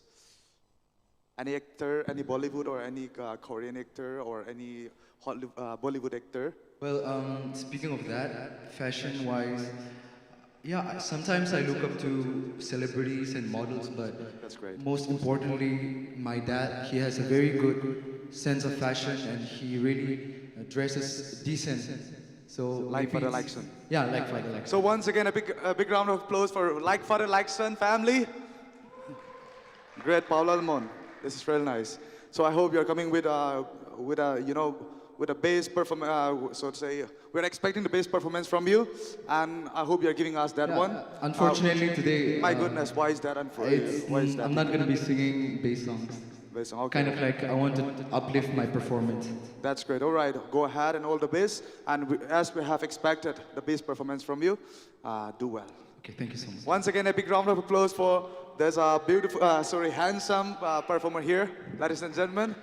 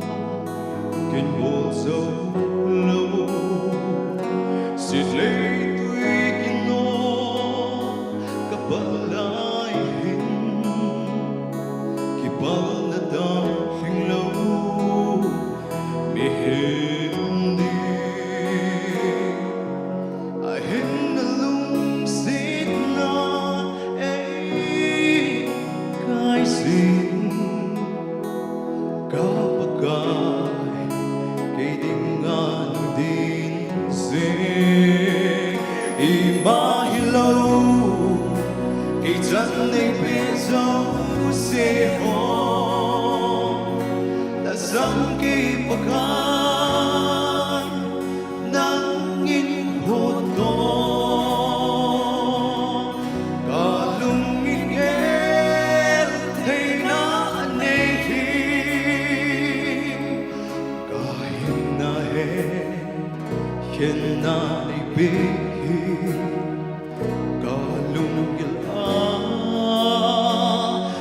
thăng và xin nai này chung ngây lụt này ô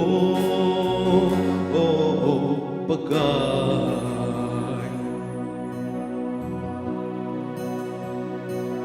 panoya til so ho ka vete bang si na do zin ngu la le le ki to bang chan dia lom lâu hin na tuôn gió đã na hay ngã hữu thế na cả lẽ ta hay miễn gì na cả xa ngài đông cả hiện thu mê ô bạc ima hi lâu kỳ chân này bị dấu xì hồ ta sống kỳ bạc nắng nhìn vô tô cả lung nhìn ghé thấy na này cả hiền na đi bi cả lung nhìn gần thăm và xin nai này chung ngây lụt này ô bạc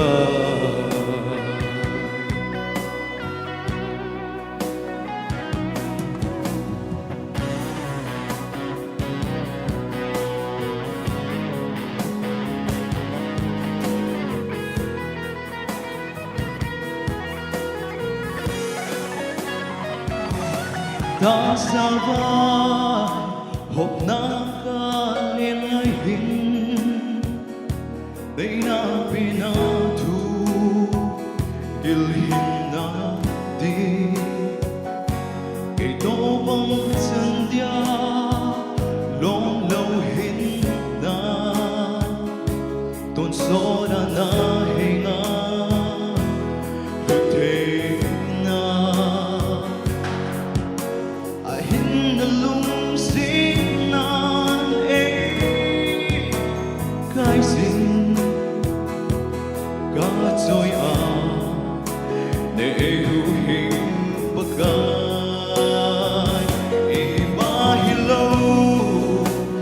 dân này bị dấu xì hồ là sống kỳ bậc gai nắng nhìn vô tô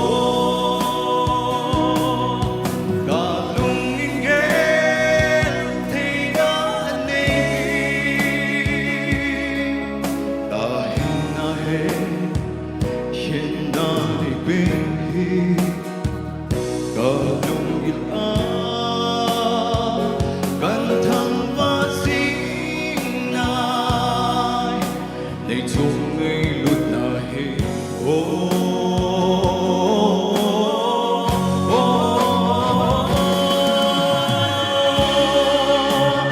dân này bị dấu xì hồ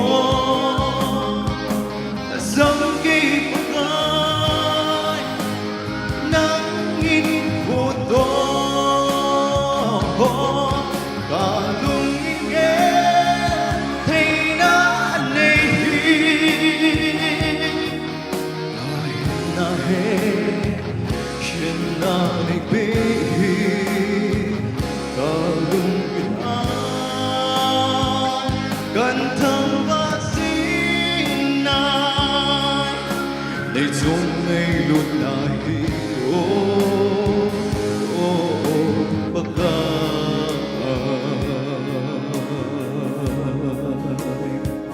YPA, thank you so much. Contestant number 43. You know what? There is something I need to tell you. Your performance and your voice. It's really outbursting the soul of the audience. Look at them. Thank you so much. Okay, great. Ladies and gentlemen, let us give another roll for contestant number 43 once again. A handsome young man with an outstanding performance. What more do we need?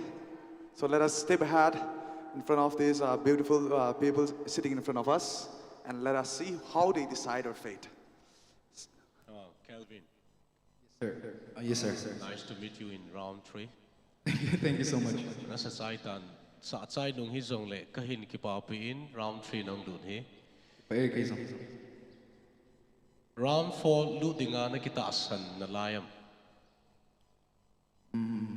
Chibang kin kahepoi kita asan thoe. Na kita asan thoe. Okay, kipame ta asan na len sa ngayin, let sa ngayin. Ta asan na ilit sa ai le ki hizong le kholo ilung len tho tho. Kahin pa atsain na o tu ni wang chu na original voice ahung len do chu kakipap na pini. Nida nga chu mi voice na lahin, mi vocal technique style na lahin, kaday be point. Tu niya nga na o mo nga la ay lanan kisa chu kaday.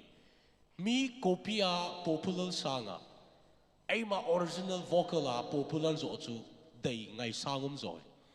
Ya chu abanting le lana sa ding ay le mi voice analatahin. Copy and ball thei. Nanga pa's original vocals or in practice and ball in lang unless sing in tizong he say no mintin. 2 teen stars sungahin nang ma original song na sa akata. Kasakhanay po. Okay, original song na name. Original song he kanay. Nanay na. Competition natin nga to nanayhan best. Kadayhan best. Okay, Exactly. Good. Original song na naizong kahin kipapiin. Abanting song le ball be same be in lang original song na habon ball be tisu ka gasay do anum hintin khat gasay kating na some style hi miya na dayum ham na ball ham ay lo wala nangin hitin ki ball le kadayet ya na ball ham gasay ti chitu hilana kanule ka pa jong lungdom ma mai mani jong chom khat pi chu lungdom ta kala hi mi copy chi cha jong ong point ning kum lockdown chu he su ke do hi hoi ma ki pot lo hi le samtan ngai he ti khani kalungge la hom min na tai ka hin hoi pe pe le ni chan hom ke do phana he ka tan nom ta lo hi okay na kilop pi chu thank you say lo be na kilop pi chu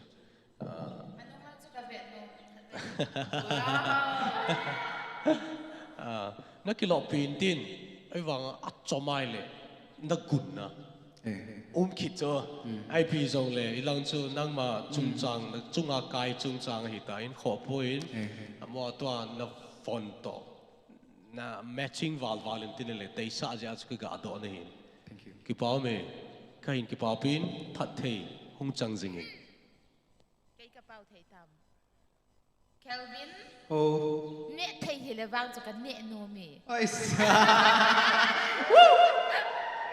na kang sit set in na thing sit set in no asai do ngam lo wa nga no nga ho jong sun nan star hi cho o het diam ai le na pi na pat satu betu ti ho na ne zi am ngari ti ho ui hi kanewa pat kan du hi nei wanga tulang ina mimi singzu hoi ngari ko kadu ni kan ji thawa asi chu na skin ho na ha ho i pp i vet ai de thil a ui lampang na ne dinga na kilom lo ti cho me tambo na ne to kilo no kan ji thawa a ui na ne zi na na hoi mong thank you kon dan jong na kilomin abana na lasa jong chu lunglut ta in na lung thim pum pi in na sa in a hoi thai ding chen na gela na sa do chu ka hin ki pa pi hi na abana la hi khat ve na sa na a hi poi ti ki he hi kum i za na hi apat na na hong sa pan tam la hi na class 7 ola chu kan sa pan ta chapang cha na hi tu a hi sa zom jing dingin na lung thim ki gel na nai na yam kanai ma mai ai le pathin ba choi lai chu na na sa love song na sa kham love song he ka sei ding chun ei jong khang dong ki hi na i room ho dong kun ka le i mau na kom jong o min Ibang love song chu kana record khapoin ahi le khat veila chun your man first round ka sapin chu love song ahi na chu cover kana bole YouTube ma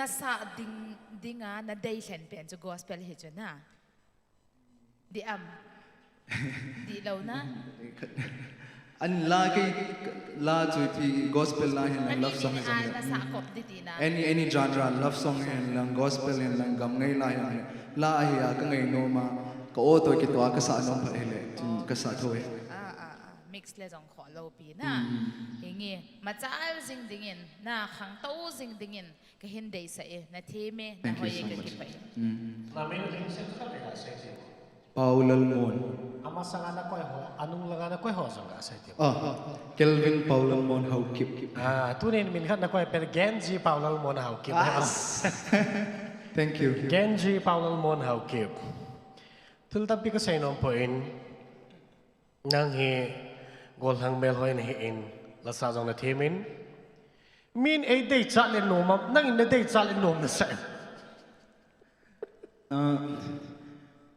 ani ni na hai ka ti nom acha any day zong le amon any day lo le nom lo na aban le amon in day any day lo inu ma zui le le chong chu nom lo he om dan chu nang in jong mi ka dei cha khatai ti na hi la ong na yes very much okay ai le nang in na hin dei cha cha om te ti na he di su na te ti nga wang ken ka ging mo ta bin na ai la ha na ki bangen ti te ai nge apha ta na ai le na ko ma pa chan be chu ka pha no me ti na ki gel ko mu kha ai ka ki ha gel wa chu bang ka ki ha gel wa le oh sandi na de sandi ka te ma henge le hisalam pang chu thil chomin koi do ai tin khat ka se pe nom khat o me la sa lung lut nei them jong na themin a hin la lo no cha dan an ki ha jil ja na la nim lo hi te ngai le no cha flat go thim ji ya chei chom lo na ding an nim cha sa dan no an ki zil be en ti chu a chai na ga se ka ki pa thank you so much Thank you, Kelvin, for your outstanding performance and the beautiful interaction that we have together with the audience and the jury member. Ladies and gentlemen, let us once again give a big round of applause for this outstanding performer. Okay, inanga liljingu we dance academy ako na student ho crew ho na dance crew ho ong thung tawin je chuna ma ho welcome na in mi pi jo se khod ha ben bank ki hoite we dance academy ho chu nalil vai nong na wa nalil vai okay you may come and take your time. We Dance Academy hong kichai chai ting la contestant number 86 in pharing la pi pai din khain temin ating la ama ho he hong ki goman lo he win hizong le you know we Dance Academy we are really a big fan of you and we want to see your beautiful performance and all the best and all the stage and all the audience who is inside the hall it's all yours all the best once again a big round of applause for this We Dance crew.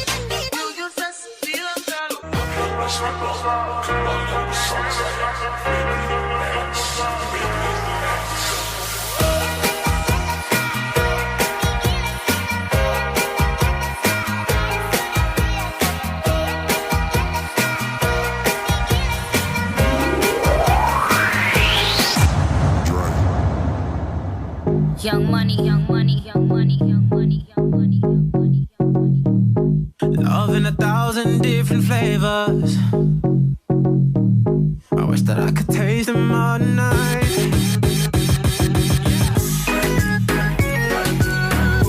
Freaky, freaky, yeah. My freaky, freaky.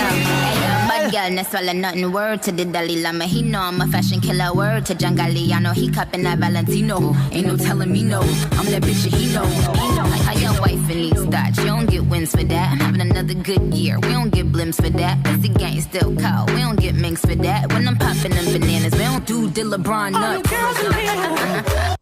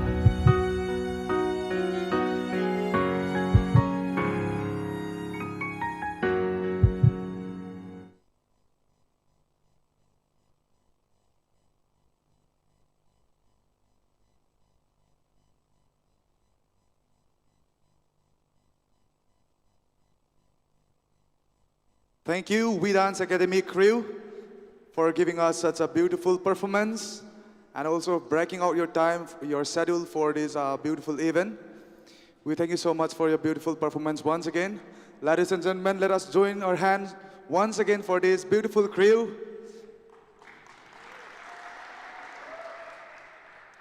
Ama hohi apet pet nakin ko. Pre-inform ang kibol, pre-invite ang kibol. Apet pet nakin kikovahin. Amo nito bang apart no man luta so ho ating ahin su kewa la performance ho ita yung wit sa jewin avele na ho chung kipatu ipongovin. Ating la hilai teen star contest ho. Contest committee le contest na hin ating le audience ho alung sit jalo ngai lut jali ba hilai hung kalsong hewe. Amo ho gel ko na zalin ama hon eho e gel ko zalwa hung kalsong hin hijechun amo chung available kipatu ipongovin. We really thank you for giving us your beautiful time and once again giving us a fantastic move on the stage. We really admire you. Thank you so much, We Dance Academy. Okay, moving ahead, let us call contestant number 86, Lam Nihoi Guite, on the stage for her performance, which will be followed by contestant number 47, Zam Lun Mang Zo. Maybe ho contestant number 86, welcome nadingin Khut Haben Bang Cheuhite. Mike is. Yes, contestant number 86, Lam Nihoi Guite. Hello, hello. How are you feeling? Nom sanam. Yeah. Yeah.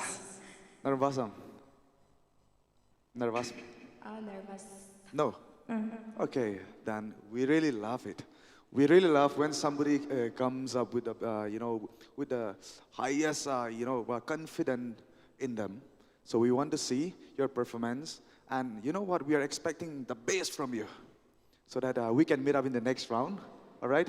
All the best. Do well and cheer us up once again, like the We Dance Academy had cheered the audience. Okay? All the best. Once again, a big round of applause for this 86 contestant number 86.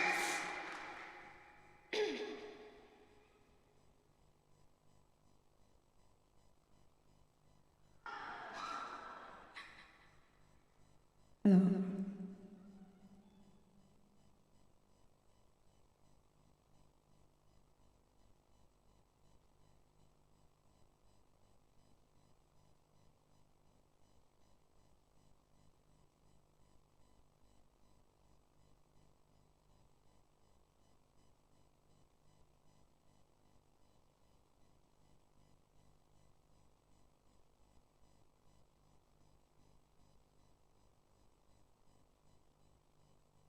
We're sorry for the technical interruption.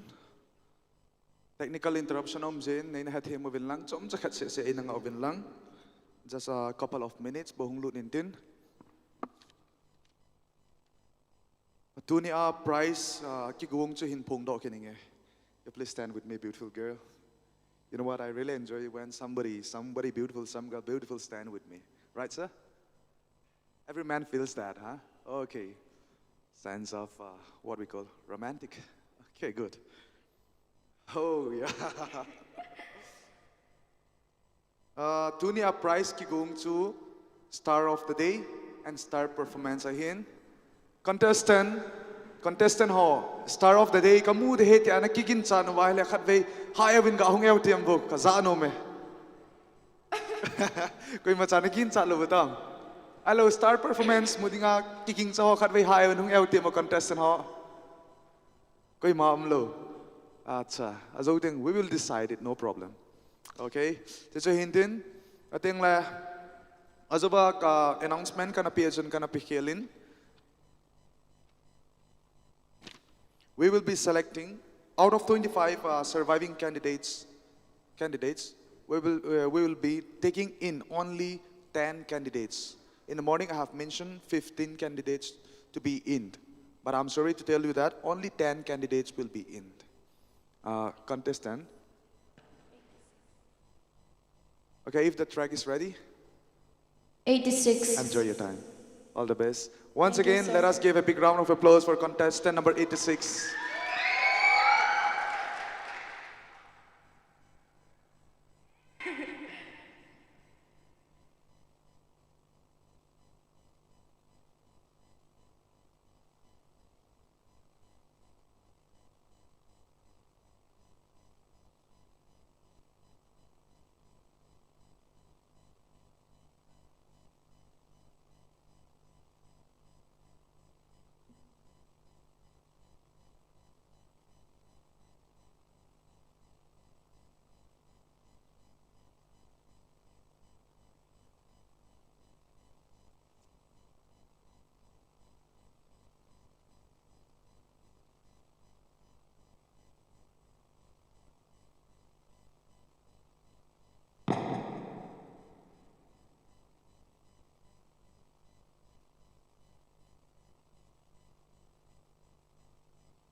I'm sorry for the technical interruption again.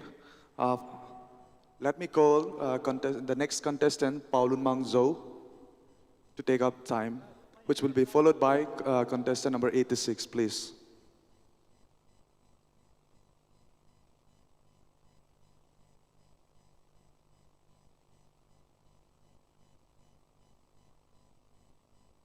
Ladies and gentlemen, I'm really sorry for that. But to welcome the next contestant, let us give a big round of applause. The stage is yours. All the best. Hello, hello, hello, hello, hello, hello, hello, hello.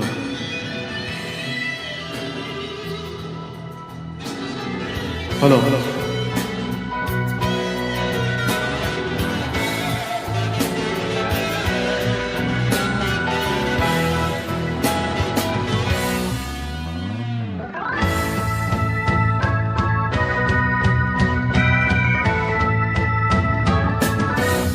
Koi ham Pathen ading am ding mi hing chi na thip na kisonga hem la thal lo ding am ding koi na vem pakai anga koi ma ding dâu ngày lâu pakai nang ko ma din amol la amol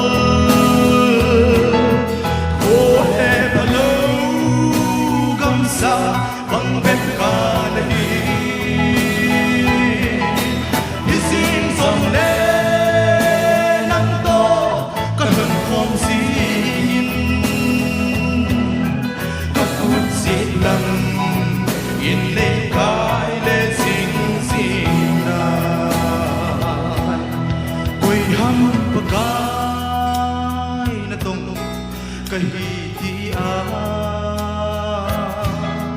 ato na mun hoa kita solo ato kuna hoa exit na adim su kingay tupan volam kai na din mun pagkay ng ko matin ang ulamol ko he palo gamsa pambet karahin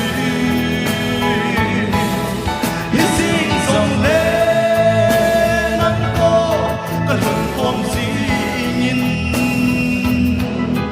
kaput silang inay kay le sing sing na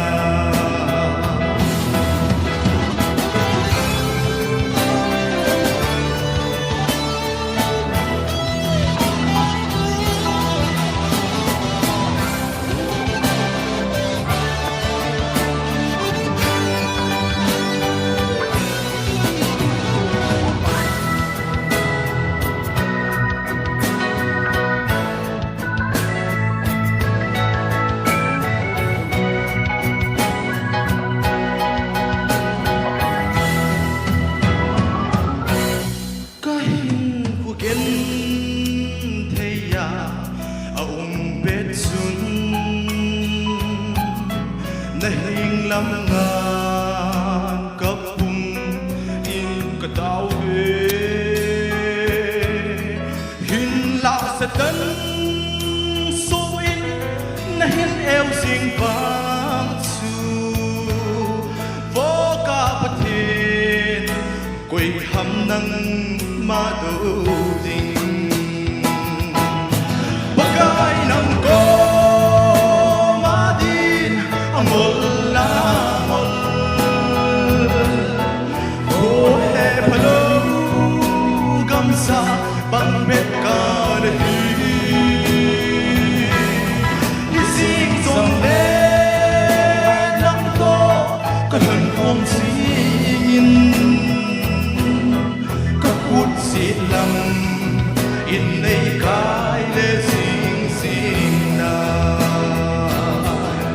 pagkay ng ko madin ang ulangol ko he palo gamsa pangbet ka nahi hising song le nang to kanhan kong singin kaput silang inay kay le sing sing na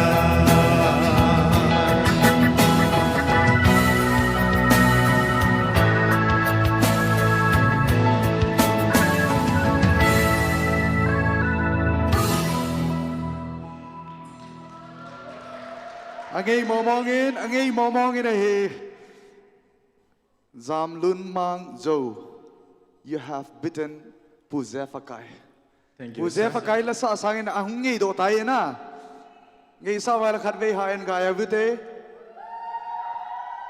Kipao me. You really, perform it really nice. It was fantastic performance. I love your voice. Yeah. So let us take one more step towards our future. 1, 2, 3. Yeah. We're moving ahead. Let us see who will open a door for us. Please.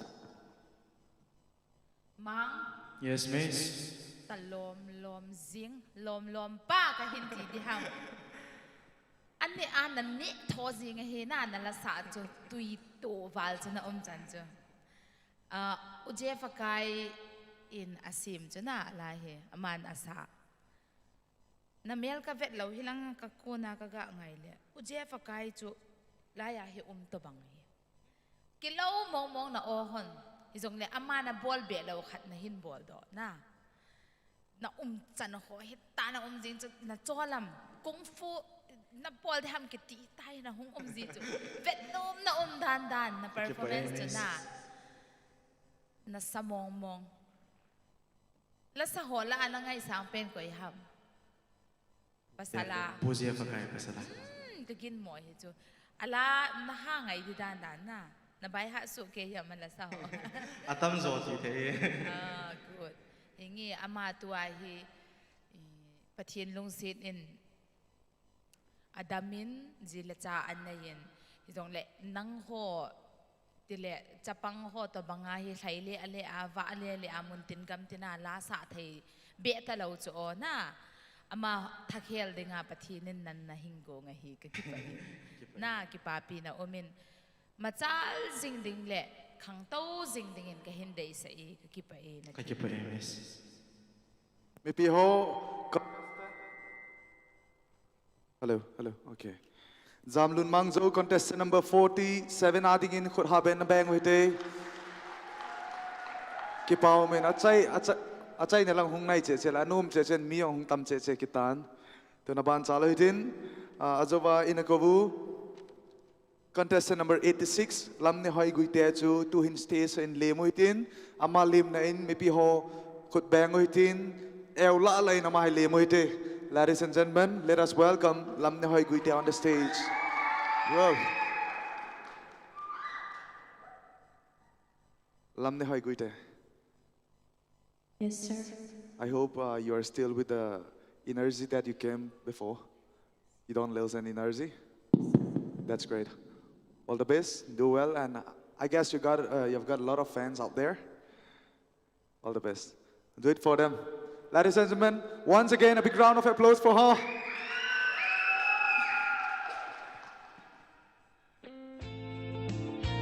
Hello.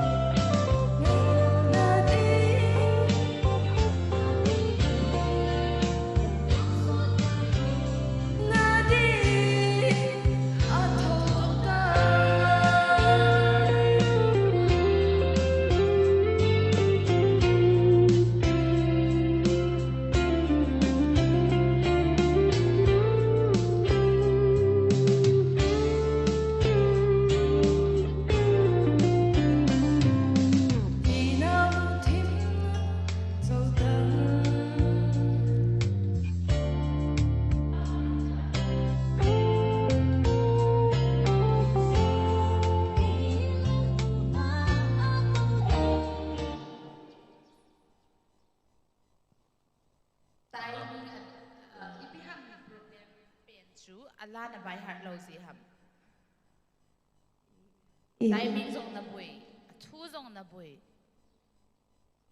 a hi le ipidinga hi chi nan dei then na he chin lo a music zong na bai hat lo a thu zong na he chin lo pidinga contest ipiham la adinga chu na hin dei lan ham ladang na yam tua hi chi tai lo adang na sa jing di ham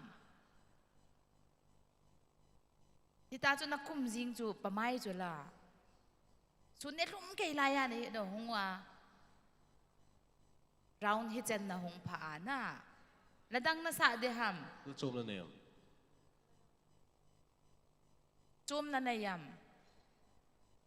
Nanayay le nasa ding judge ako na ipiham head team na ngay dam na ka na YouTube.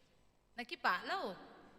Gang talin gasayin lang na check dang gaholin lang nasa thau dihi. Hello. Ama hongki got laisin. Aban chalo hitin. Aban aringin contestant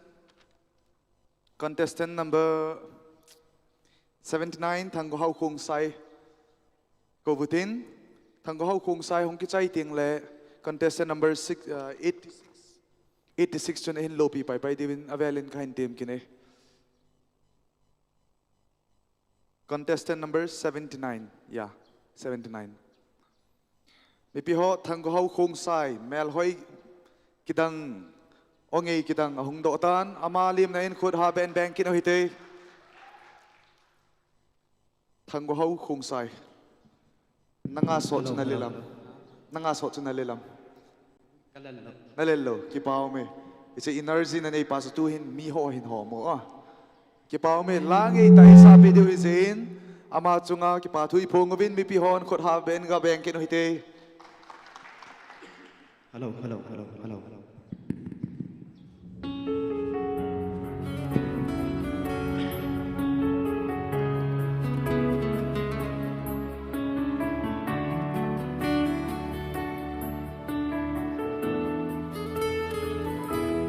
Pathen na sim thing le go ba cha fuchia urin ahung khang to ve thing na le lo na ba cha a se me aga ve no kidang ahin so ve hui le go ni sa ho ahung ha na a hui na zo se ahin mun pha le mu chi tha in I yellow le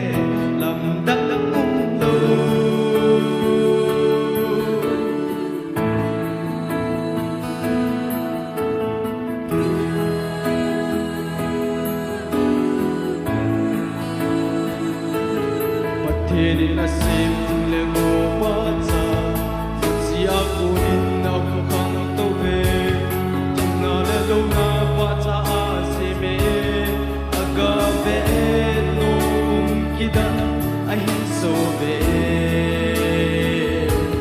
hui le go ni sa mo hung ha ta a hui na zo se ahin mun phat le si tha in ke lo le lam dang do hi bang chun na ni chi a nga ye ha go hin na din ta sa thi na chu na la go thi ma na pin tha lo le na hin na sing song a ti sa bang be na mi lui na chu na ti sa se na ti chu na ha dang ma na ki sa lo le ka na le ha ki na mu chu na hu ding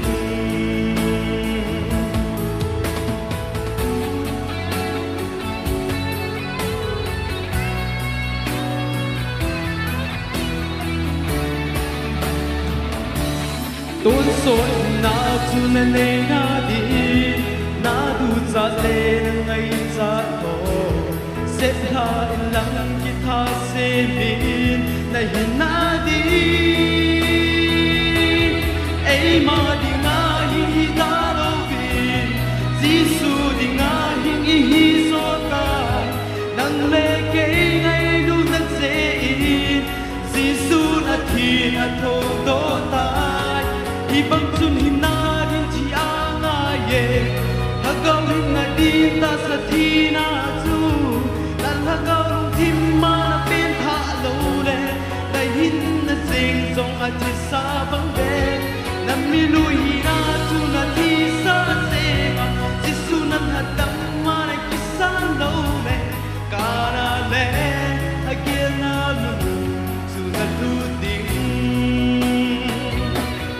hi bang chun hin na din chi a nga ye ha ga hin na di ta sa thi na chu na ha ga thim ma pin tha lo le dai hin na sing song a thi sa bang be mi lui na chu na thi sa se ngam si chu na na dang ma ki san lo le ka na le agil na nu chu na du ting ka na le agil na nu chu na du ting. Thank you. Hello. Thế mò mong in cái chân của huy lạ hậu mình là lung atam cái gì hết. Anh ấy mò mong in à. Cái bao mình mi pizo se khor haben ga ben ken hoite gold hang thang go hau khung sai ading in. Thế mò mong ấy kan cái pa pi. Okay. To he ban ga chal tin hung ga chi nai se bete. Tam khat mi to kheu ting ale ga ki su nai thi mai ga ki nai thi mai le tam khat affection om devin na. Let us see if we can create more affection with these beautiful people sitting in front of us. All right? Okay. Let us see what will they give us about our future. Please.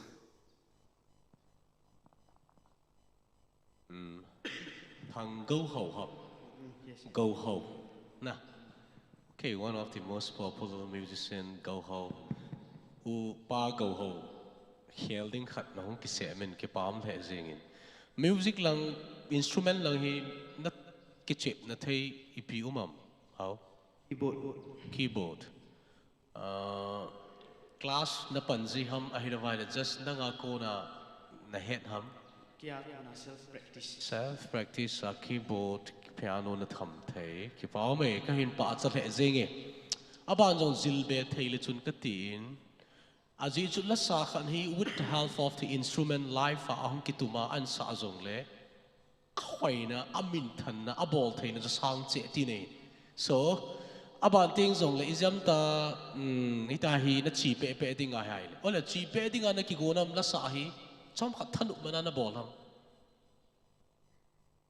la sa le ka sim to ki ko ma hi ji na la sa lang hi ke hin le ka sim sa nga hi la sa pa yo he ha bol de ka ti le ka sim sa la sa ha bol de na ti hin ki pau men na pun al he na lungan lum the ti chu dai sa na akimuin ma wang na nagel khan di chu le kha jong sim ding la jong sa ding la se na boi pia le kha pam sang ta na sim do ki louva jong le na boi na jong hum tam mai the hi ja chu le kha jong na sim ding la jong sa ta na sa ding chu ka hin dai sa hi in lan sa pe na van lang na vet ho chu ke chun neu lai da na van leng hung lenga mithai nin se ha pio ti na bol ko nam katin van lang ngan na vet chung lang ngan tiu te chung lang ngan na vet in tin kilom be selo mi na face ngam ngai chu confidence nei ta ki mai to pi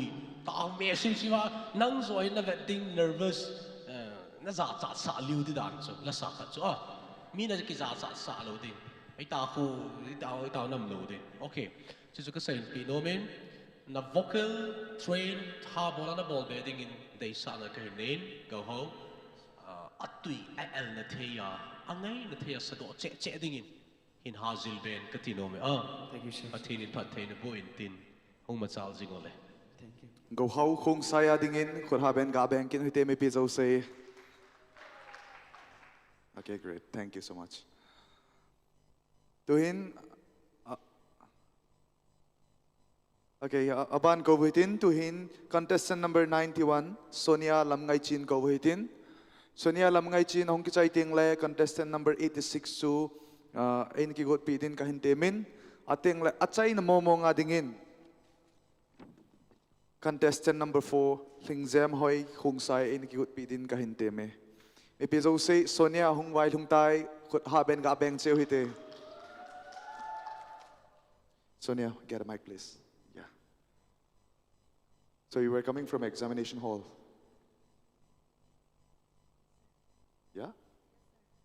Check the mic. Yeah. Yes. Yeah. She's coming from examination. She attend her school exam. And yeah, I hope she is going through two preparation. One for exam, one for this contest. Let us see what effort she put in so that she will be meeting us in the next round. All the best, do well. And ladies and gentlemen, let us put our hands together once again for this beautiful laddie. Thank you.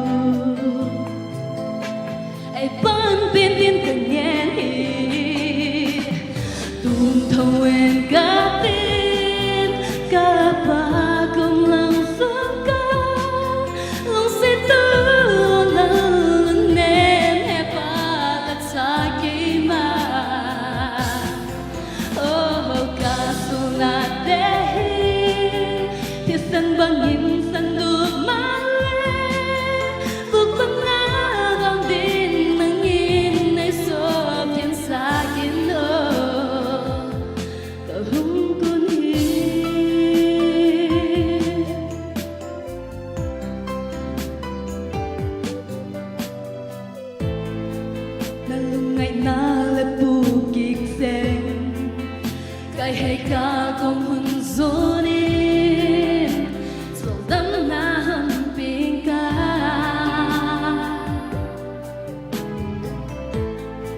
na sit na ho ko vel mi te he sing ma leo lung ngai kin o yen ka hun num busy dil ba al sina oneme kalungai na ipag na ng sakay tuntawin ka din kapag lang suka nung situlang nene balat sa kima oh kaso na dehi tisang bangin sandumale upang araw din nangin ay sotin sa akin oh kahung kun hi hey oh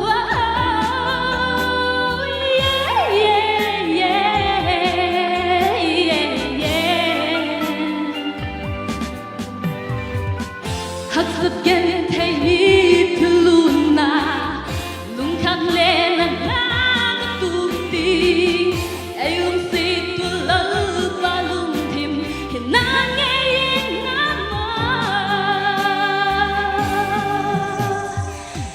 thuyền ca tên ca ba cầm làm sơn ca lung si tu lơ nên he ba lát sa kima oh kaso na dehi tisan bangin sandumale dupang araw din mangin ay sotin sa akin oh kahung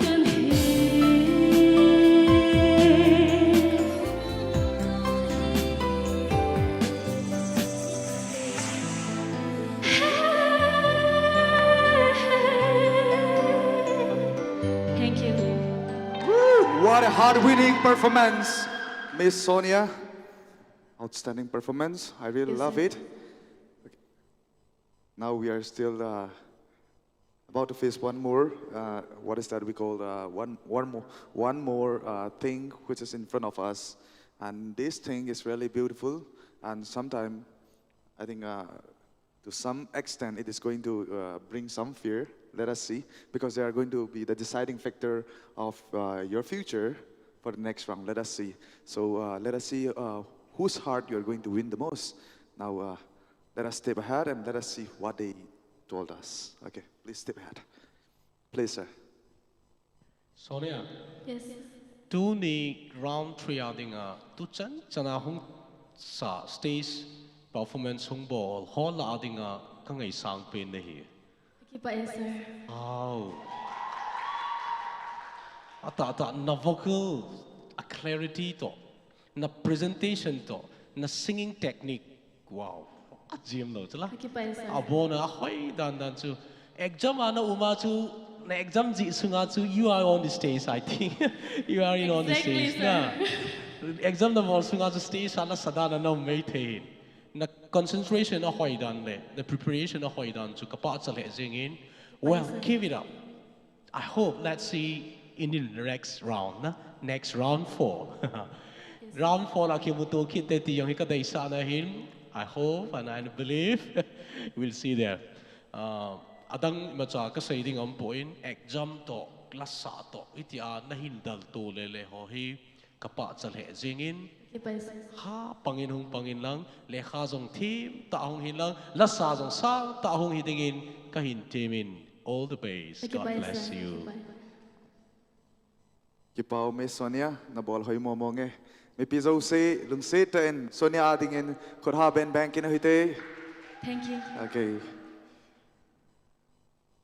Tu na ba nadingin contestant number 86. Pathen hung kilo dingin kahin temin. Ating le contestant Jose chu pama ho jong lut na bin lang a chai na ting la hilaya stage ai ibon cha vai din do ti hi je chun contestant pama ho jong a hung lut so ka lau chun ki pamen te ejiban contestant number 86 lam ne hoi guite hong ki chai ting le contestant number 4 and Pathen ke loading hi chu tuni contest adinga a chai na contestant na hitai me pi Jose amalim nan khora ben ga beng ke no hite Tuchung Round phụ tên bol ta no na okay all the best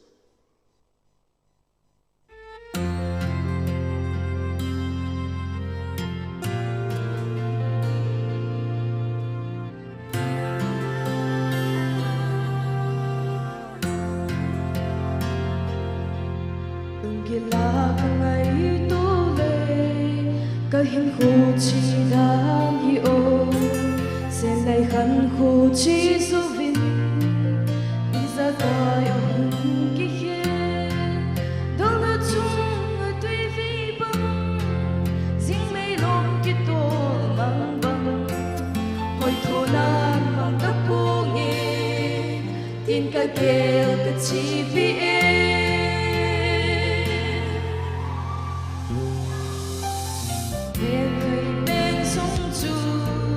Nikhat le chu tin gen thei de dia sing ni no so la ma hung so nan de na it bin ngai bin sung som lo ba hung mo loi ding dam lai ngai lut a pha so dam le ke lung Kai kun hillo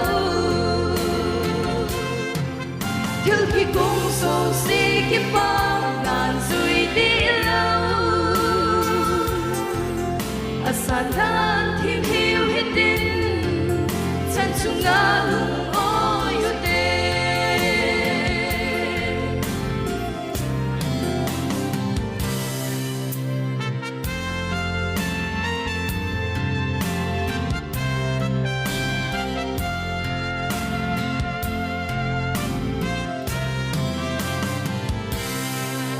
Thì bên đằng chinh sông lên chung Nên sẽ xuống lên đây lâu lệ Na bộ dấu xì phân na bê Sợ là mô nín á xê xê Sông ngà lung ôi xin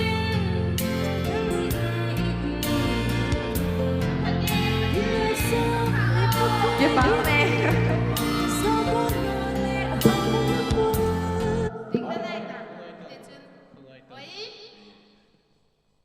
Tí na hi ham na dong ma pa ta na ki khen ja na long thim ki su lo ham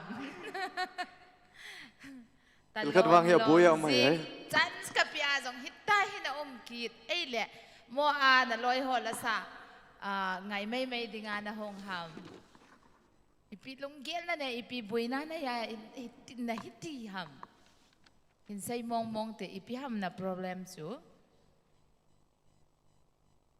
personal ham hello ham Macha lo. Lo.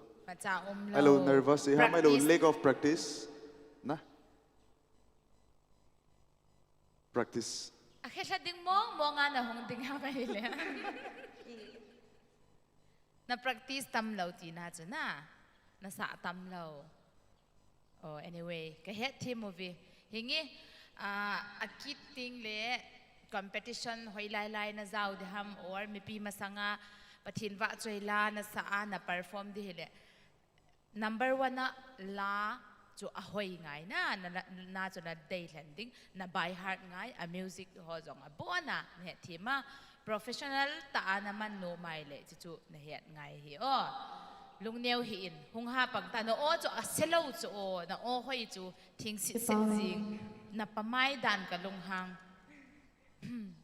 hingi sar hau neu jong sei no man ei chu ki ting jing ta cho say nom bal ta ma phat pe ta nge bye bye oi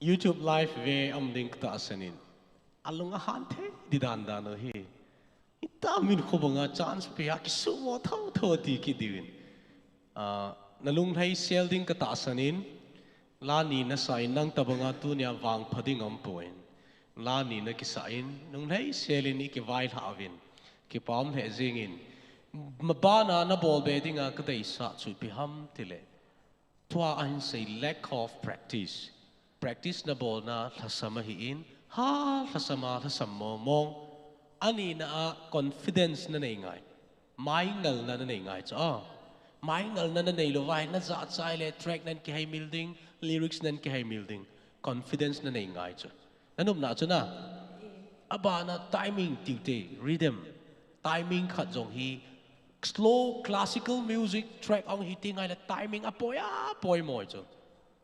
Hisi asu nangin nazil di timing jong nazil bengay. Lasa kada itinding tahile everything well prepared ngay katinom cha. Abante le na nazil bebe di.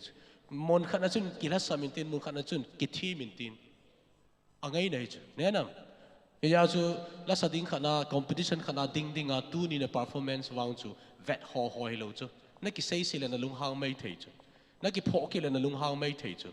Ay nga chu alo thei lo. Po uva kasi si na lunghang le nang namo hidat.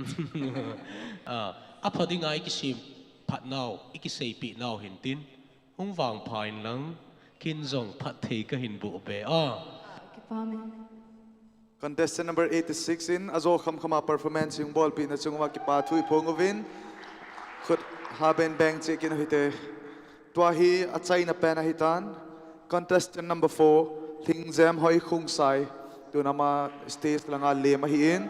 Epizo se khut haben bang che hite. Aman ning zanhi title namu chu mi pi hon het na lai vai. Ipitai Star of the Day. Tuahi amai Star of the Day zanhi anamu hin. Tuni Star of the Day amu zo kit ham amu zo kit lo du ham tu ama to ga khewute. Hi. Hello. Nom nama. Nalila matsai ni gay nga sa ka. Kahepo. Hello na. Alay Janhi Star of the Day namuin. Amas kit ni chun ipinamuay. Best performer. Hello last star performance na namu cho na. Okay.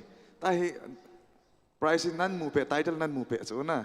Ala tuni hi ito sa tuni ading title ki koy asang pen ki chepam tele Star of the Day so na isi avela mo kitinga nakigin sa nam Kaya cho zat so sunga king amete zat so sunga king amelo bin nang ma performance ya king ametse Kaya ma performance ang hintin na 50-50 okay okay ay le judge ho heart mel na ding ating la ama ho lungsung lo dim thei performance ballin lang mi pizo se ngai nom ta in line sa in lang hoi tan hin bol ta no all the best mi pizo se ama dingin khot ha ben ga bank kin hite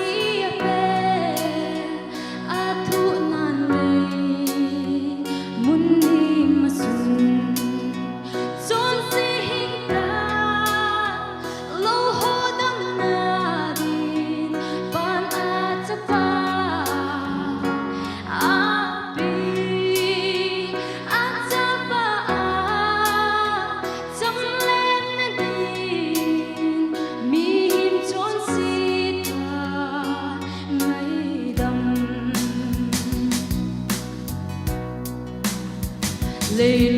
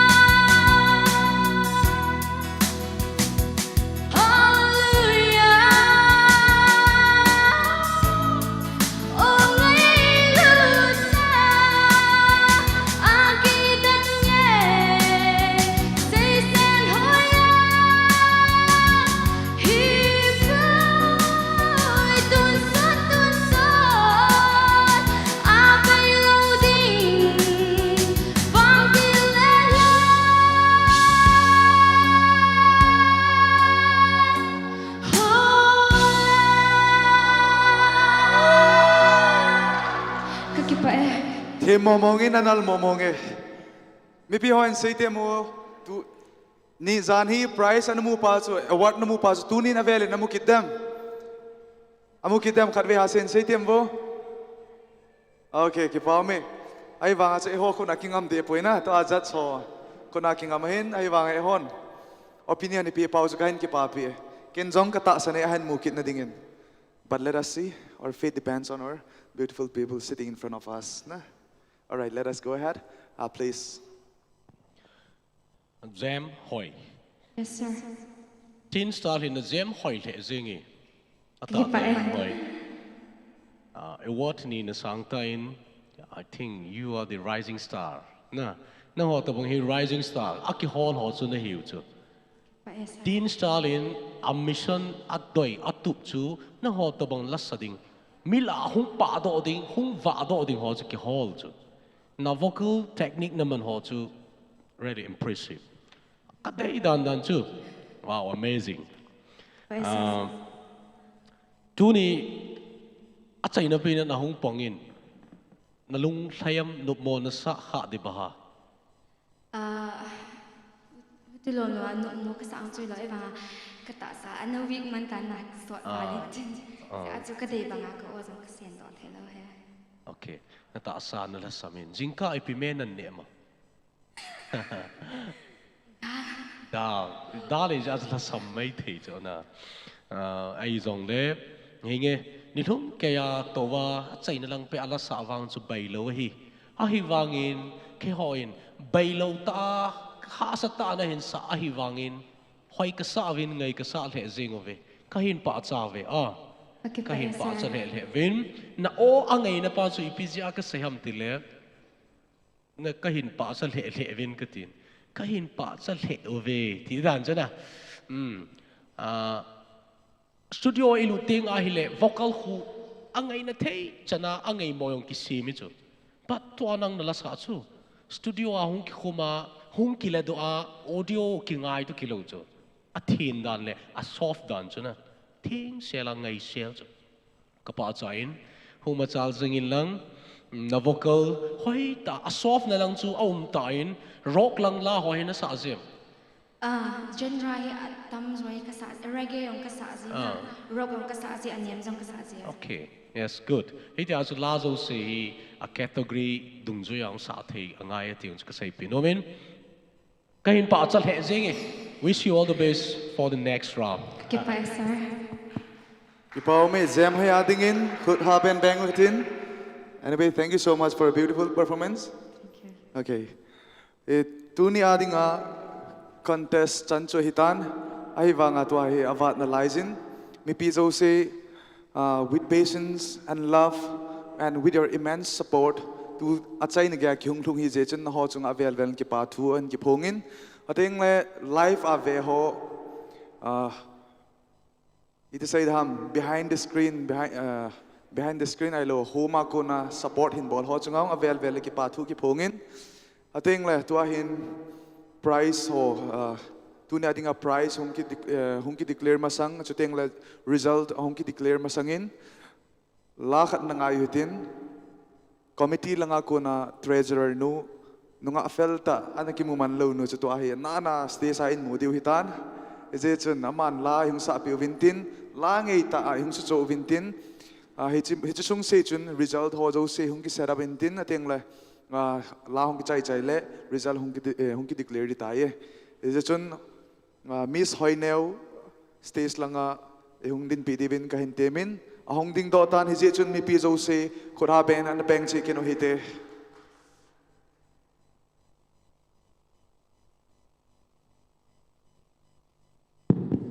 Hello audience, good evening to you all. Good evening to you all. La ngày tạ tampi na ngày tha hin emergency artist apat jong anu hin na kijing lo hilala khat ka hin sa di hin ama chu ka ha na song pi hi dila chu Pathen wa chain ja ka hin sa de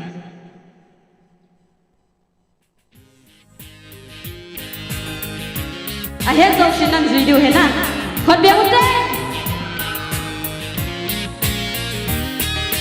hiền thấy đi có hi hiền lăng nô đi sông lệ cây ô mô na ding lâu Krista zala kulpi den ta kiso ayung kimbe ama chukahana sofi ahi sao thế hoi san hi sông lệ ô mô lâu đi ha ha đây kia ấy lăng cài pha thêm phi mây phi băng jing jing sông lệ ama chukahana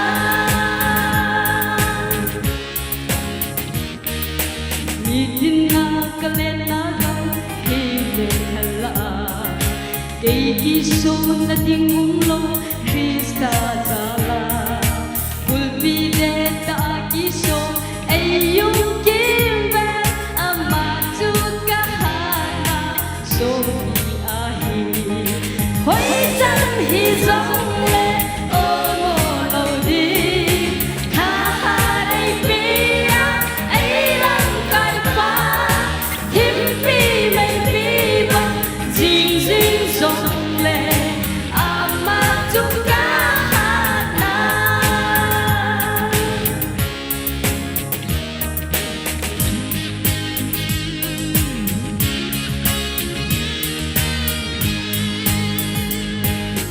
no song le cây ô mô zala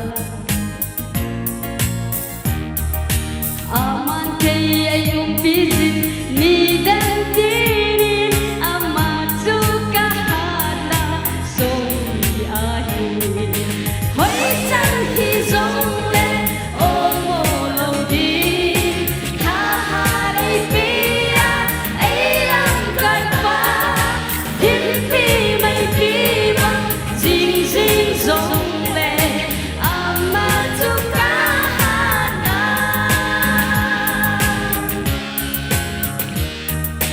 midina kalena dam hele hala kay kiso na ding lo Krista zala kulpi de ta kiso ayung kimbe ama chukahana sofi ahi hoi chan hi song le o mo lo di ha ha dai pia ai lang kai pa him pi mai pi bang jing jing song le ama chukahana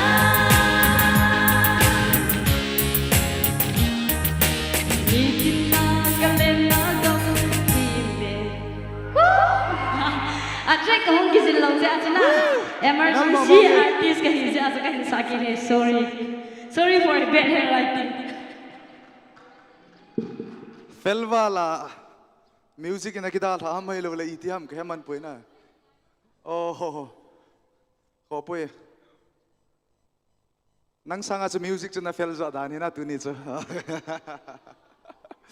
ki pau me tu hin tu ni adinga prize ho chu prize winner ho chu declare ball hitin prize winner ho declare ki ball chai ting le result declare ball hitin hichima sangchun ama sa penin jury member se lungsit ta namel hoi nau chu hilanga avela kamu nomvin namel hoi chu live ave hon bo amu he langa audience hon koi mana mu poi na lungsit en live stage a hungding do kin vin lang jingka langa na ding do ta jong lau chun khat ve hungding do pi wo na tu yong na to kham tan tin na mel hoi thum teng stage a hungdin do tal honin mi pi zo se na ma holium nine could have been bang hitin let us cheer them up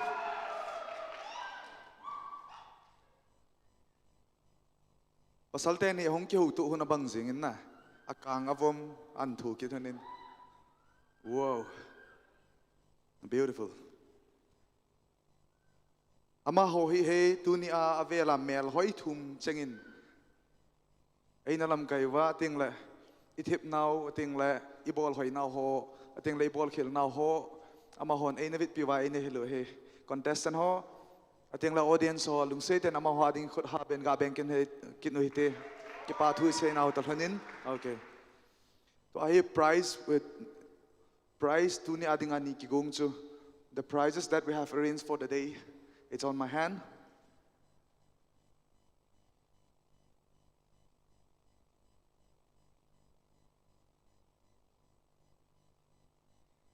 Star of the day. Star of the day. Before I declare and announce the prize winner for the day, I would like to request all the contestants to kindly step up on the stage, please. Contestants, come on, run up. Come on, all of you, come on. Hurry up. I'm waiting for you. Maybe ho contestant mel hoi ta ongei ta performer hoi ta tu hin stage lang ahong ding dokit I tawin hisi chun ama ho ki papi na lelem nen khor haben na bank in hite.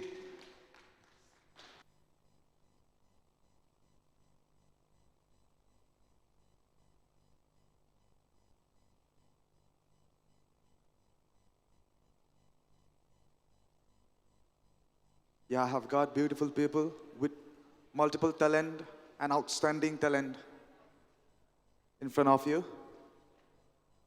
Okay. Yeah. Dunia prize hop do pi divin prize ni hop do pi divin jury member la pasal mel hoi ta te ni kahin than nomin. It's pasal mel hoi ta te ni chu hi le Sir Hauneu chu le Sir Mimin. Sir Minlin hi in. Dear contestant, I would like to say something, and I would like to instill some good, optimistic feeling in your heart as you are about to hear out your result for the day, for this round. There will be 2 prize winners for today. And amongst you, only 10 will be in. The rest will be out. So it's a moment where whether you have to step in or you have to step out. You might be in a heavy heart, I know. But don't worry. This moment will let us know what type of heart you have got. A brave heart or a chicken-hearted one you got. Let us see. How many of you have got a brave? How many of your heart are brave? Let me see your hand in the air. Brave heart, let me see your hand in the air. Oh my goodness, only few. Great, hands down. Okay, star of the day. To hand over the prize, I would like to call upon advisor of this 10-star contest committee, Sir Hauneu, to step forward. And star of the day is none other than contestant number 91, Sonia Lamngaichin. Ladies and gentlemen, let us give a big round of applause for Sonia Lamngaichin. You may, yeah, thank you so much. Beautiful. Yeah. Contestant, you can keep on clapping for your friends and cheer them up, all right? Okay, the next prize, star performance, is to be handed over by Sir Mimin. So I request Sir Mimin to step forward. Star performance of the day. The prize winner is none other than contestant number, any guesses? 93. What? 93? Yes. Star performance of the day is none other than contestant number 2. Hasi Lamnihoi Guite. Ladies and gentlemen, let us put our hand together for Hasi Lamnihoi Guite. A cute little girl. This is really nice. Okay, a beautiful moment together with Miss Hasi Lamnihoi Guite. Thank you so much, sir. And thank you so much, contestants. And now, the deciding factor in your life for you to step into the next room of your life. It's just coming ahead in the next moment. Hold your heart, hold your breath, and pray to God that you are in. All right. So to declare the result, I would like to call upon the committee's secretary and chairman to take over the time. So ladies and gentlemen, let us welcome the secretary and chairman of Teen Star Contest Committee to declare the result on the stage. With a big round of applause, ladies and gentlemen, let us welcome them.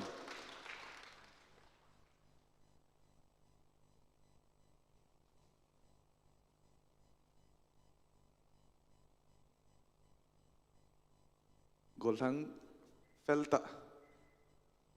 Oh, golhang felta am ganti le. Tahi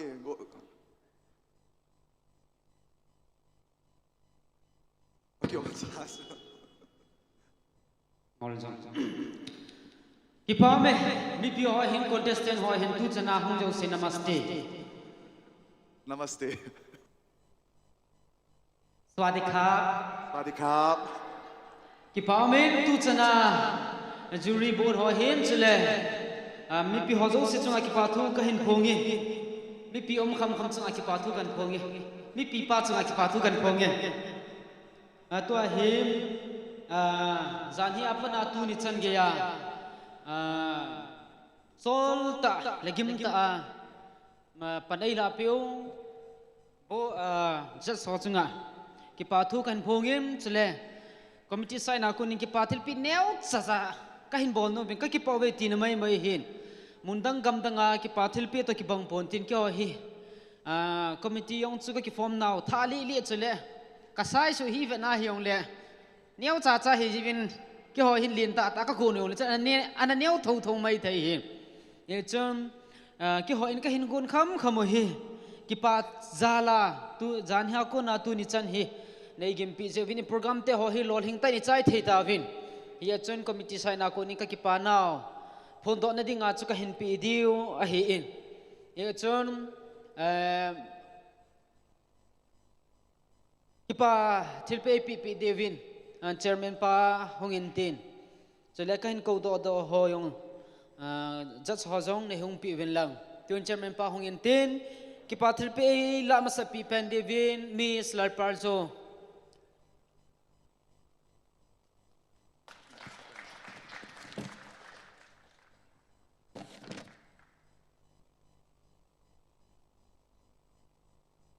ki pau ti vet sa na mai hi in ki pathil piong chu tam ta yong chu mundang gam dang ana chinau tong ki banglo ding hi in ikipa naw vet sa na mai hi ki pa me abanin sir mimin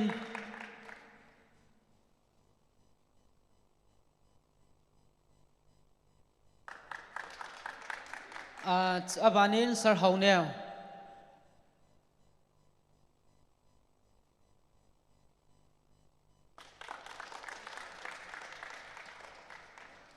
ki pathil pe ki pe o hi in thank you abanin zanhia ko na tu ni chan ge ya koi ma o chalo la compare pa he host pa he ga chang lo akilo hi in ama yong gi ma jing in chule gol hang mel hoi ta hi in akum jong chapang cha hin la in tin star next edition tin la ma yong tin star contest ajao re he ki pa min amay agim hezing in a chol hezing in committee ima chang chaka bol pi the po hi zong le Tuchung Round 2 le 3 a hi felta le kilom ta ho sei bol pi o ano pha e ma cham la bol pi je vena ma ong hi committee ho in ka ki pau ve ti ve sa na mai dingai ki pathil pi ka hin pi dio hin ye chon compare prime phamo sa lova chalam kai ho in ka hin go no hi ki pa ta ni sam pi divin tem na ka hin nei Kavit binale Yurikani sol gote te dane ki pau mi. Best compare in the world hai ma hai.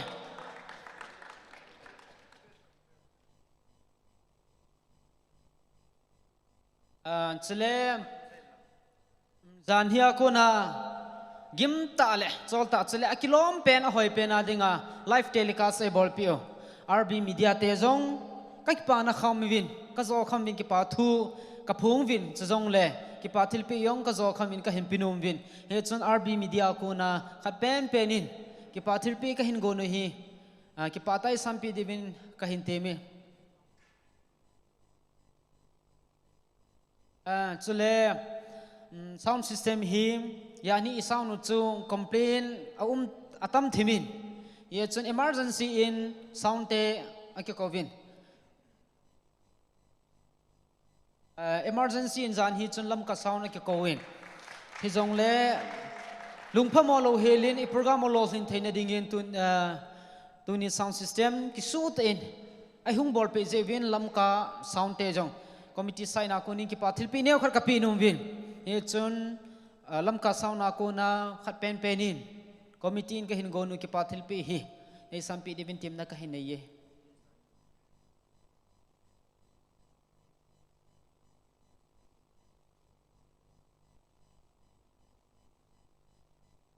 chule tin star ihung ki parwa ko na photographer lim kama ai pan pi jingo golhang manes amazon committee in ki pathil pi ka pinom vin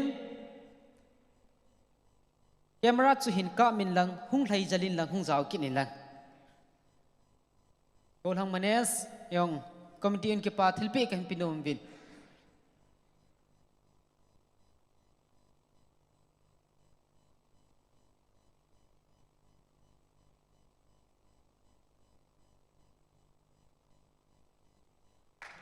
cái lim aha kap lo ya hi ke pa thu yang ka ha phone lo pa me hi chan chu ki pa thil pi do lai pi hin tin chule aviala ka hung ding ki ta lo ding zen contestant ho headinga ka hin phunum khano min round fall chule final hi next month kichai lang thima hi lo le mi first lang la kon an involved ki deu hin hichika chu a so ne apale yong ti po hitin preparation ha ta ni kibolna diwa kisai hin sule tu ni nu kha he selection mu ho kuin selection mu ha mong ka he nai povin hi jong le selection mu ho in hi chini le khun nangma traditional dress na hin ke wan diu hi compulsory he chu hin tim chule la jong nangma pau hi ke ding hi tu ni chu English la sayong na theme thei so kevin ahin nangma pawa la sa ding kiti phanin mi tam ta na leng thatawin aphamol he jengin ei paula jong sa them ding English ayong sa them ding kola jong hin mail he ayong sa them so ke dik adi dia chu ei paw chu sa them ding hin tunin ei paw round chun tam ta na hilatawim hi jong le maban ting leong le ha gonan hum ki ko din tuni hung kai do ho traditional dress hi nangwa ma traditional dress an hung ki van so ke diu plus nangma la gam ngai la na za la nam la tawte hi cho chu nong ki gon so ke de tu ni top 10 kai do ho chu sei no ma hi in ahung khilata ho tu ni atam zon len la ho hi ta mi 15 hin len la ho hi ta in ye chun ho zong lungpha mo hi win lang atam zo athom zo mi 5 10 ho hi no sanga thim chum jong hi di lo hi in wang hat mana kai do he ye chun lung hada hi win ji chu sei no me hin chle tu chana hung pang ho mi pi ho hi in judges ho hin committee ho hin ima zo se everything chunga ki pa thu ka hin phongin chile just a lolhing ho sorry contestant a lolhing ho jong congratulations ka bolin chile ahung khil hata ho jong hi na dung hadai lovin next edition ting le ki muto ki tawti ti chu ke man wis kan bol hin tin hi chan sei tan te committee ho chunga ki pa thu sang ta iphongwin to hi result 10 qualified contestant ho chu ka khut na omin contestant ho camera bon ja ki muso ke na okay khat vei oval se ma hung ding bo semi circle lai alai pa chung ten in lang ichan ge hung in lang ten na boy ning ichan ge hung do hin jep light ki mu lo okay lang loom sa jep ta lang hung jep ta okay yeah Tuahi contestant 10 contestant qualified for the fourth round. So whoever got qualified, you step 2 steps forward. You step out 2 steps forward, and the rest keep on cheering for your friends. And firstly congratulate all of you for qualifying the second round for third round. Now this is a turning point for you to step in or to step out. So let us see how many of you have this brave heart to endure the pain of rejection, and how many of you can cheer for your friends. Let us see. Tuahi mi phabip khati bohi mi sombo select namu devhin selection mulo chun lungneu louva thasilwa na loi ho na ki pa pi thevam hichipa chu hichipa quality chu. We will check it now. All right? Ready? If you're ready, just give me a big round of applause. Okay, that's great. Contestant, the first contestant who qualified for fourth round is contestant number 47, Jamlun Mang Zhou. Ladies and gentlemen, let us congratulate him with a big round of applause. The second contestant is contestant number 93, Boyfeld Gangte. Boyfeld Gangte, congratulations.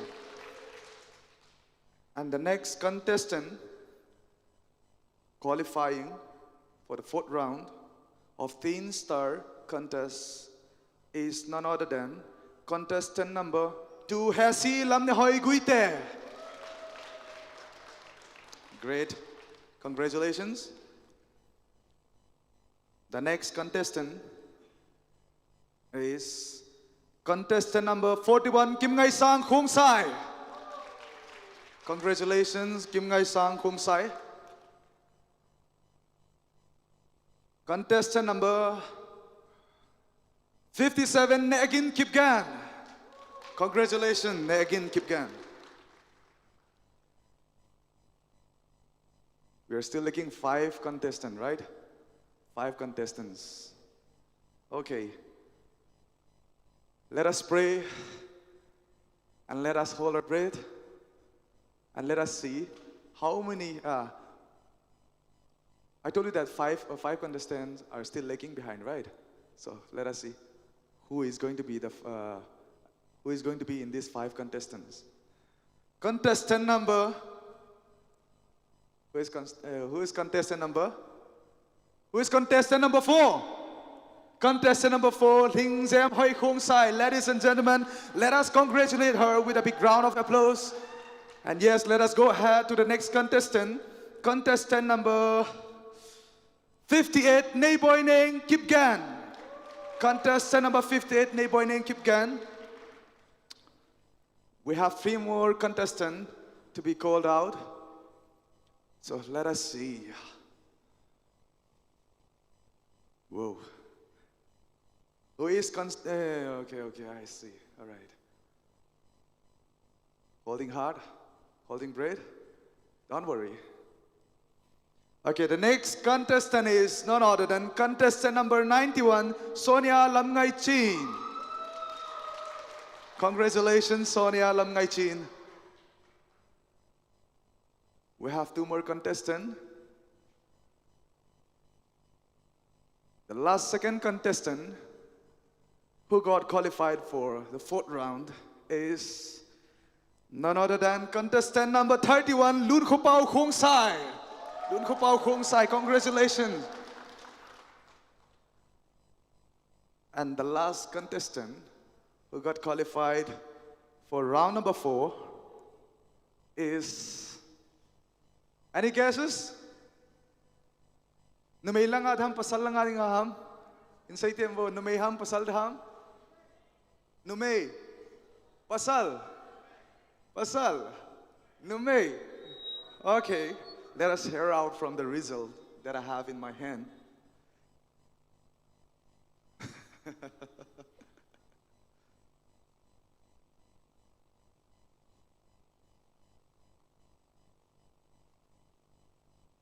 Okay.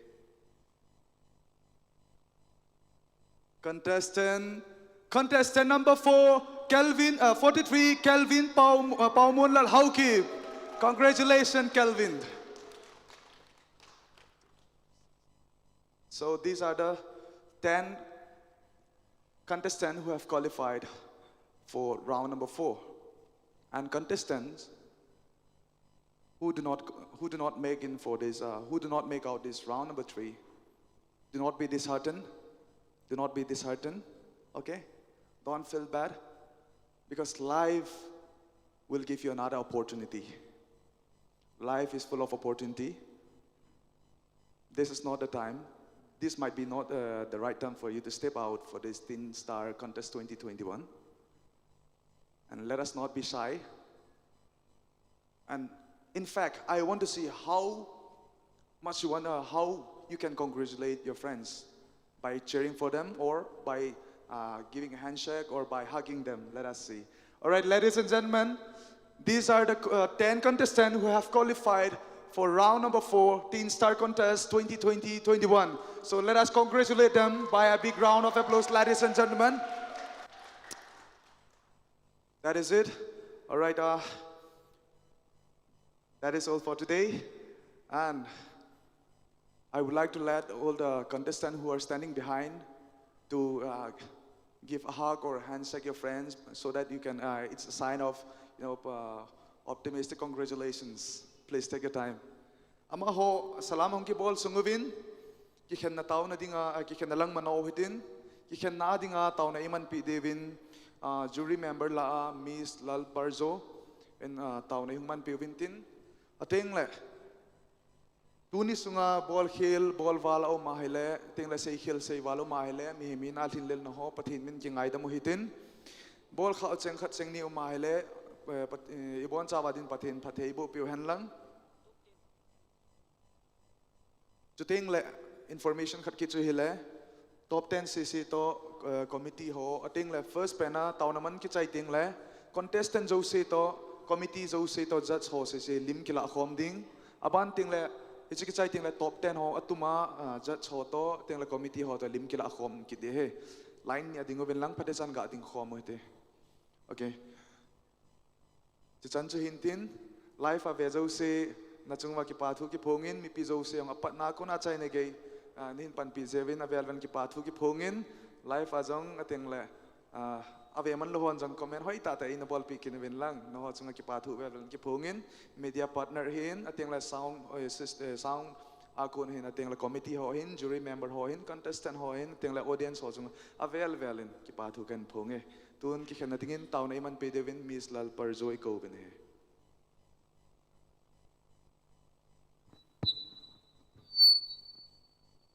Pathen hinga ki pathu sayute lalpa imingin pakin lom thu kan shilche vaisun kan program abula in thokin to chanin lalpa nang man imitroya kan lom ema imingin pakin lom thu ka shilchi lalpa la sak thim tak nangin role ipek hai vaisuni chanin lalpa competition hai nei zom thein isima chungchu naw pang hai khom lalpa talent thatak tak ipe ka lom thu ka ril che ni an talent ipe khai hilalpa nangma in pak na dingle nangma choi moya I theina dinga mangzom pe thei dinga lalpa resel na thale malsom nan choi dingan an ta dingin ka tong trai pek ani competition ani lain atling lo an uma atling hai khomin lalpa lom danin chuk tirla atling no hai khom tur thim dan lalpa nang man in chuk tir dingin an ta dingin ka tong trai pek ani organizing committee hai khom an sol ema lalpa sum le pai thale jung tam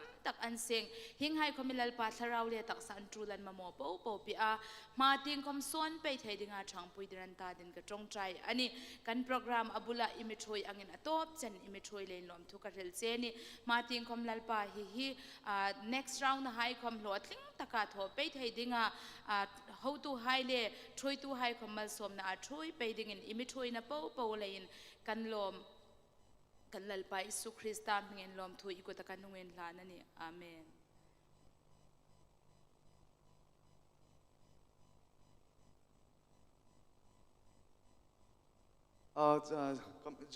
Jury ho lungsit and hung lang lim ga kila khomote jury get top 10 cc hung masawin lang lai hung come closer come close come forward ilai hung ding ta lai masabeto. And close in the middle. This is the middle, right? Kelvin, stand here. Mang, okay, yeah. Hey, why did you go? We have to take photo. Come on, come up. Come up, boys. Limi kila deu boy, hung tau. Ama hoto yung kila akom deu. Zafet, photo session please. Contestant, Resi.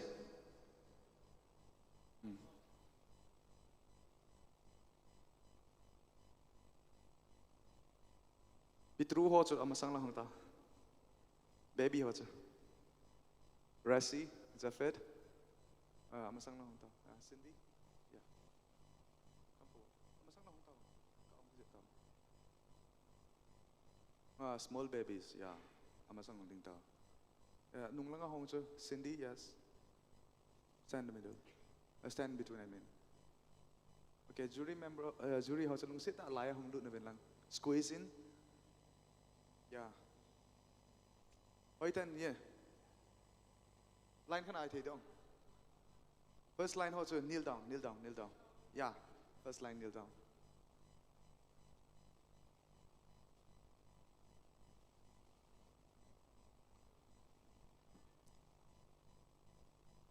Kichi lu tao lai chun kichi lu tao.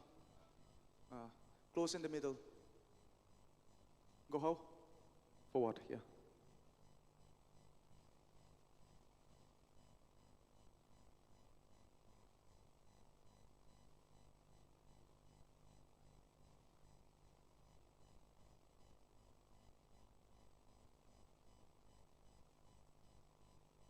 Holy moly, lot of beautiful people.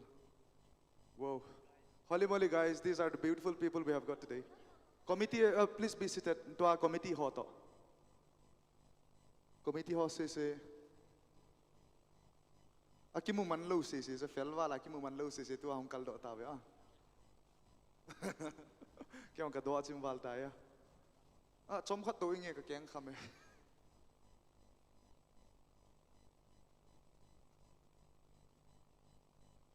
Let us create a souvenir.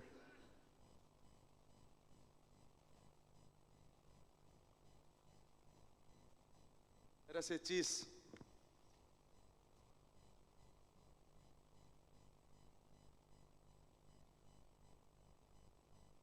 Thank you so much. Top 10, please be seated and please be on the lining. Top 10.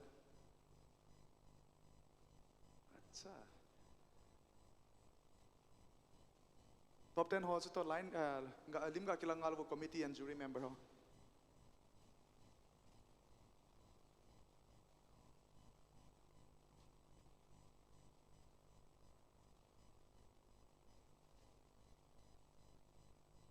Hung kila loivo mel hoi mi som ho.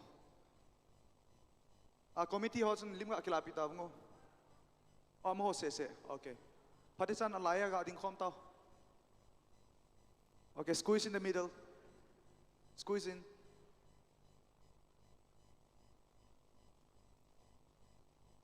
On.